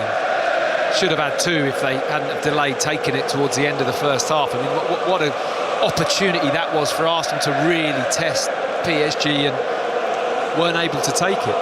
We are into the last 10 minutes of the Champions League final. Paris Saint-Germain 1, Arsenal 1. This is 5 Live from the BBC. The highlights will be on Match of the Day tonight. Champions League final score is on the red button now, and on all BBC platforms you'll see the goal clips 15 minutes after the trophy left. PSG through the middle with Kvaratskhelia. Kvaratskhelia now wriggles his way through, 3 men around him. Still, he has the ball and runs it out of the penalty area, then I think stands on it, loses it. Arsenal bring it forward with Timber. Timber's now out of position, he's lost it. So Doué is able to run into the box against Saliba. Still Doué with a cross, bounces off Saliba, and then behind. I thought it was maybe back onto Doué and behind, but it's behind and it's a corner. I think it was Saliba, Doué, back to Saliba and out for a corner. A triple kind of ricochet, and Arsenal now defending another set piece. And I think, John, they're going to make this change beforehand or wait? I think they're going to wait. Yeah, not yet. So it's a corner for PSG. Dembele to take it. He got the last one all wrong, the delivery, and the whistle's gone because an Arsenal player, Lewis Skelly, has ended up on the floor on his back in the 6-yard box in front of Raya, and it's Marquinhos who put a hand on him. He's all right. So here we go. Dembele with a corner, right-footed into the near post. This one a flick from Pacho, I think, was it? And it took it up and over the top of the crossbar. Both Pacho and Marquinhos were challenging. And it's a goal kick to Arsenal. It's 1-1, and now the double Arsenal change. Substitution for Arsenal. So I'm presuming it's Saka and Trossard. And it is being replaced by Madueke and Martinelli. Well, he's spoken, hasn't he, Mikel Arteta, about his finishers. That's what he's hoping Martinelli and Madueke are going to be able to help do. Yeah, I think they're going to bring pace, energy, directness. I think getting back in position as well. Of course, they've got to bring their attacking qualities, but there's a big defensive job that, in fairness to Saka and Trossard, have done brilliantly all game. They've had to sacrifice the attacking, and a big change for PSG as well. Kvaratskhelia is off, and Bradley Barcola is going to come on to replace him. Whether this is connected to the gash that he got on his leg from winning the penalty, I don't know. Maybe. But even so, I'm not even sure if that was from the penalty, Johnny. I think I'd seen that prior. I mean, I don't know when he got that, but it looked a bit like red carpet burn. Yeah, it was odd. All forward for Arsenal. Havertz making a nuisance of himself again. He's done that so effectively in this match, Havertz. Almost certainly under orders. So Kvaratskhelia off and Bradley Barcola on. As Hincapie gives it infield, looking for the pass forward to Gyökeres into the box. He made the run. Played forward by the newly arrived Martinelli, cleared out of play for an Arsenal throw down the left. This Arsenal throw level with the edge of the PSG penalty area, and Hincapie is going to leave it for Declan Rice to come across and take. Yeah, it's going long. Why not? I think every opportunity Arsenal have to sling the ball into the PSG box, you've got to take it. You know, they could be far superior from these situations with Gyökeres and Havertz in the box as well. Rice, there it goes, hurled into the PSG box, flicked on, bounces down on the edge of the 6-yard box. It actually hit Nuno Mendes, bounced in front of a teammate, and they were able to whack it away. Arsenal trying to play it back, but that's broken down, and the ball is played forward now for the chase downfield.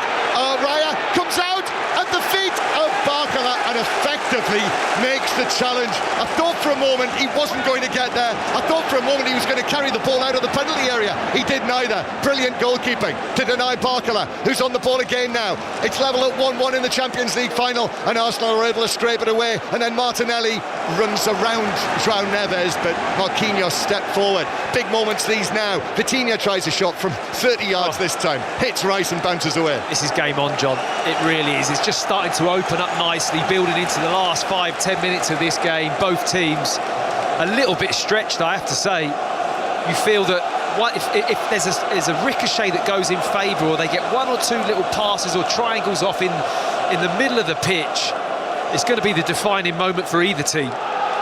This is boiling up nicely, isn't it? Arsenal led for so long. Arsenal led for nearly an hour after Havertz's early goal, but the penalty from Dembele to make it 1-1. And now we're in the 86th minute. I didn't think Raya was getting there either, John. No, for a moment. I thought it was going to be a penalty or something. I mean, he just got the wrong side. Barcola with his fresh legs just got the edge on Saliba, but Raya managed to come out and just smother the ball. PSG in possession. It's the Parisians you can hear singing their songs, so many of them in the white shirts, as we're used to saying at the Parc des Princes. Now Hakimi with it on the right flank. Hakimi taking on Martinelli and then playing the ball in. Comes off the legs of Hincapié behind it. Another corner to PSG, this one from the right. Tonight's official match attendance is 67,035. UEFA capacity stadium. Thank you all for your incredible 61,035. And 17,000 official allocation for both clubs. Corner, Dembele takes it, curls all the way across the penalty area, headed down by Madueke, played back in by Vitinha, headed away for Arsenal. Oh, the kick is missed by Nuno Mendes. Martinelli could be onto this. Martinelli, blue shirts trying to get back. Oh, Martinelli overhits the pass. He was trying to play in Madueke, but it was far too strongly hit by Martinelli all the way through to Safonov. Yeah, just completely overhit that pass. I mean, I think the decision was right. The run from Madueke was decisive. He wanted it played in front of him, but he just completely overhit it at a slightly wrong angle, right into the hands of Safonov. Talk me through that, John. 67 capacity. Probably sponsor areas or something. Really? Taken up by advertising hoardings. It's usually something like that. I don't know. It's not on, is it? Anyway, let's discuss the Champions League final. Let's discuss that later. PSG 1, Arsenal 1. Doué on the right wing. Doué infield, a little pass to Hakimi. He looks up, plays it into the box, comes off the head of João Neves. That's headed away for Arsenal. Fabian Ruiz on the left-hand side. Fabian Ruiz curls one in towards the back post. Hakimi gets up against Hincapié, but can only head it well wide of the mark and behind for a goal kick. It's 1-1. We're in the 88th minute.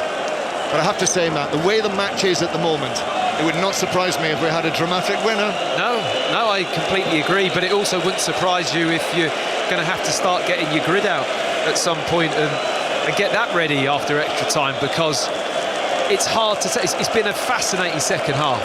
It really has, because Arsenal have had to slowly creep out and start to play a little bit more of an active role in this game after the goal went in for 1-1, and they've done that pretty well with the substitutions. It's 10 years since a Champions League final went to penalties. That was the other Real Madrid, Atletico Madrid final of 2016. This level at 1-1.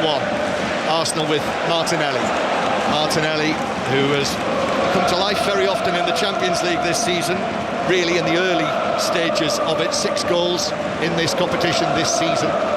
Back it goes to Raya, high and long from the Arsenal goalkeeper to Gyökeres, who got his right instep to it. Pacho is right behind him, but that delivered it to Nuno Mendes. Long pass downfield from him to Doué. Doué running at Gabriel into the box. It bounces, and the shot is just over from Vitinha from the edge of the box.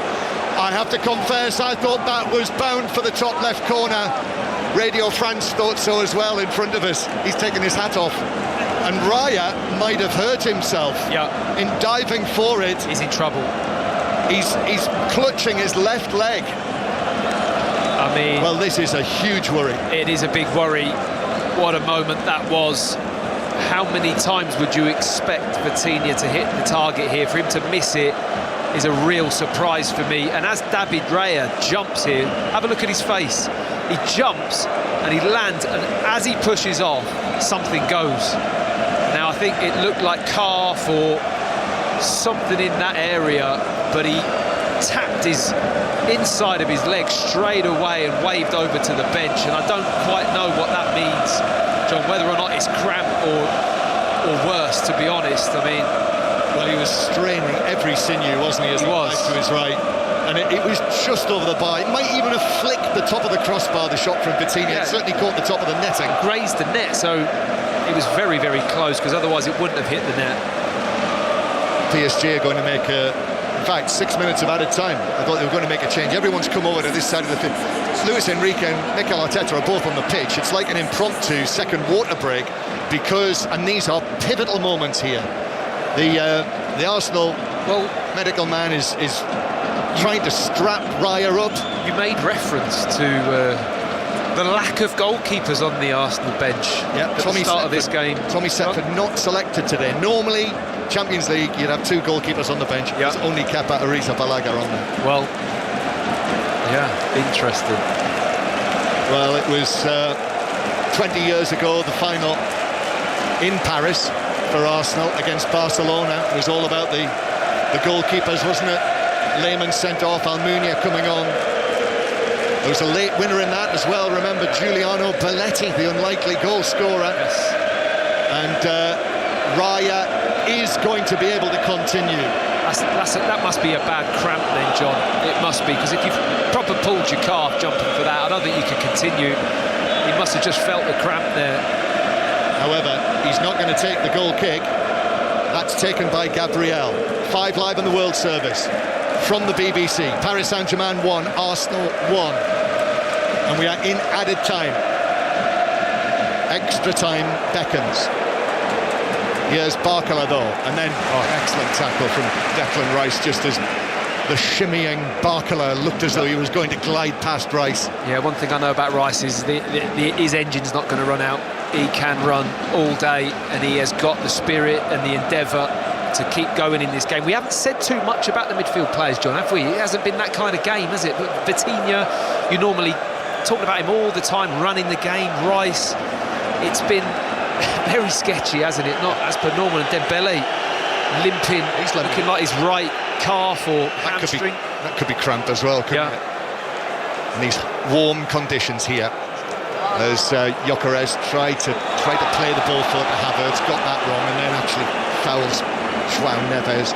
And then Gyökeres kicks the ball away as well. Fortunately, he was behind the referee's back.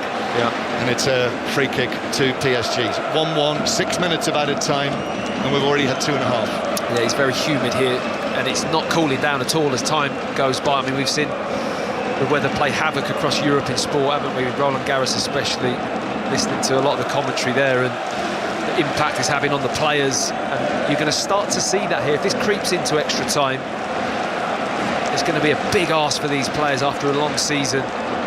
French Open commentary continues on Sports Extra 2 after a dramatic first week. Coverage, commentary, all of next week as well. 5 Live and BBC Sounds. Paris Saint-Germain 1, Arsenal 1. And Vitinha. Suddenly, from harum scarum, since the Raya injury, it all has calmed down a little. Maybe just building up to the big push. Here's Doué on the right. Doué's cross, that's cleared away by Gabriel. Back to Doué, volleys it across. It's behind Barcola, who leapt for it. Ball bounced up, running out of the penalty area. And actually the ball is moved all the way back towards the halfway line. See, Gonçalo Ramos is waiting to come on, the Portuguese World Cup player. Such an effective substitute, isn't he? The number 9 for PSG. As Fabian Ruiz is claiming there that he was blocked by Martinelli. PSG go back towards the halfway line. Vitinha drives a pass across the surface of the Puskas Stadium pitch. He gets it back. Vitinha, whose shot was so close to finding the goal to put PSG 2-1 up. Hakimi now.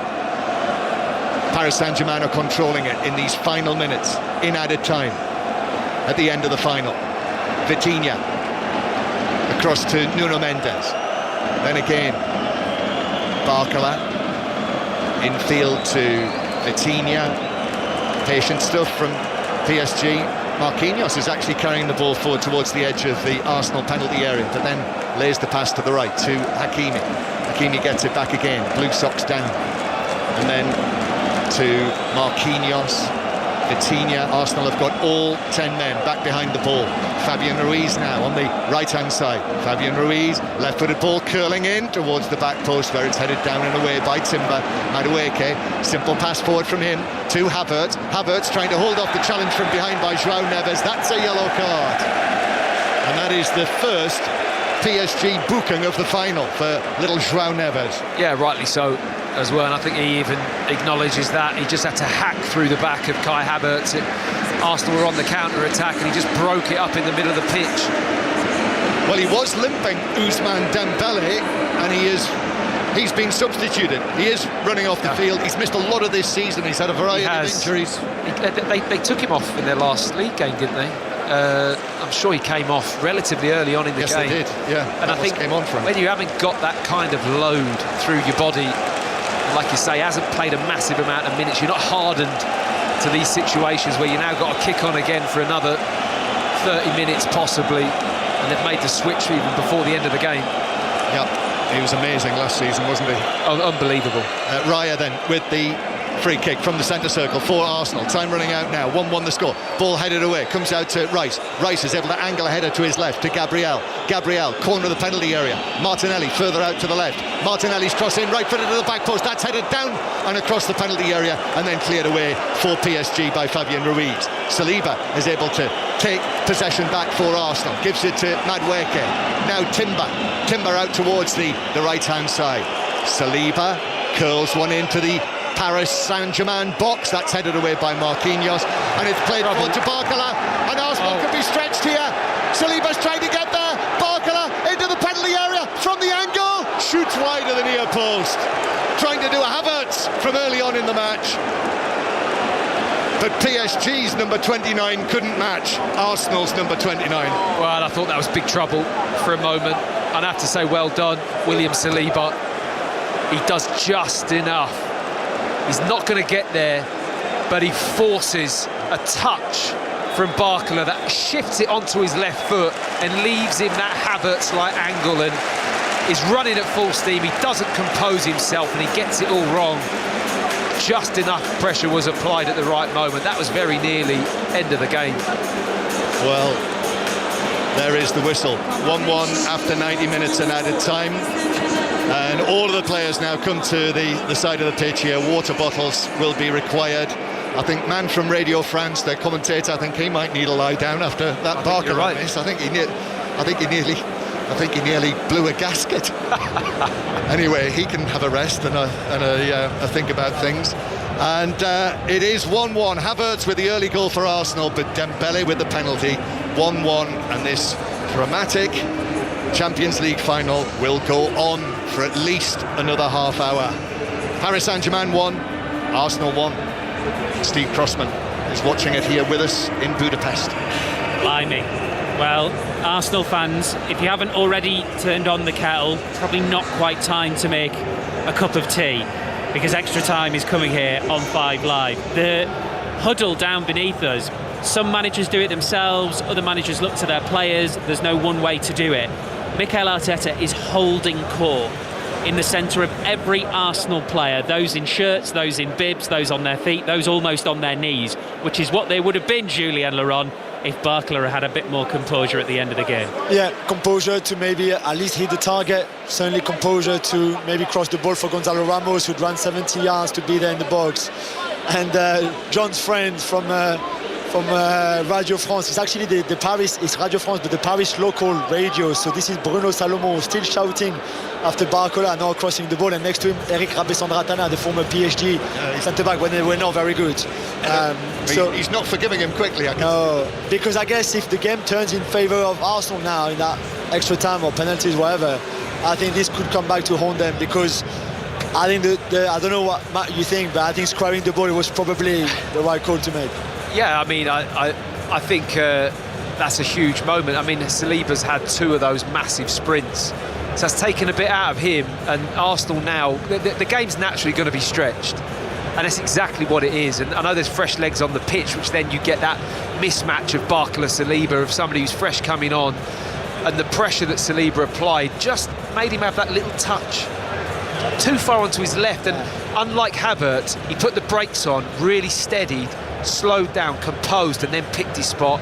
Barcola nowhere near as composed for me. And his Barcola's weaker foot as well, yeah. His Havertz's strongest foot. Absolutely. What about Vitinha, Jules? I think everybody thought that was nestling in the top corner. And you know what, I've seen him, I was at training last week, I've seen him hitting that ball on the edge of the box in that top corner 9 times out of 10, really.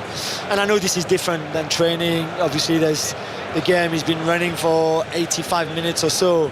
But I really thought that if there was one player you would want that ball to come to like that, from an Arsenal, from a PSG point of view, it was Vitinha more than anybody else, and yet it's maybe 10 centimetres too high, otherwise he goes to the top corner. Well, I don't think Arsenal fans are probably biting their nails, because I suspect they went, all of them, about 60 minutes in. It is so intense down there. Looking at Eberechi Eze down there as well. Number 10 just running over and into the huddle. Looks like there's going to be changes then before extra time. 30 minutes. This is the closest Arsenal have ever been to winning the European Cup officially. Can they get over the line? John. Thank you, Steve. The PSG players are just collecting themselves again. I was just wondering if there was going to be another change, and there is. Zubamendi coming on into the midfield for Miles Lewis-Skelly. It was one of the... Oh, hang on a minute.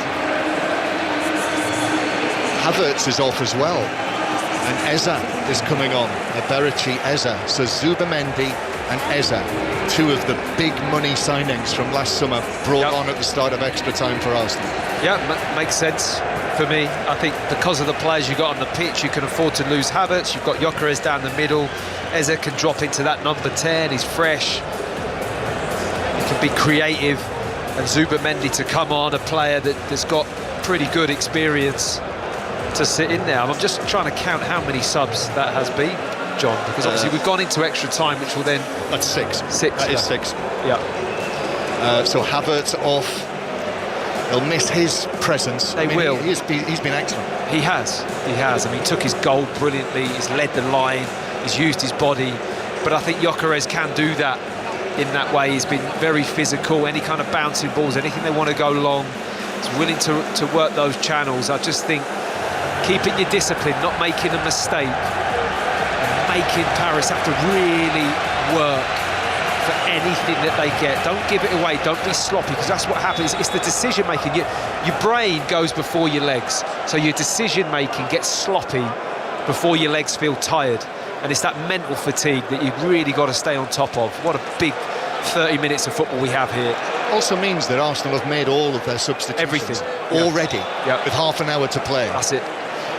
What if somebody tweaks a calf in the next minute or 2? It's a big shout, isn't it? What if... I mean, Raya's had a... I know. But also... What happens if Raya... Well, if you go to penalties, you've also got Kepa on the bench, who... Yeah. Not bad on the penalty front, or has got a reputation on that front. I mean, yeah, that's a big interesting to make the 2 substitutions, because that's why I started to count up and think, well, where are we at with the subs with Arsenal? And you're right, he's not got an option now. Okay, well, fingers crossed then for Mikel Arteta. Paris Saint-Germain 1, Arsenal 1, and we are in the first period of extra time. This is 5 Live and the World Service from the BBC. Listen, wherever you go, via BBC Sounds as well, you can get 5 Live, the World Service, all BBC Radio on there. And of course you can pause, rewind and listen again to the live radio. You can go back and listen to Aston Villa winning the Europa League, or Crystal Palace winning the Conference League. Eze into the action for the first time. That's nice. Madueke's ball across, and that is steered behind by Pacho. Just kept in his stride and put it behind safely for Arsenal's second corner of the final. Well, actually, it's their 3rd corner, but they've only been able to take 2 of them. Yeah, well, let's see what they can put together here, because take the time, set it up, I mean, I wasn't sure if that was going out for a corner because it looked like it might have gone for a throw-in, but it was better passing, good work from Arsenal to develop the opportunity. There's a couple of things flying onto the pitch here, John. Madueke struggling to take the corner. There's a big green, looks like a lighter or something. Yeah, from the PSG section. Thrown on, yeah. UEFA will be all over that. Right, well, if ever Arsenal needed a corner to come off and create a goal, they've scored 27 from corners this season. Madueke to take this one to the near post, and it's headed behind. Gonzalo Ramos was there to nod it behind his own near post and amongst a crowd of players. Second consecutive corner. Yeah, it wasn't a badly flighted one either. It was nearly there. He's looking for that one where somebody can just graze the ball with the top of their head, that little glancy touch, and the ball just carries on into that 6-yard box area for anything. I see Eza's round about where he was. Remember the goal against Newcastle? Yeah. On the edge of the box, if they wanted to take a short one. He does come short. Madueke, though, does play it. Oh, he's got it all wrong, and he's hit it straight out of play into the near side, outside netting, and it's a goal kick to PSG. And that was not the corner delivery that we're used to seeing from our set-piece coach. Is disappointed. It's only the second time he's been able to get up and have a little soiree into the technical area and shout on some instruction. Paris Saint-Germain 1, Arsenal 1. So 606 will be a little delayed, but the lines are open. 08 085 909 693. Eza on the field, the man who scored the winning goal in the FA Cup final of last season for Crystal Palace. And this has got a feel already of the kind of drama that we're going to be seeing over the course of the coming weeks in Mexico, Canada and the United States. Throw in that Timber certainly stole a few yards with, as Luis Enrique pointed out, just a few yards away from him. Then it's headed forward by Pacho, centre field. Timber, and then stretch. João Neves with the pass. Barcola, who got away twice in the period after he came on, wasn't able to convert on either occasion. Raya, downfield from him. Headed, actually, straight from PSG to Madueke, who's cutting infield. Gives a little pass now, and that a foul by on João Neves. That's outrageous. And Jurriën Timber can't believe it. He's picked up the ball, he's walked away with it, quick steps, hand over his face, free kick to PSG. That's a massive call, because what a great opportunity they've worked there. Timber can't believe it, because all he's doing is protecting the ball. Madueke feeds it inside, he lets it roll across his body. All he does is put his arm out, and his finger does graze the face of who was it that he caught? Neves, wasn't it? He caught Neves with his hand. João Neves, yeah. Yeah, with his fingers, and the referee gives a foul. I mean, there's nothing in that at all. Big favourite, Warren Zaire-Emery is coming on for Fabian Ruiz. So Zaire-Emery, who, as we know, well, he's been playing at right back while Hakimi's been injured. He can play in midfield, he can play in a variety of the midfield positions. This 20-year-old who will be commentating on at the World Cup as well with France. Highly talented young man who is coming on, incidentally, for his 54th appearance of the season. He's played in more matches than anyone else for PSG this season. Zaire-Emery. Ball played out by Raya. Hincapié can't keep that in. It was slightly beyond him. It's a throw into PSG near the halfway line. So Zaire-Emery has taken up a position in midfield. Played in more matches than any other PSG player. That's unbelievable, that, Joe. It just shows you how the rotation of their setup and how they build into these European areas, and then will rest a lot of the players, won't they, for and domestic fixtures. But he's he's always there playing and churning out the minutes. And of course, with all of the matches that they've played, as we say, to the middle of July last season, starting so early in the Super Cup against Tottenham this season, so many of the important players have had injuries. Most of them have had spells out. Yeah, they have. But not Zaire-Emery. Rice winning it back, playing it into Madueke. Madueke couldn't find the pass back for Timber's run, but it won't roll out of play. And so Nuno Mendes is having to hold it up there and actually stop it, and PSG are forced back into their left back area, and actually Timber has got the ball back for Arsenal. Madueke, Timber again. Timber plays it into the edge of the area. Gyökeres tried to shield it with his body and then commits a foul on João Neves, and that's a free kick. And João Neves was breaking away there. The referee's going to bring it back.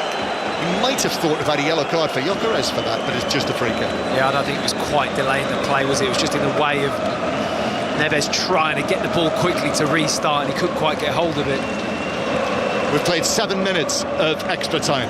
Paris Saint-Germain 1, Arsenal 1. And cloudy skies now. The blue skies have gone. We're heading into the evening here. Raya clearing the ball over the halfway line. Gyökeres heading it back, but he's headed it straight to Doué. And then, I'm not sure João Neves expected that to come to him, and he's given it away. And so Arsenal will bring it forward with Martinelli. Remember Martinelli last season scoring the late winning goal against Real Madrid in the Bernabeu. Oh, that's a good tackle by Marquinhos, and that could send PSG off on the attack. Gonzalo Ramos is then fouled by Gyökeres blatantly, and that is a yellow card for Gyökeres, middle of the Arsenal half. I kind of get why he makes the foul, John, to be honest. He gives the ball away poorly, or shall I say gets tackled. It was a great tackle from Marquinhos, but he was a bit slow in just offloading, and then his reaction is to really help his team out, Gyökeres, and the only way he can do that, because he can't get back the right side to make the tackle, as he has to just drag him down midway into their own half and just concede the break-up in play and the yellow card, and Arsenal can reset. Free kick, middle of the half. Vitinha's over it. I think it's too far out for Vitinha to have a goal, probably 40 yards. So he's going to curl it in. Arsenal holding their line on the edge of the penalty area. 1-1 the score, first period of extra time.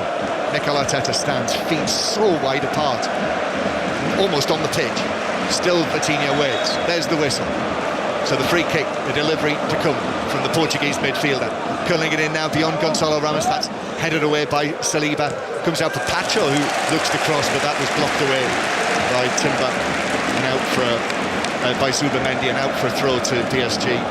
Level with the edge of the Arsenal box. In fact, they're taking it from quite a distance further back than the edge of the penalty area. It's even further back now. Nuno Mendes with the throw to Zaire Emery.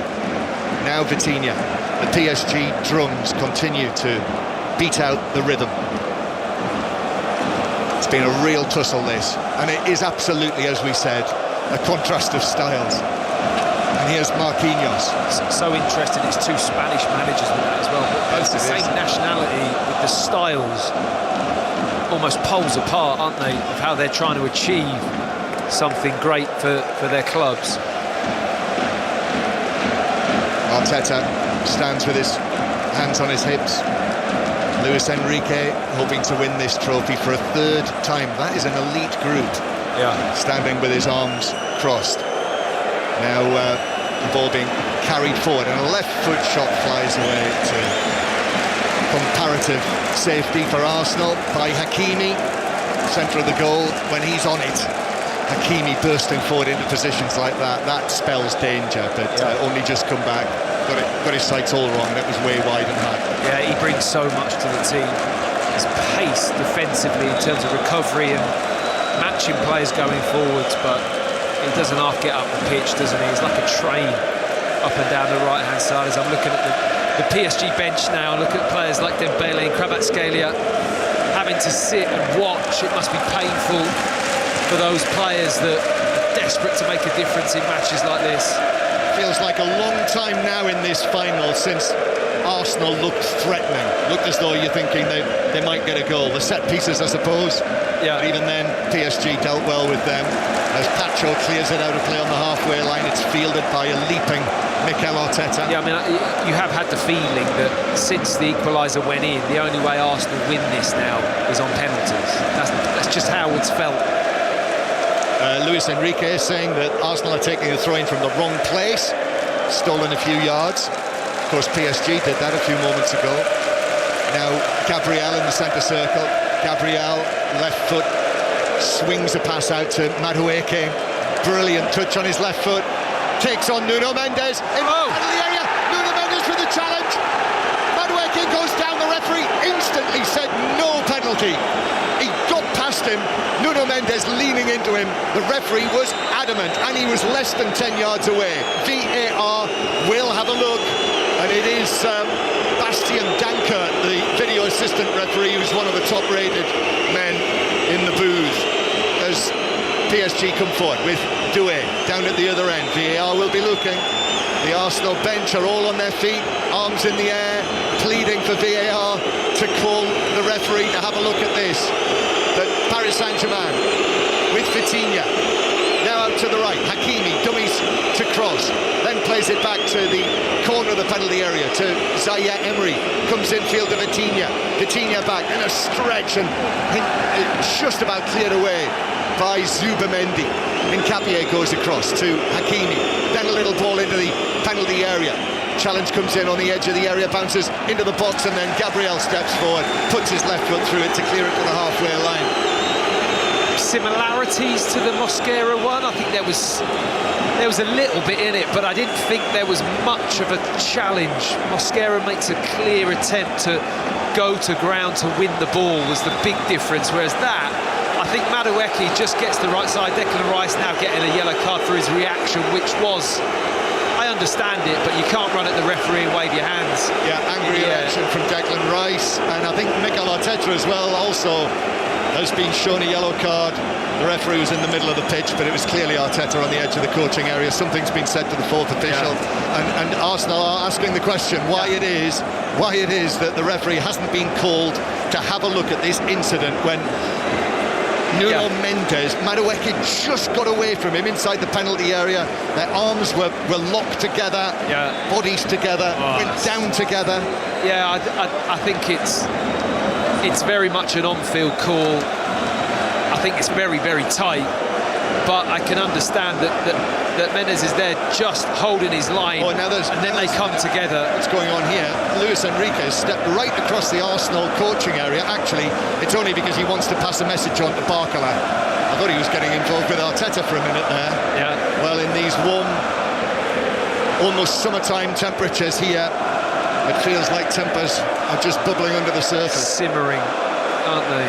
And I think Madueke feels that contact. He engages the drop to the ground. I mean, it is a shoulder to shoulder, and he does just get half a yard in front of him, but I kind of get it. Let's just get a quick review from Jules on what he thought of that penalty incident, Julien Laurent. I thought that was very clumsy, and we've just seen Gabriel now signing into the bench to make a substitution for Nkapie on the left, who seemed injured. But as we mentioned earlier, the 6 subs have been made already, right? So they could not change anybody. Correct. Thanks, Jules. It's a 1-1, heading towards half-time in extra time.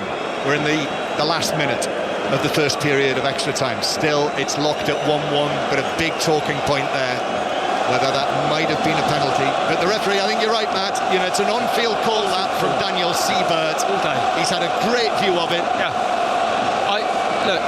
I think he just about arrives at the right conclusion, but you know, if he wants to blow for a penalty there, I don't think you're going to say it's an awful decision either. Yeah. But I think he's about right, to be honest. Yes, I think so, because we're debating. Was it a penalty? Yeah.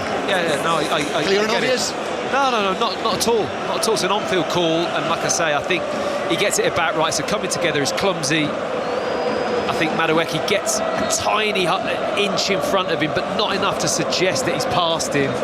And then Madueke does go to the ground feeling the weight of Mendes. So I think that, you know, he plays for that fraction as well. So I think it's just about the right call. In the main, I think Daniel Siebert has had a very good match as the referee. I'd agree with that.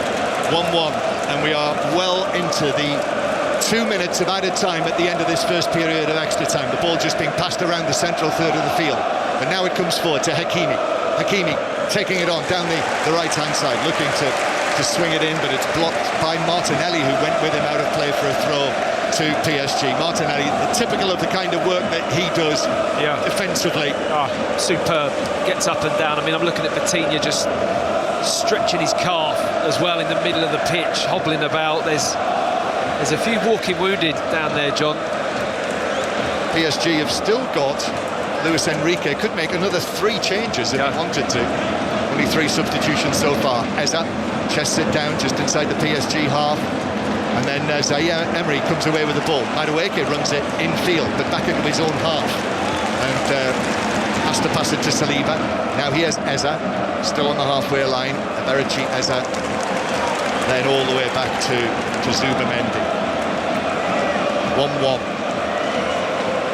Long pass forward, up towards Gyökeres. He flicks it on, but it comes off Martinelli. For a throw-in. Martinelli's made the run narrow where he's got to stay wide there. The ball's into Gyökeres and he just wants to lay that off first time. And there we are, half-time in extra time. 15 minutes away from penalties.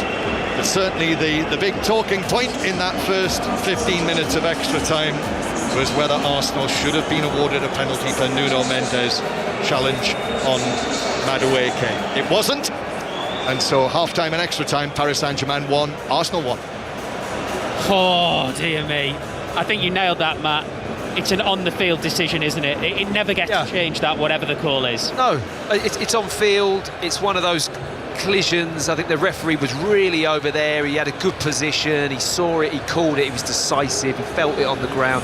They're the calls you want to stay there, don't they? And I think he got it about right, Steve. I'd probably side with him to say it probably was not quite a penalty, but borderline. Yeah, I think that's bang on. I'll tell you what though, Jules, Arsenal have got to find a way to refocus, because Declan Rice was running around like a madman for about 60 seconds. That's why he got booked. That's why Mikel Arteta got booked. They cannot let that snap them out of this brilliant focus.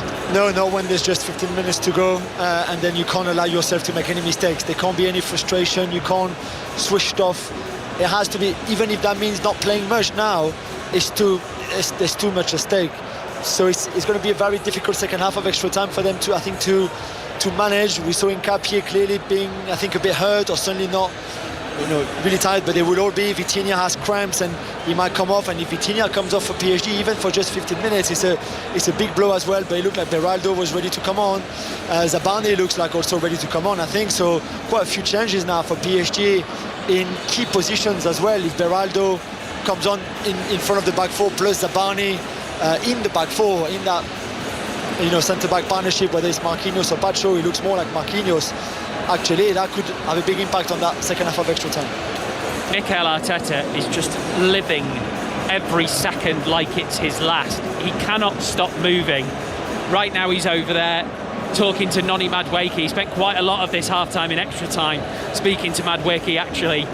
He's going to have to get off the pitch here because he's starting to encroach, and here comes that PSG change. John? Yeah, Vitinha can't continue. Whether that's cramp, and he hurls down the water bottle. I mean, he can barely walk as he leaves the field. And it is Marquinhos as well, the captain, who's coming off.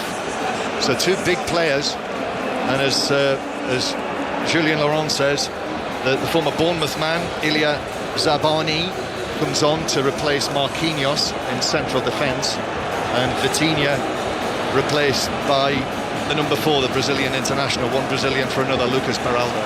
Yeah, saw Vitinha stretching that calf, not looking comfortable at all, and I'm not surprised to see him come off. And now you look at who sat on the bench watching: Dembele, Kvaratskhelia, Vitinha, big players, game changers, the PSG game changers, and now having to watch, can Arsenal produce something in this final piece of extra time to stop it going to penalties, John? It's going to be a huge 15 minutes, and there's some very tired bodies on that pitch. Well, how many Arsenal huddles have we watched together this season, Matt, in the 63 matches that they've played?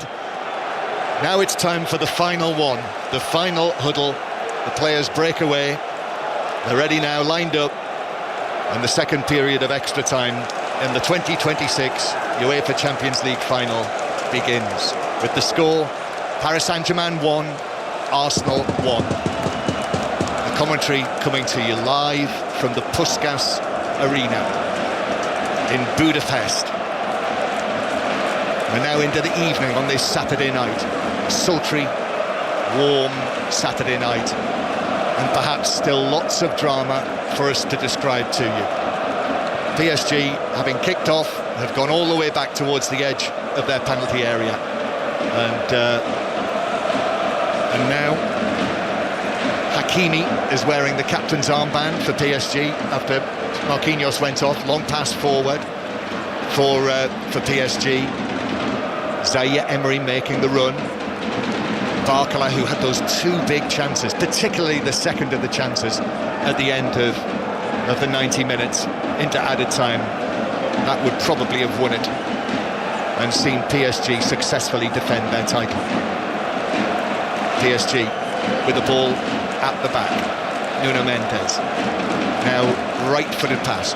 Crossfield looking for Barcola. He heads it across. Raya comes through it, gets his hand to it. Ball still rattling around João Neves, and an important touch from Zubamendi there to take it away from Neves, who was looking to try and bring the ball down in the air. That is brilliant from David Raya, by the way.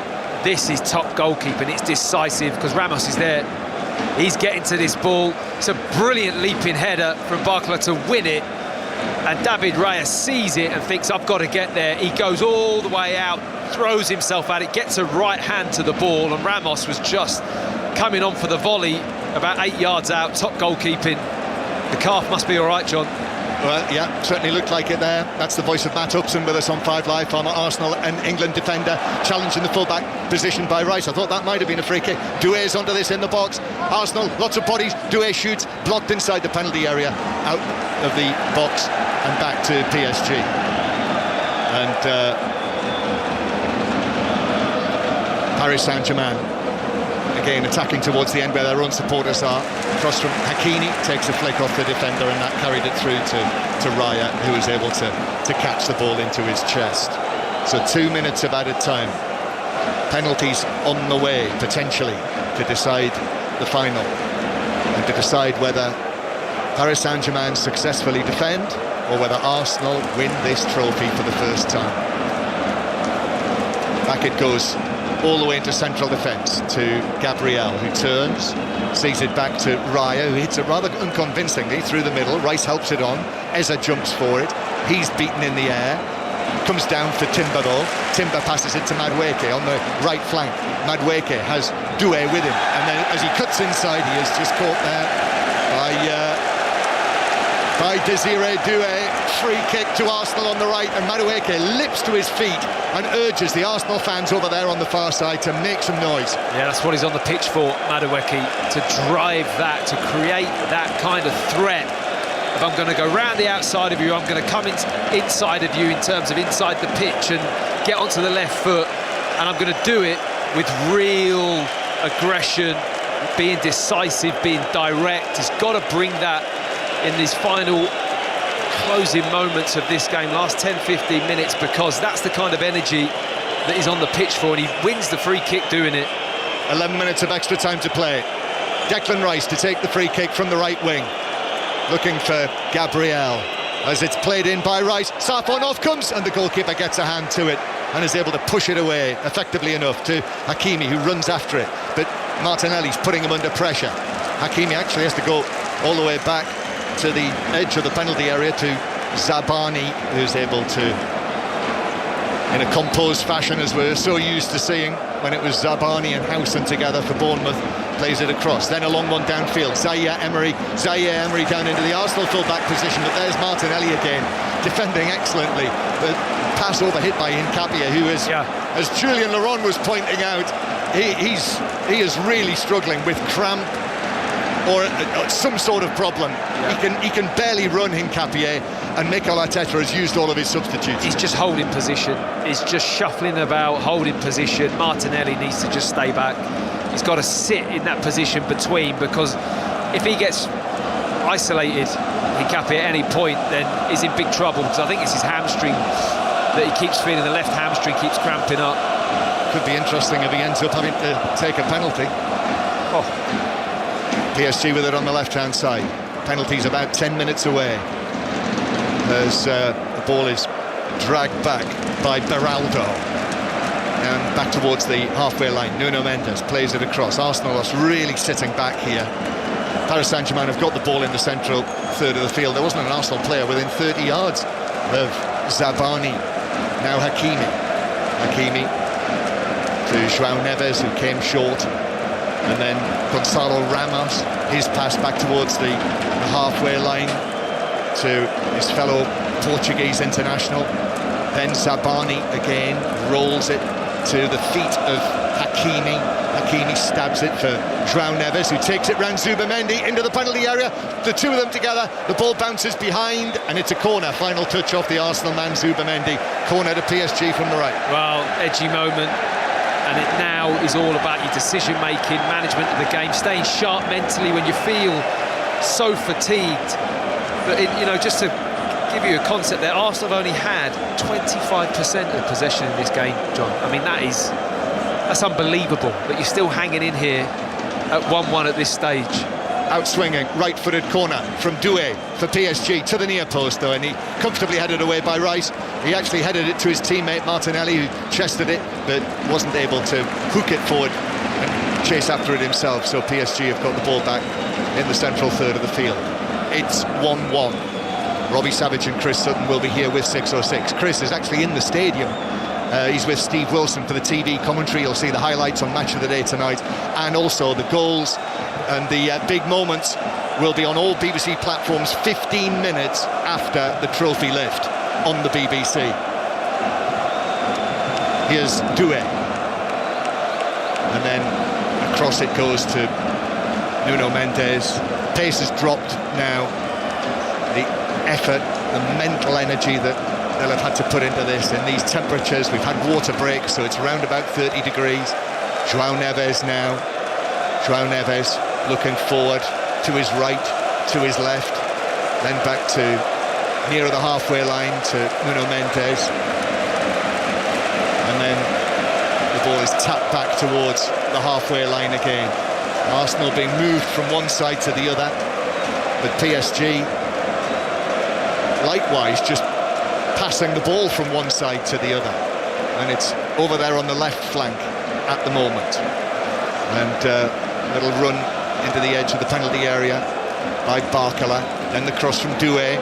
Raya comes out of the 6-yard box, but a comfortable catch. Gonçalo Ramos was trying to get to him, but Gabriel did enough to put him off, and the ball's in the gloves of the Arsenal goalkeeper. 1-1.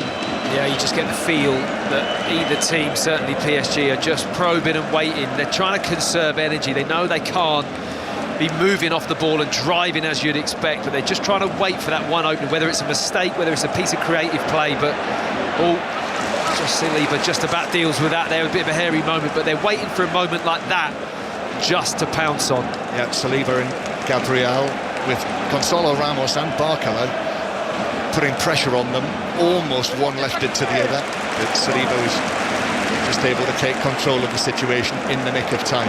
Still 1-1, and we've now had almost 9 minutes of the last 15 of extra time. David Raya puts his foot on the ball. Raya and Safonov both have very decent reputations as penalty savers. Thinking back to the start of the season when the UEFA Super Cup in Udinese against Tottenham went to penalties. PSG won eventually on that penalty shootout. Chevalier was the goalkeeper there. Throw-in is taken for PSG. Eza wins it back. Eza again. Eza now drifting forward with the ball, then moves and passes the ball to Madueke, who just couldn't get a touch on it on the edge of the area, and it ran through to Safonov. Clever little idea, just Madueke wasn't quite ready to take that ball. It comes central as they try to feed it through onto the edge of the kind of D of the 18-yard box, and he couldn't take it in his stride. And now we're seeing that familiar pattern of PSG just building up with the ball at the back, Arsenal retreating into like a 4-3-3 just to try and put a blockade up really against this PSG team, who haven't had a massive amount of joy in wide areas, but they've got it there now. 5 minutes to go. Barcola for PSG. Arsenal dropping right back again into their defensive third.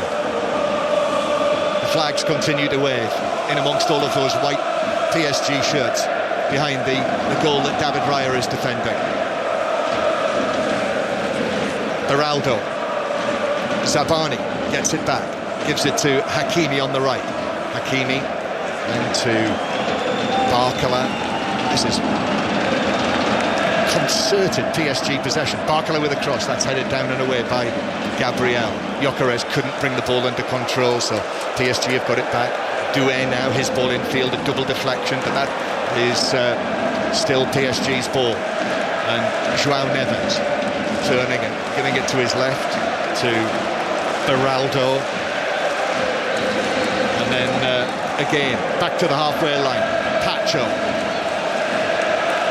It finds its way to the feet of Desiré Doué. And then Gonzalo Ramos. Back to Hakimi. PSG continue to probe away, just waiting for that opening that they want. Nuno Mendes closer to the halfway line, back across to João Neves. He looks up, and then with Gyökeres in front of him, I think we're watching a couple of very, very tired sets of players. Absolutely, John. It's just being knocked about, almost as if both sets of players are just waiting to run this clock down, and let's get down to penalties. Is the grid ready? The grid's ready, don't worry. Yeah, that's all sorted out. Good. Zabani, then to João Neves, who turns away, and Hincapié slips over, and João Neves with a cross, but Gabriel heads it away. Doué with a shot, it's deflected up, and a stretch by Raya. Took all the pace off it. For a moment there, I thought it was going to drop beyond Raya, but he was able to stretch. And now Madueke is hauled over by Nuno Mendes as he approached the halfway line. Could have been away there. Yep. It's a yellow card. There were lots of covering players, but even so, very cynical, but at the same time, you can understand why he did it. Yes, very good from Madueke again. Positive, direct, knock it into space and just run. You know, Mendes is absolutely running on empty. Knock it and let's see if he's got a sprint in his legs. David Raya threw the ball out early, and I thought, don't do that, just hold on to it and let them get settled. But it was actually quite a good move, and now Arsenal moving all the players up. David Raya going all the way up to the halfway line to take this free kick. Well, they're not sending Saliba up, but they have sent Gabriel up, because the free kick is right over to the far side, inside the Arsenal half. So it's going to be hit long, diagonal. We've got 2 minutes of extra time to play. Here comes the free kick from Raya. It's over everyone, whether in red and white or blue, and it bounces through for a goal kick. Yeah, they won't be too disappointed with that. Drop back, get set. PSG looking to take it short. I'm looking at Mikel Arteta just bellowing instructions right on the edge of that technical area where he hasn't moved from all game, really. You've got Enrique, he's got a very much different kind of approach. He's out there, but then he kind of drops back in, sits down and has a rest, whereas Arteta is there all the time, right on the edge. It's 1-1. Safanov takes the goal kick and swipes it straight out of play for a throw-in on the halfway line. I mean, I'm just looking at the stats. 28% of the ball and one shot on target, Arsenal.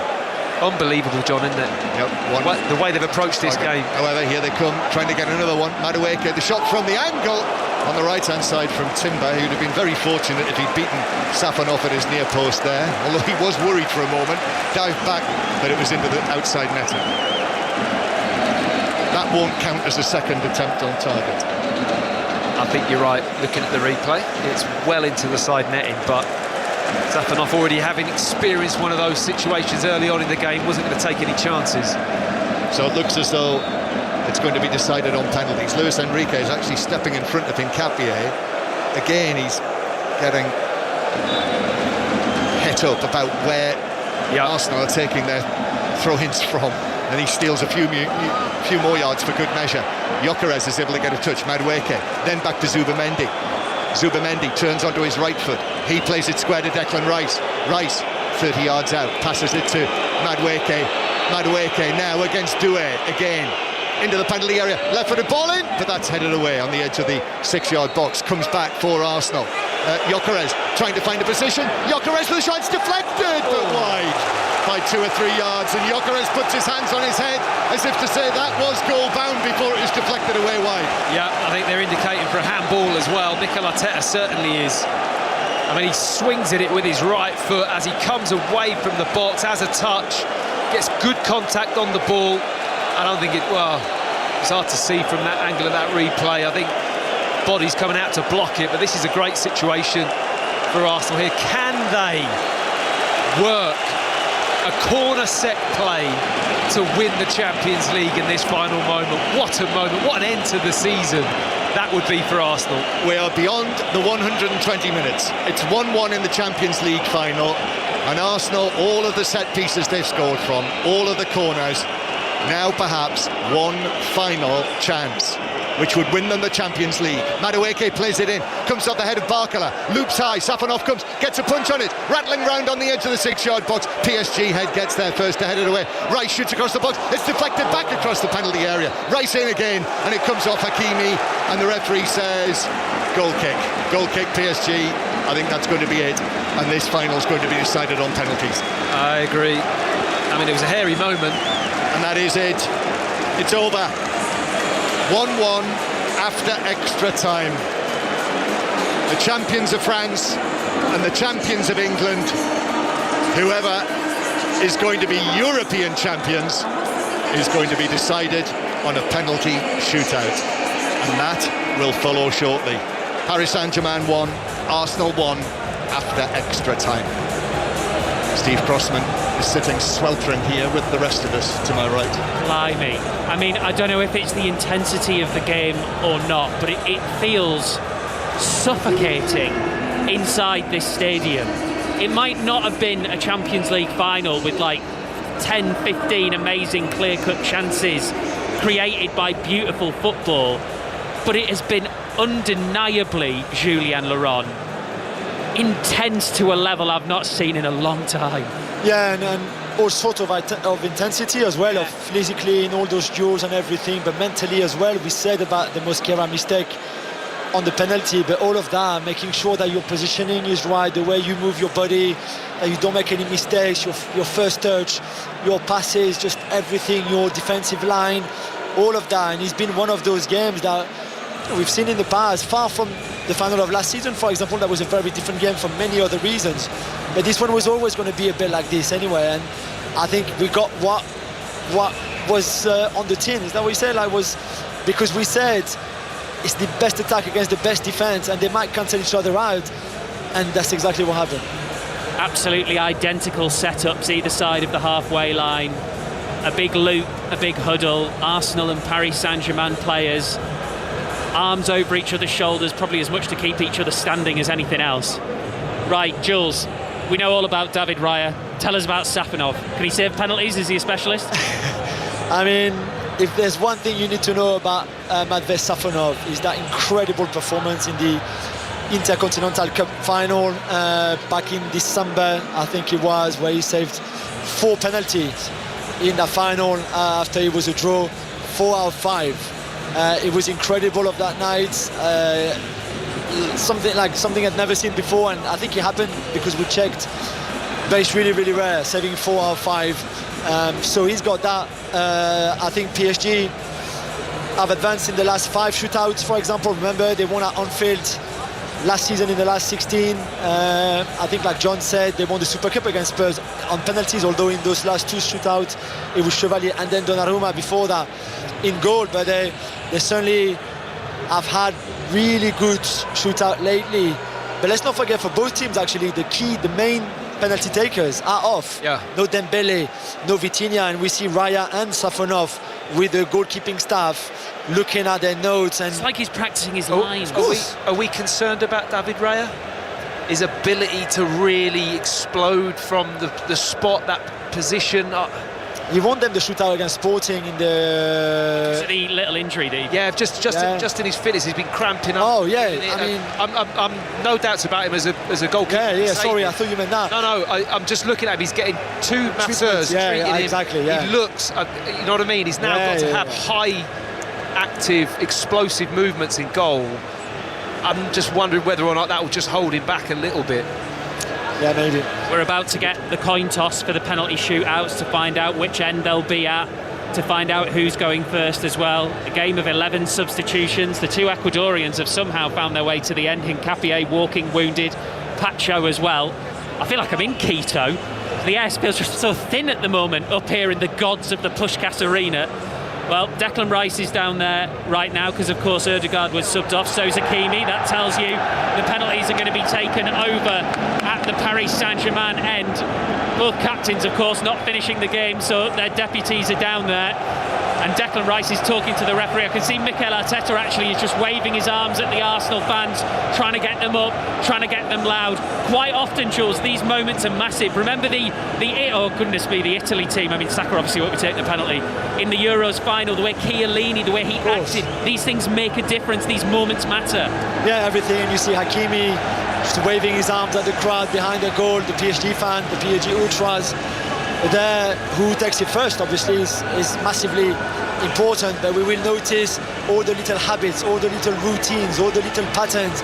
Each player will have a routine. They would have practiced it, not so much yesterday because training was open, but in previous days, behind closed doors, that it's going to be tense. And for the first time in their epic seasons, Mikel Arteta and Luis Enrique, the busiest of bees on the touchline, can now do absolutely nothing at all about this. A Champions League final penalty shootout. I mean, you can be a legend, but for every Alan Kennedy in Rome, for every Didier Drogba in Munich, there's a John Terry in Moscow. Well, for many of the players down there, they're about to take the most important kick of their lives, John Murray. So the scene is set, a penalty shootout to decide who wins the 2026 UEFA Champions League final. Mikel Arteta gave Declan Rice a huge hug. He called Raya across. David Raya gave him a huge hug. And now we're watching Raya, who will face the first penalty. Gonzalo Ramos is going to take it for PSG. And Raya bouncing the ball over and over and over again as he walks and then drops it for Ramos. And he's not retreating to his line yet. Actually, referee Siebert is still nowhere near the penalty area, and the two players are ready. He's very quick to put that down, Ramos. He wants to get on with it. He wants to... Ramos couldn't wait to get there. Just get it done. He was there before Raya. He was. In position, waiting to take before the referee. And David Raya is trying to slow him down as much as possible. He's not on the line yet, the Arsenal goalkeeper.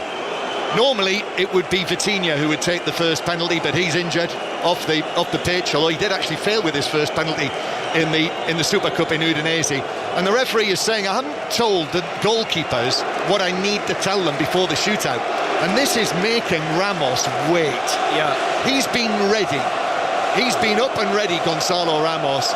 And the referee's still talking to the two goalkeepers on the edge of the 6-yard box. He's standing behind the ball on the penalty spot. It's just a big delay. You now had probably 10 different thoughts have just flashed through your head in that period of time. You've got to control them and refocus, and I think he's just about ready, and the referee's now making him adjust the ball as well. There was a massive cheer when it was decided the penalties would be at the PSG end. David Raya is now trying to say to the Arsenal fans at the other end of the stadium, come on, make some noise. Right, we're ready for the start of the penalty shootout in the Champions League final. It's Gonzalo Ramos to take this right-footed, and Raya goes to his right, the ball to his left, and Paris Saint-Germain score the opening penalty. 1-0. Good penalty, kept his cool.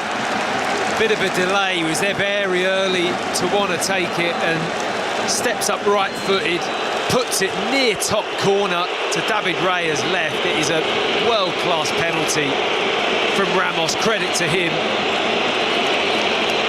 So a number of the penalty takers not on the field for Arsenal. Gyökeres, who scored his last 27 penalties for club and country. Remember the penalties Arsenal took in the Carabao Cup quarter-final against Crystal Palace. They were excellent. That's what they need tonight.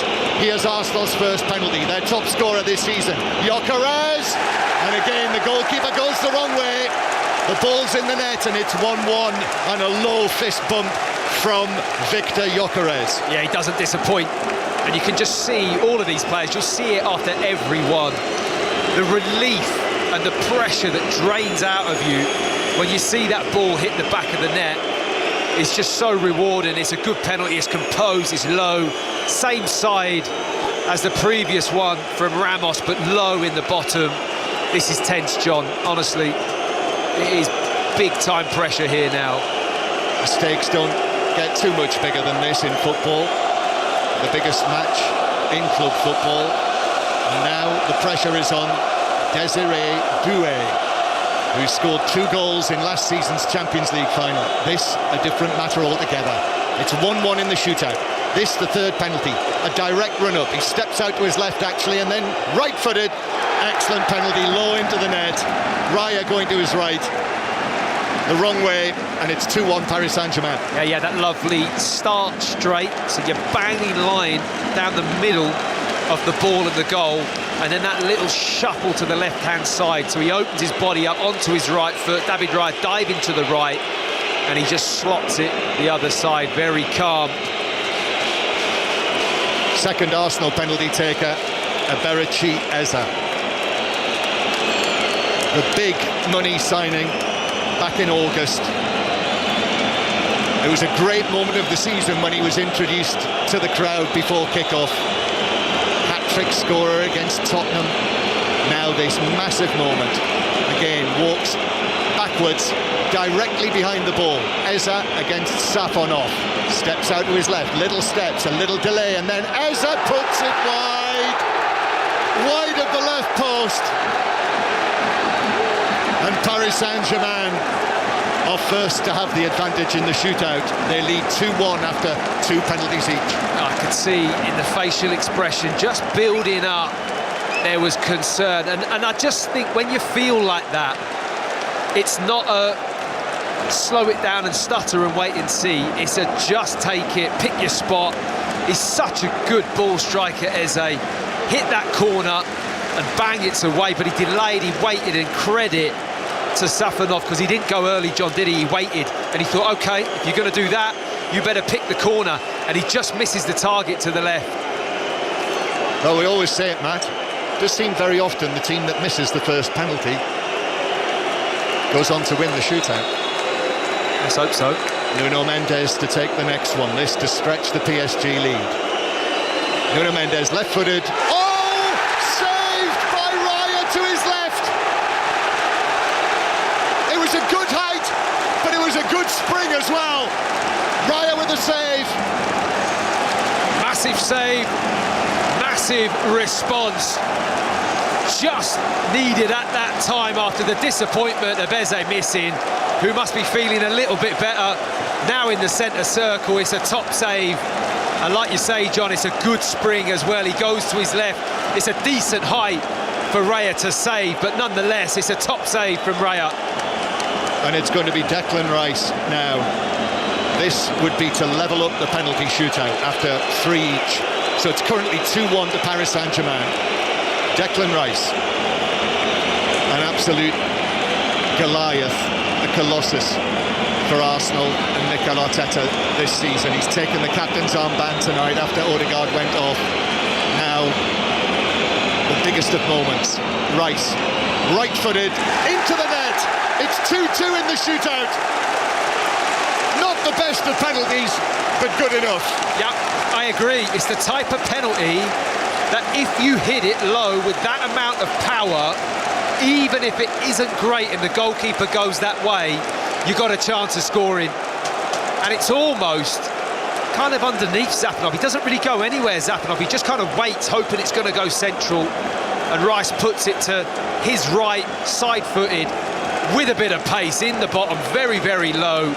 Big penalty, throws the pressure right back onto PSG. Well, the man who took over the Arsenal captaincy, Rice, scored. Now the man who took over the PSG captaincy, it's Hakimi, only just fit in time for the Champions League final.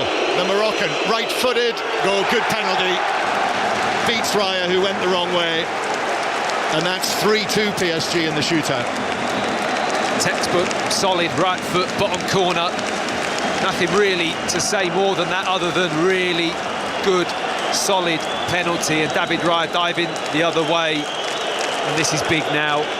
John, is that Martinelli? Martinelli has just received some words of encouragement from David Raya as he arrives on the ball and places it on the spot.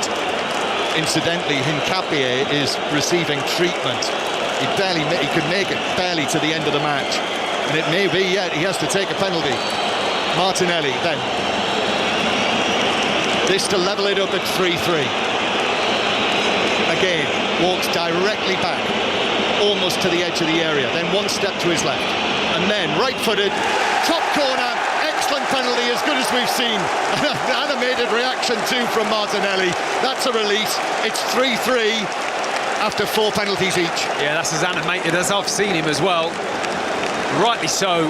punch in the air, clenching his fists. Huge moment for him to have the composure to hit that penalty. It's a top penalty as well. He goes right-footed to the goalkeeper's right, so his left, and he just whips it with pace high into the side netting of the goal. Brilliant penalty from Martinelli. Well played. This is an interesting one. Lucas Beraldo, the 22-year-old Brazilian international who only came on late in the final as a substitute. And we've reached effectively sudden death now. 3-3 in the shootout. Beraldo wasting no time, left-footed. Oh, good penalty. Raya leapt away to his right. The ball went the other way. 4-3 PSG. Pressure piled right back on Arsenal, and it's Gabriel who sets off from the halfway line, Matt. This is getting a bit much, isn't it? I can barely watch, to be honest, John. I am on the edge of my seat. Huge moments, and Gabriel is brave enough to step up and take the responsibility and have the mentality to cope with the pressure in this. As you mentioned, it's a sudden death moment. He's got to score. Yep. Sudden death now, even though this is the 10th penalty. If Gabriel is not able to score, PSG retain the trophy. So the big Brazilian central defender just composes himself, then big steps backwards, staring down at the ball, Safanov on his line. Gabriel steps out to the right, and with his left foot, it's over the bar and into the Paris Saint-Germain supporters, and that's it. PSG win, and Arsenal are beaten in the Champions League final. Gabriel is consoled by Marquinhos. What a moment of sportsmanship that is, the two Brazilians together. The PSG captain has gone straight across to his opponent, Gabriel, to console him and put arms around him. Right at the end, Arsenal are beaten. There's no Champions League title for them yet, and PSG retain it. 2 in a row for the French champions, and for Luis Enrique and his brilliant team, who can celebrate now as red flares go off all around the section with the PSG supporters down to our right. Paris Saint-Germain win it on penalties. Arsenal, 6 days after winning the Premier League title and lifting the trophy, desolate now in Budapest. Well, it's just a cruel moment and a cruel blow for Gabriel, who's been an absolute tower of strength for Arsenal this season. What a player, what a contribution he's made to the club's season, and for him to step up on his left foot and just blaze that over the crossbar. He went for power and he went for height as well, which is always carries that element of risk, that you could go over the crossbar. It was a bold move from him to hit that kind of penalty the way he did, and it just didn't pay off. I'm looking at the replay now, he's way over the crossbar, and it has to happen to someone on the pitch. Steve said it beforehand, there's John Terry moments, and this one's in that category. A centre-back again, stepping up to take the penalty, couldn't convert, and what a difficult end to the game that is. Everything they've put out on that pitch this evening, Arsenal, both teams have, but Arsenal in particular have hung on to take this to penalties and haven't been able to see it over the line. 2 Champions League finals for Arsenal, 20 years apart. It's defeat in both of them, and Paris Saint-Germain become the first club since Real Madrid under Zidane to retain a great trophy. And they celebrate in one corner of the stadium. Great celebrations, just like Munich last year, while Arsenal are consoling one another and going to their supporters at the other end of the ground. The flames from the flares continue to burn. The smoke heads up towards the roof of the stadium above our heads, and it has ended. Paris Saint-Germain won, Arsenal won after extra time. PSG win 4-3 in the penalty shootout. Life moves fast and so does football. It only feels like about 60 seconds ago that Gabriel's penalty went over the bar. Already down on the pitch there is a stage, there is a huge sign which says champions on it. There is a platform that the Arsenal players don't want to look at. They're facing directly away from it to the other end of the stadium because they know they're going to have to walk that walk. They're going to have to pick up runners' up medals very, very soon. And the shoulders have slumped because they kept themselves upright. They hung in there for 120 minutes, and in the end it's for naught. We'll be with you here inside the Puskás Arena until 8:30. That's when 606 will take over, and of course you can get your calls in 08085 909 693. So myself, John Murray, Matt Upson and ESPN's Julien Laurent will be reacting to what we've just seen. And it was, Jules, a powerful moment that when the first man over to the devastated Gabriel, when his shirt was almost still over his head, was his Brazilian teammate, the PSG captain, Marquinhos. Yeah, I think it shows how the class of Marquinhos to start with, and yes, they will go to the World Cup together. They're the starting centre-backs for Brazil and Carlo Ancelotti, but to think about your friend before going to celebrate with your fans, with your team as the PSG captain for a second Champions League in a row. This is not a little competition, this is not a little trophy. Tonight PSG are making history, and this PSG team is going to be talked among the greatest of all time, and for him to be so unselfish that to go and see Gabriel like that, I think shows the human being that he is, and I think that's fantastic. Even for any neutral, Matt, that is quite hard to watch. That is heartbreaking. You wouldn't want it to happen to literally anybody, obviously. No. But he's such a massive part of their success. He just doesn't deserve that moment. Yeah, I'm finding it hard to watch. If I'm honest, I think it's really difficult to see because he's just carried so much this season. His attitude, his presence, his personality, his fight. He's brought it all, Gabriel, and he leaves it out there every time. To be brave enough to step up, knowing that it's probably not an amazing part of his game, penalty taking, but he's got the mentality and the mettle to step up and do it. That just says everything you need to know, that you're taking it in this kind of pressure, in this kind of moment. It's so sad for him, and I could just see in his face there. I mean, he's recovered really well. I think he needed consoling initially, but you can tell he's already kind of refocusing and coming to terms with it, as you have to. He's got a huge tournament to play for his country in the summer, but so sad it had to be him who's been so influential for Arsenal this season. Luis Enrique is down there waving his arms around, obviously having the time of his life, and clearly we will talk about PSG and give them all of the credit they deserve. Enrique has kept his top on this time, which he didn't this time last year when he won Paris Saint-Germain's first Champions League. They've won it back to back, an incredible achievement. Luis Enrique has his third.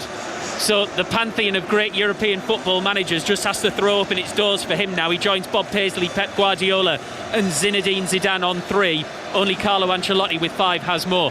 I'm just looking over to my left here though, Jules, and the thing that struck me is so many Arsenal players dotted around with 4 or 5 metres between them. So many of them still. Aberichez has barely moved. He's just sort of shuffling his feet now. It's like they're all sort of stranded in their own personal moment of pain. Yeah, there's a lot of tears as well from the players, some of them for the staff. I mean, Gabi Heinze, who's a very emotional guy, former PSG player, of course. It was a bit of a special game for him, like for Mikel Arteta in that sense. Can't stop crying either. It's a tough one to take all the time, always. The penalties in a game like this, of course, is very cruel. They can, I think, also hold their head high, because the game plan worked. Because of, this is also part of this team, how difficult they are to play against. I think Mikel Arteta has built a machine in terms of the defensive structure and the work rate that they have, and there's something really beautiful in that. But I think for this PSG team, to break their dreams like that is a very difficult one to take. Sometimes, Matt, the hardest thing to take in a final is if your team lose without throwing a punch, and you just sort of turn up and you think, oh, we weren't there. That is not this final. No. Arsenal gave more. I was going to say gave everything. They gave more than I thought it was possible to give. Yeah, I agree. I mean, if you start to break it down on the numbers and the percentages and the possession and the passes and the attempts at goal, you would think it was such a one-sided boxing matches, and in many aspects it was, but it was designed that way, and it was designed that way on purpose to achieve a goal, which was to win the Champions League, and it's inches away, it's in touching distance, and they took it to a place where maybe they always felt or knew that it may well go to that place. I totally felt that. Once it went to 1-1, you thought to yourself, the only really way that Arsenal's probably going to win this now is if it's on penalties. And they took it there. The endeavour of the players, the energy, the legs had gone. Hincapié was just immense stepping into that role at this stage. Just tells you a lot about him and what he's given to the team. And I just think it's just a great collective effort. And like you say, to finish in that way, it's brutal. Sport at its most painful, but has to happen to someone, and that person's Gabriel. Berichez has just collapsed to his knees. I'm just looking, I can see Noni Madueke and Declan Rice taking up the exact same pose, sitting next to each other, arms outstretched, just trying to take in what has just happened to them. And the other thing that occurred to me, Jules, is, I know Mikel Arteta and the way he's on the touchline, I get that that's not for everybody. Nobody can say that he puts anything less than every ounce of his heart and soul into everything he does as a manager. Is it going to be even more difficult for him? Because in the end, the way they lost it is literally the only part of the game he cannot control.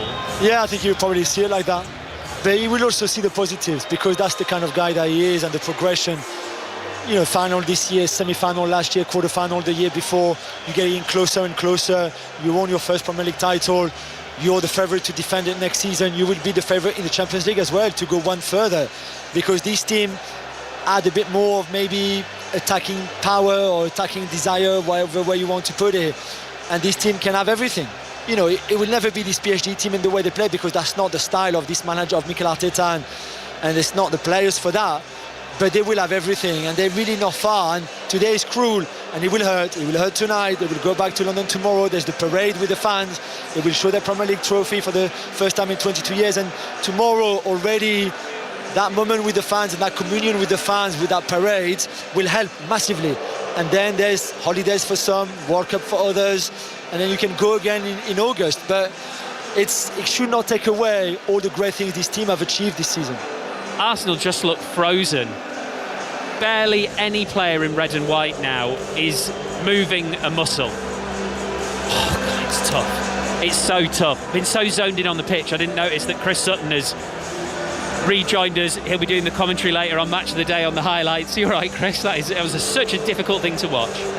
Yeah, I mean, the match was billed, I think, as the best attack in Europe against the best defence, and it panned out that way. And Arsenal get themselves in front and then defended brilliantly and really limited PSG to very few chances. And I felt for Mosquera, who'd had a brilliant hour before. It was a penalty. It was a foul and tucked away, and Arsenal still just kept with their game plan. Were very direct, and it was a second ball game, and it's basic football, but they limited PSG to very few chances. Took them all the way through extra time, and then look, I think penalties are a skill. People will say, well, they're a lottery, but they're not. It's about skill and holding your nerve. There will be people who will think, well, why did Gabriel take a penalty and not Madueke? But it's just one of those things, and I just feel for him, because he has been sensational for Arsenal this season. Him and Saliba have been giving Arsenal that foundation for their success in the Premier League and the run which they've had in Europe, and it's a moment that he will always remember for all the wrong reasons, but the players will rally round him and what have you. It's still been a great season, I think, as Jules quite rightly says, but you can't get away from the fact that you're in a big Champions League final, that the chance was there, and Arsenal haven't taken it. But you've got to say, this PSG team, they are exceptional. How long can this run go on for? But Arsenal nullified them. But really feel for Mikel Arteta and his Arsenal team.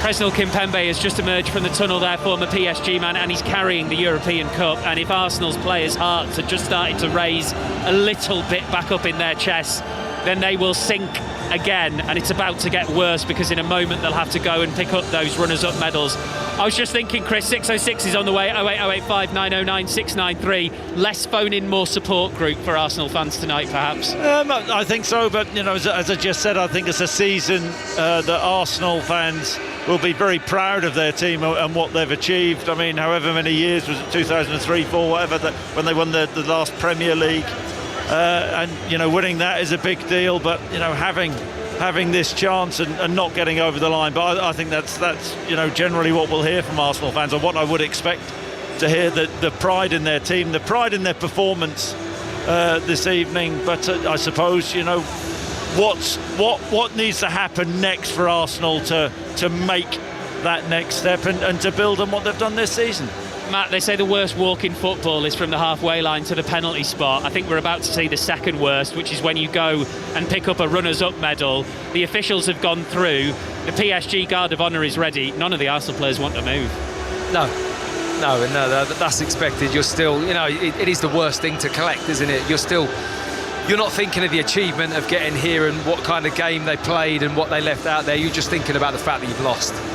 That's the overriding emotion, that's the feeling. It's hard to, you can't get rid of that. It takes a bit of time, takes a bit of processing, and like what we've said before, you then go again. But at the moment, it's not the medal they want. Well, it's not the one they want. It's not the walk they want to walk, but they're going to have to do it. The Arsenal players are just gathered just on the edge of the penalty area. Nasser Al-Khelaifi, the PSG owner, is there as well. I mean, again, you've got to walk past him. He's having one of the best days of his life. And here come the Arsenal players, John Murray, to pick up those runners-up medals. Yeah, I always think this is quite cruel because they walk up first and you've got to walk past the European Cup with your opponent's ribbons on it. And that is exactly what Martin Odegaard is doing now. They're wasting no time. In fact, he chooses not to do that. And he turns to his right and he walks down the steps and he walks away from the trophy. I see David Raya there just has a look over his shoulder back towards the trophy. But you can tell in the faces of the Arsenal players as they move along the line. Josh Kroenke is there as well. He's representing Arsenal on the stage. And the PSG president, Nasser Al-Khelaifi, is just standing to his left. And you know what? You just can't help but think what a contrast this is to what we saw just last Sunday evening when Josh Kroenke was carrying out the Premier League trophy for Martin Odegaard to lift. And Bukayo Saka just receiving his medal now, all very straight faces.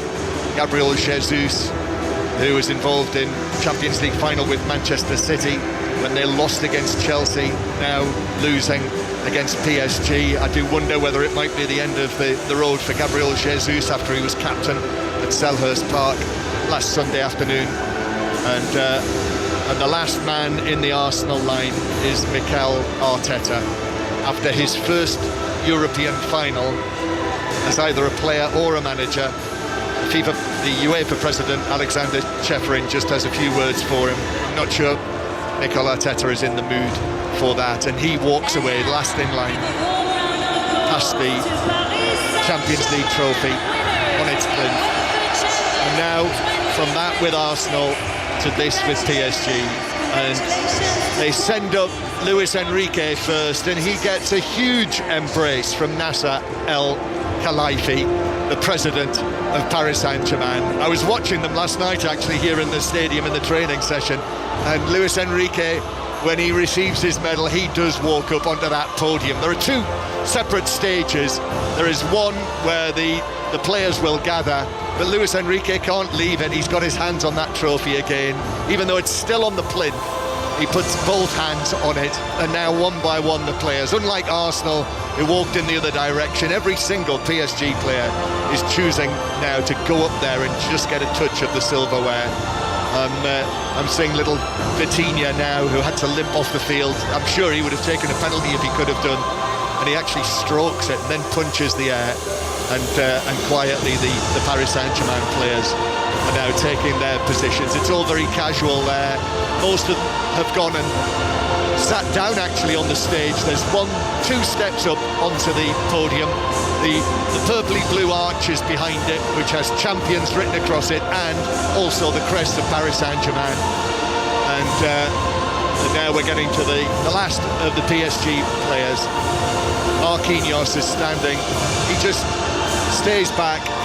Ousmane Dembele, who had to leave the field, he was struggling as well, having been injured so much of this season. And now Alexander Ceferin says well done to Dembele, and actually forgets that he has to give a medal to Marquinhos as well, and receives the final medal from the box. This well-rehearsed procedure where the UEFA official hands the medals to Alexander Ceferin, and now all smiles. Marquinhos walks across, shakes hands with the mascot, and then there's a laugh between the two of them, Alexander Ceferin and Marquinhos. And once again, Marquinhos receives the medal around his neck, the only man to appear in all three of Paris Saint-Germain's Champions League finals. Marquinhos, the man who's played more matches for Paris Saint-Germain than any other player. He's got the European Cup in his hands again, and he walks across to his teammates. He's about to lift it, and this signals that PSG have retained the trophy. All of those long years of waiting for Paris Saint-Germain, they broke the dam in Munich last year, and now against Arsenal here in Budapest, they've done it again. Luis Enrique and his Paris Saint-Germain team, they are the best team around. They're brilliant. They are one of the Champions League's finest, and they are getting on the pitch what they deserve for the team that they are. Paris Saint-Germain, Champions League winners again in 2026. And you'll hear the roar again from the PSG fans with every single lift. Nasser Al-Khelaifi a couple of moments ago, the PSG president, was out there lifting the trophy. Now it's in the hands of Vitinha. Now it's on the head of Vitinha. And as they all walk past it, just looking at all the players, what will they do with the European Cup? Well, Ousmane Dembele gave it a massive hug when he saw it. Luis Enrique is now on the shoulders of his players, waving it in the air. But the first time he saw it, he just patted it. Hello, old friend. That's what it looked like. 3 European Cups for Luis Enrique. And for Paris Saint-Germain, well, Real Madrid many times over, Milan of the 90s, Inter of the 60s, Clubs Forest, Cruyff's Ajax, Eusebio's Benfica, they have got company. Because they are the champions, but they've done it back to back, Julien Laurent, and in doing so, they're now one of the great club sides of all time. Yeah, without doubt. The way they've done it, last season especially, with the win and the way they played, and this season in a very different way because the opposition was very different. But to go back to back in this competition, even more now with more teams in it, it's just an incredible achievement. They're making history today for French football, obviously, for this club that, as you know, means so much to me, obviously, but also in football history, because what Luis Enrique has done in the last 2 years is just simply unbelievable. Astonishing achievement, Chris, for Luis Enrique, for anyone to win this competition once, let alone do it back to back, let alone do it 3 times with 2 clubs. Yeah, and Jules mentioned last year and the way that they did it. There's a lot to be admired about the team, though, because we always paint the picture of the beautiful football which they play, and they do. They have such wonderful young talent, but the way they've won it this season, they've had to show a fair bit of resilience. They did tonight, they did in the second leg in Munich, where they really dug deep with a defensive rearguard display. And yeah, Arsenal pushed them all the way. I mean, there will be people out there who would have felt that Arsenal's sort of style was, would it have been sort of deserved had Arsenal won it playing their way? And I understand that argument, but it's about finding a way. And Arsenal came so close, but PSG, I don't think anybody would begrudge them of winning this trophy once again. I must say they've taken no risks. Remember the pitch invasion in Munich last year, which actually became a little ugly, didn't it? Well, the Hungarian authorities put together 2 lines of military and a line of stewards, and they're serious military. There's no one coming past them. And you know, we talk about memories a lot, right? We're very privileged because we get to see a lot of games and we travel everywhere and we go. My two best friends are just opposite. They drove from Paris last night. They left at 9 p.m.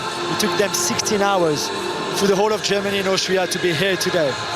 My brother flew to Vienna and then missed his connection flight, had to drive with this guy who sat next to him on the plane that I didn't know before he took that plane, who had a rental car, and took him all the way here to Budapest.